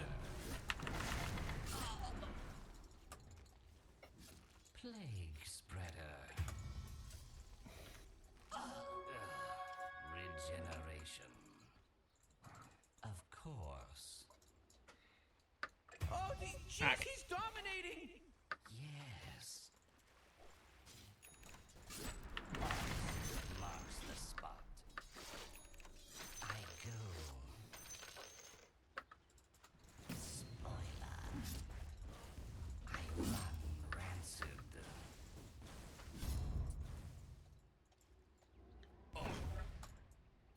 Yes. Oh, yeah, your bottom tower's under attack. Ooh. Oh, not good.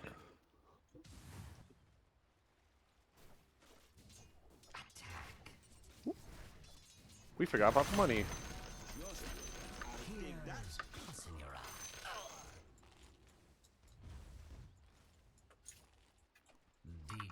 How many of that bought? 2 currently. Ivan does have a role. I think Slarks is still down.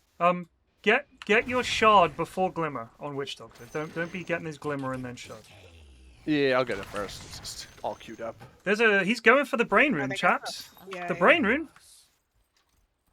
Maybe we can get some kills on the way out here. We've lost the brain rune, but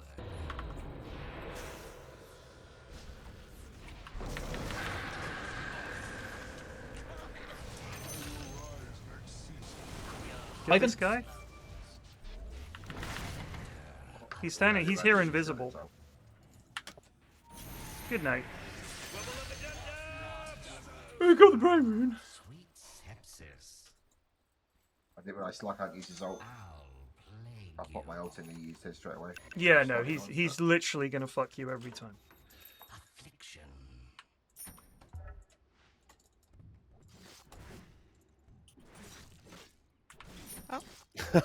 Same idea.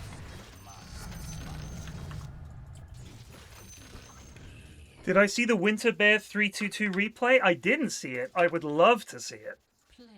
I've heard all about it. I understand what happened. I just haven't actually seen what that looks like. They're coming, they're coming. I'm running bot. I'm running bot. Oh, you died too quick.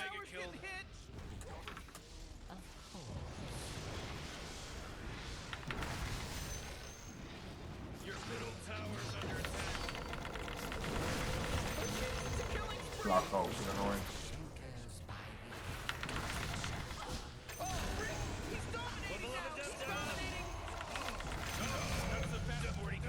Oh, that works. Very nice. Very nice. We'll take that. And a tower. Potentially.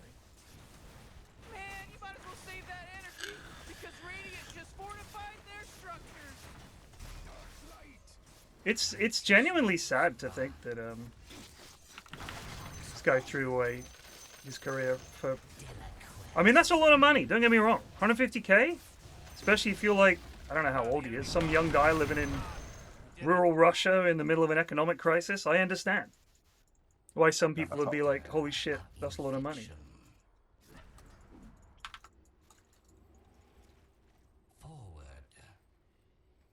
Age verification for Discord? Oh, that's gonna piss my eldest off. No end. Shield ring? Okay. Mm-hmm.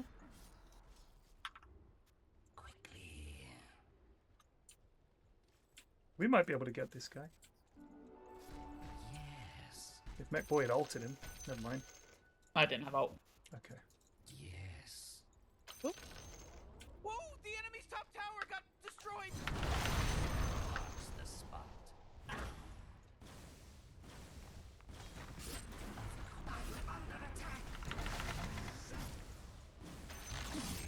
Oh, they took out the enemy's middle tower. This should be double stacked for you. Thank you. Whoa! You just unlocked the We've got all the towers. soundbite. You're a corpse already. Hello.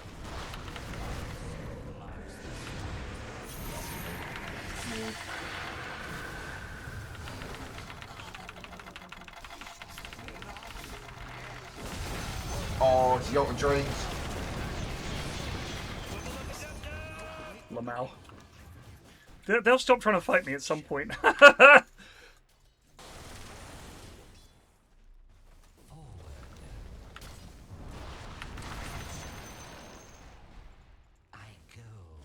Your bottom tower's under attack. My tissues rot.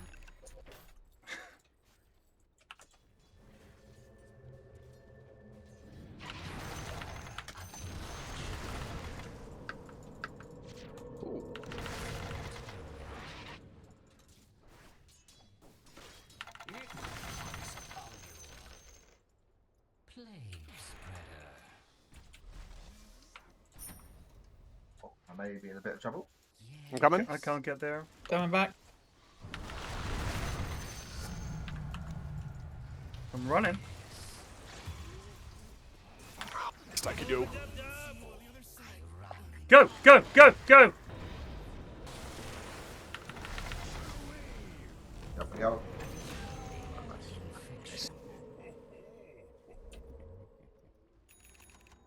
Of course.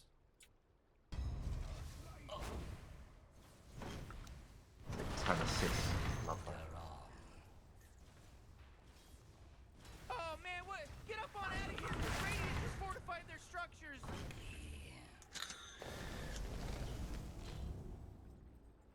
I think the Nature's Guys or whatever the fuck is I can't remember what's the heal called on Trian. Living armor. Living armor. The sound effect for that is so detailed. Like you can hear like little birds and things chirping in the background as well. Like it's not just. Yeah, the problem is when you get your level 25 that turns it into an AoE, that just gets stacked. That sound effect. It's yes, it is. It is a lot. Yeah, it's nice for the early levels, and late game it's just deafening.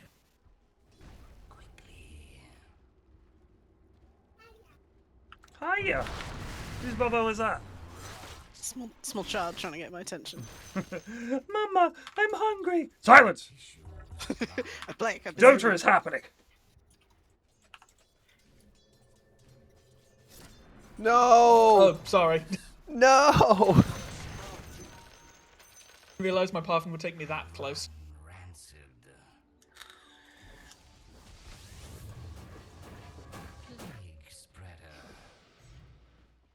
You tried to steal my rune.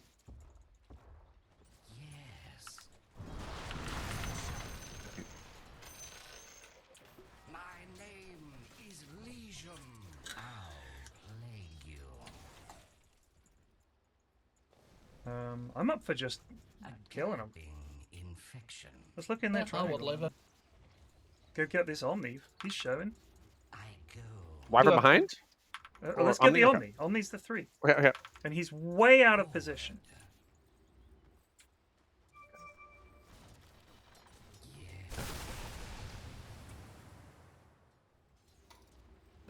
He's away. Oh, he went up.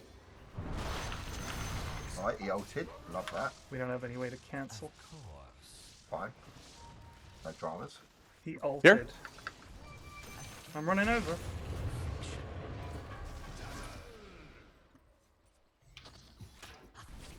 Lol. That's why I love poo. Poo? Poo. As in this. I'm not stage host in Malta. Not really. There is. I at least that's what I've been told. I'm doing interviews and stuff like I did last time.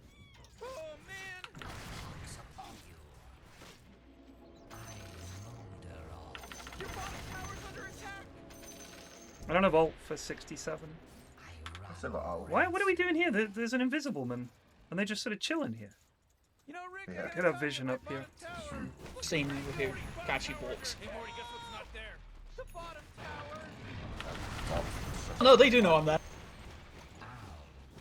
Are you okay? I'm fine. You gotta push me. I'm gonna push one out. Oh, I don't have TP. Nice one. Oh, no. They see us, yeah. They have vision. It's up here, guys, or some shit. Yeah.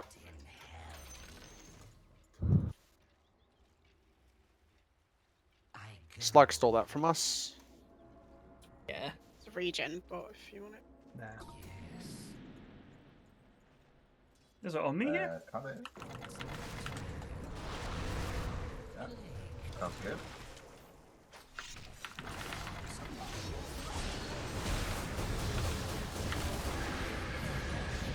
Nice! Oh.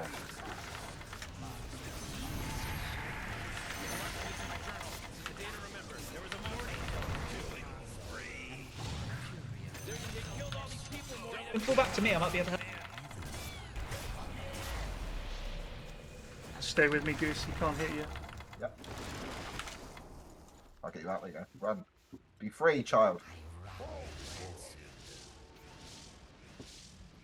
They need to stop trying to kill me, I think. There's a guy here. Oh, I'm not chasing, I'm just killing creeps. Get slapped. The slug's already full out. Of course.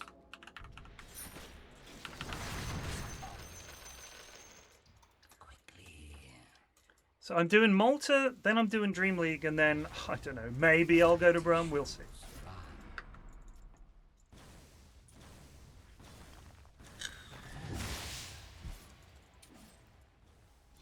We should play together still, I think. We're much stronger. Should probably do Roche or Tommy. Guess. I'll roast them, it's kind of bad.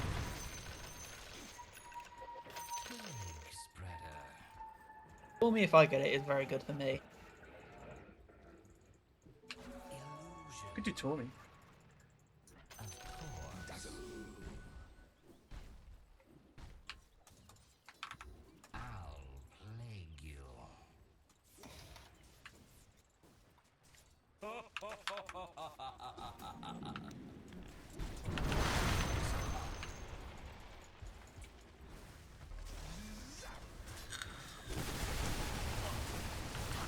Oh, they're coming in.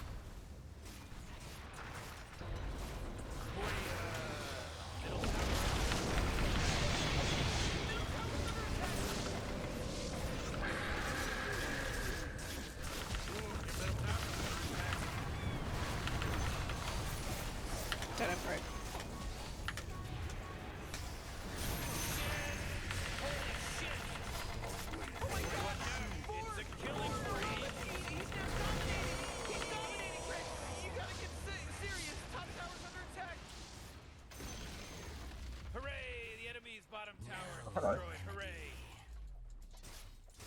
Frankly, I didn't know what was going on for half that fight, but hey. They can't kill me because they don't have a nullifier. That's pretty much it.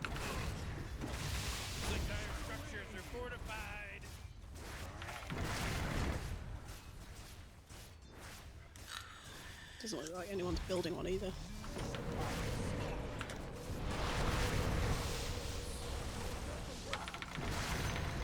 Careful, Goose. Like I've used ult, so we'll take that.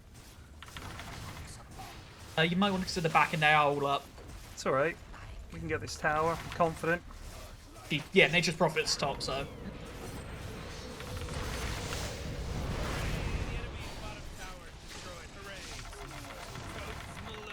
Alright, we can leave now if you like. Yeah, we're leaving? Yeah. Of infection. Should try and get mid. Mid what? We should do Roche or Tormy. Tormy is boss, and I can come down for that. Yeah, let's do it. On me wee. Help is on the way here. I'll plague you.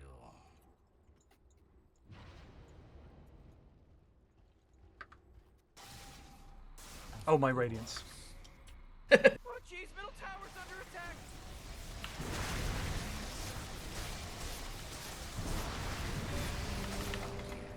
Hey, free wards.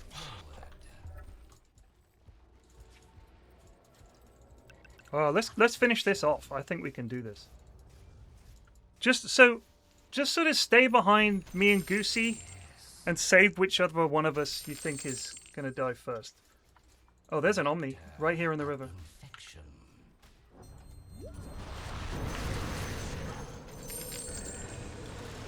Oh, you perfect! I need help. Need grave?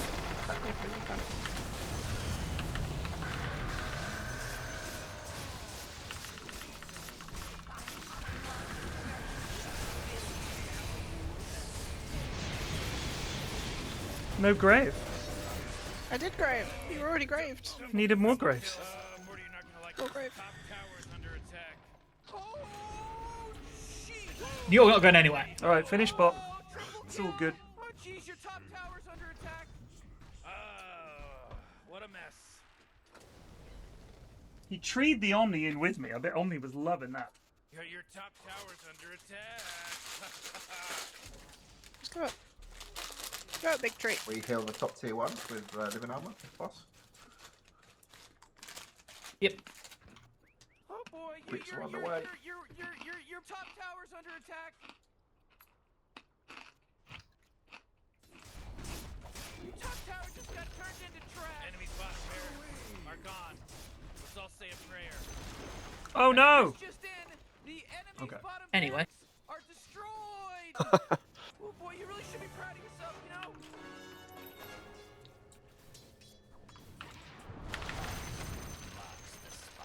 Get me tier 2. I molder on. Marks the spot. Hello. Read Oh my god. You got radiance? I didn't know Lonnie got radiance. Okay. rot in hell. I have Radiance. Oh, I've been. I can TP in 14. 10.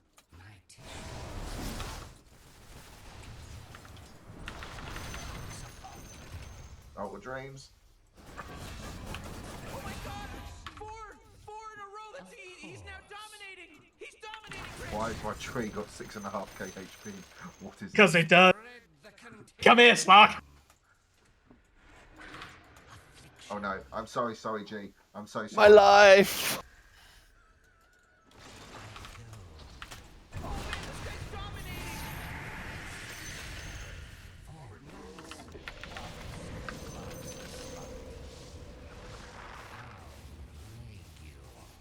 Yeah, I just got my axe, so that's why I have so much health.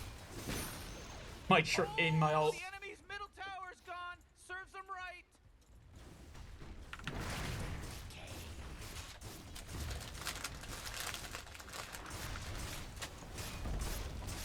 Radiant just fortified their structures. You know what I'm talking about?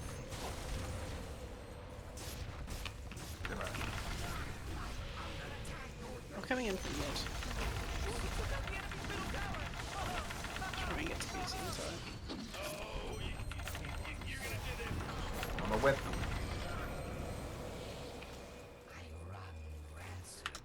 I'm continuous, I have my ult. running back.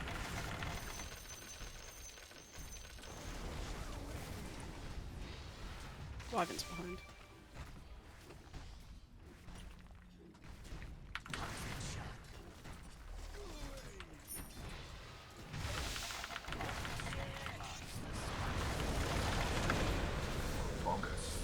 Bonk.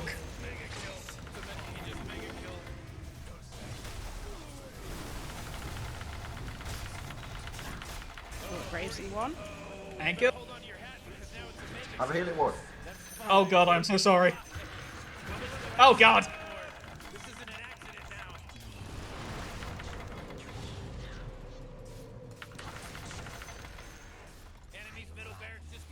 That Wyvern got a fat 2k off those 2 kills. Oh, it's pretty spicy.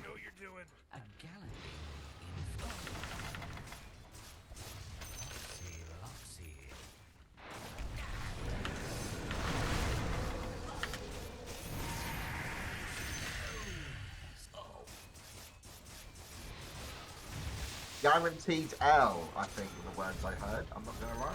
It's It's not over yet.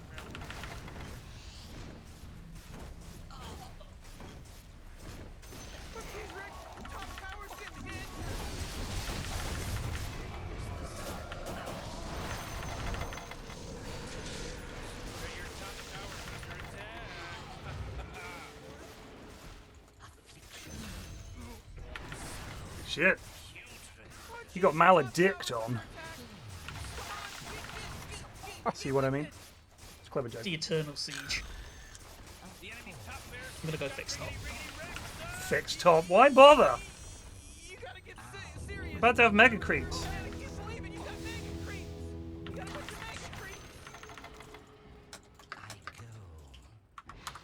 My fucking keyboard's still responding. Hold on. So,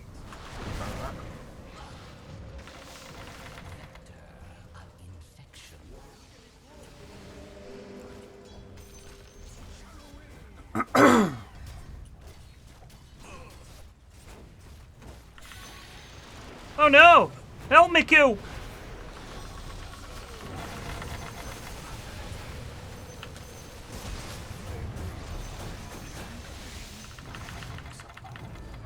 It's good effort, lads. Good effort.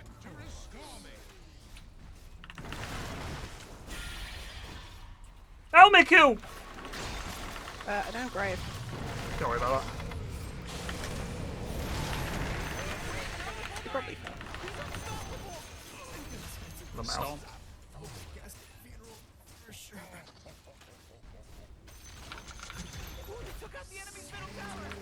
Do you really want to man fight this slug?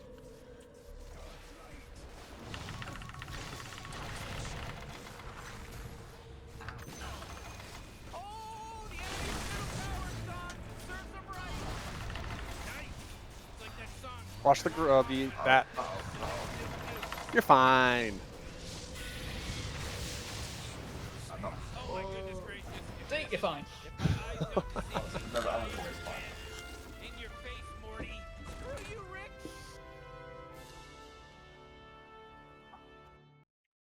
Yes. Love it. I go. Oh, I ult with my tree. And the Slark still thinks he can man fight me with like 6-7k health. Pirate Necro doesn't lose! Well, that's me dumb. Gotta do things. Good game. Good game. Good game. Good dub. See you guys later. Cheers, cheers. See you all there as well. Peace.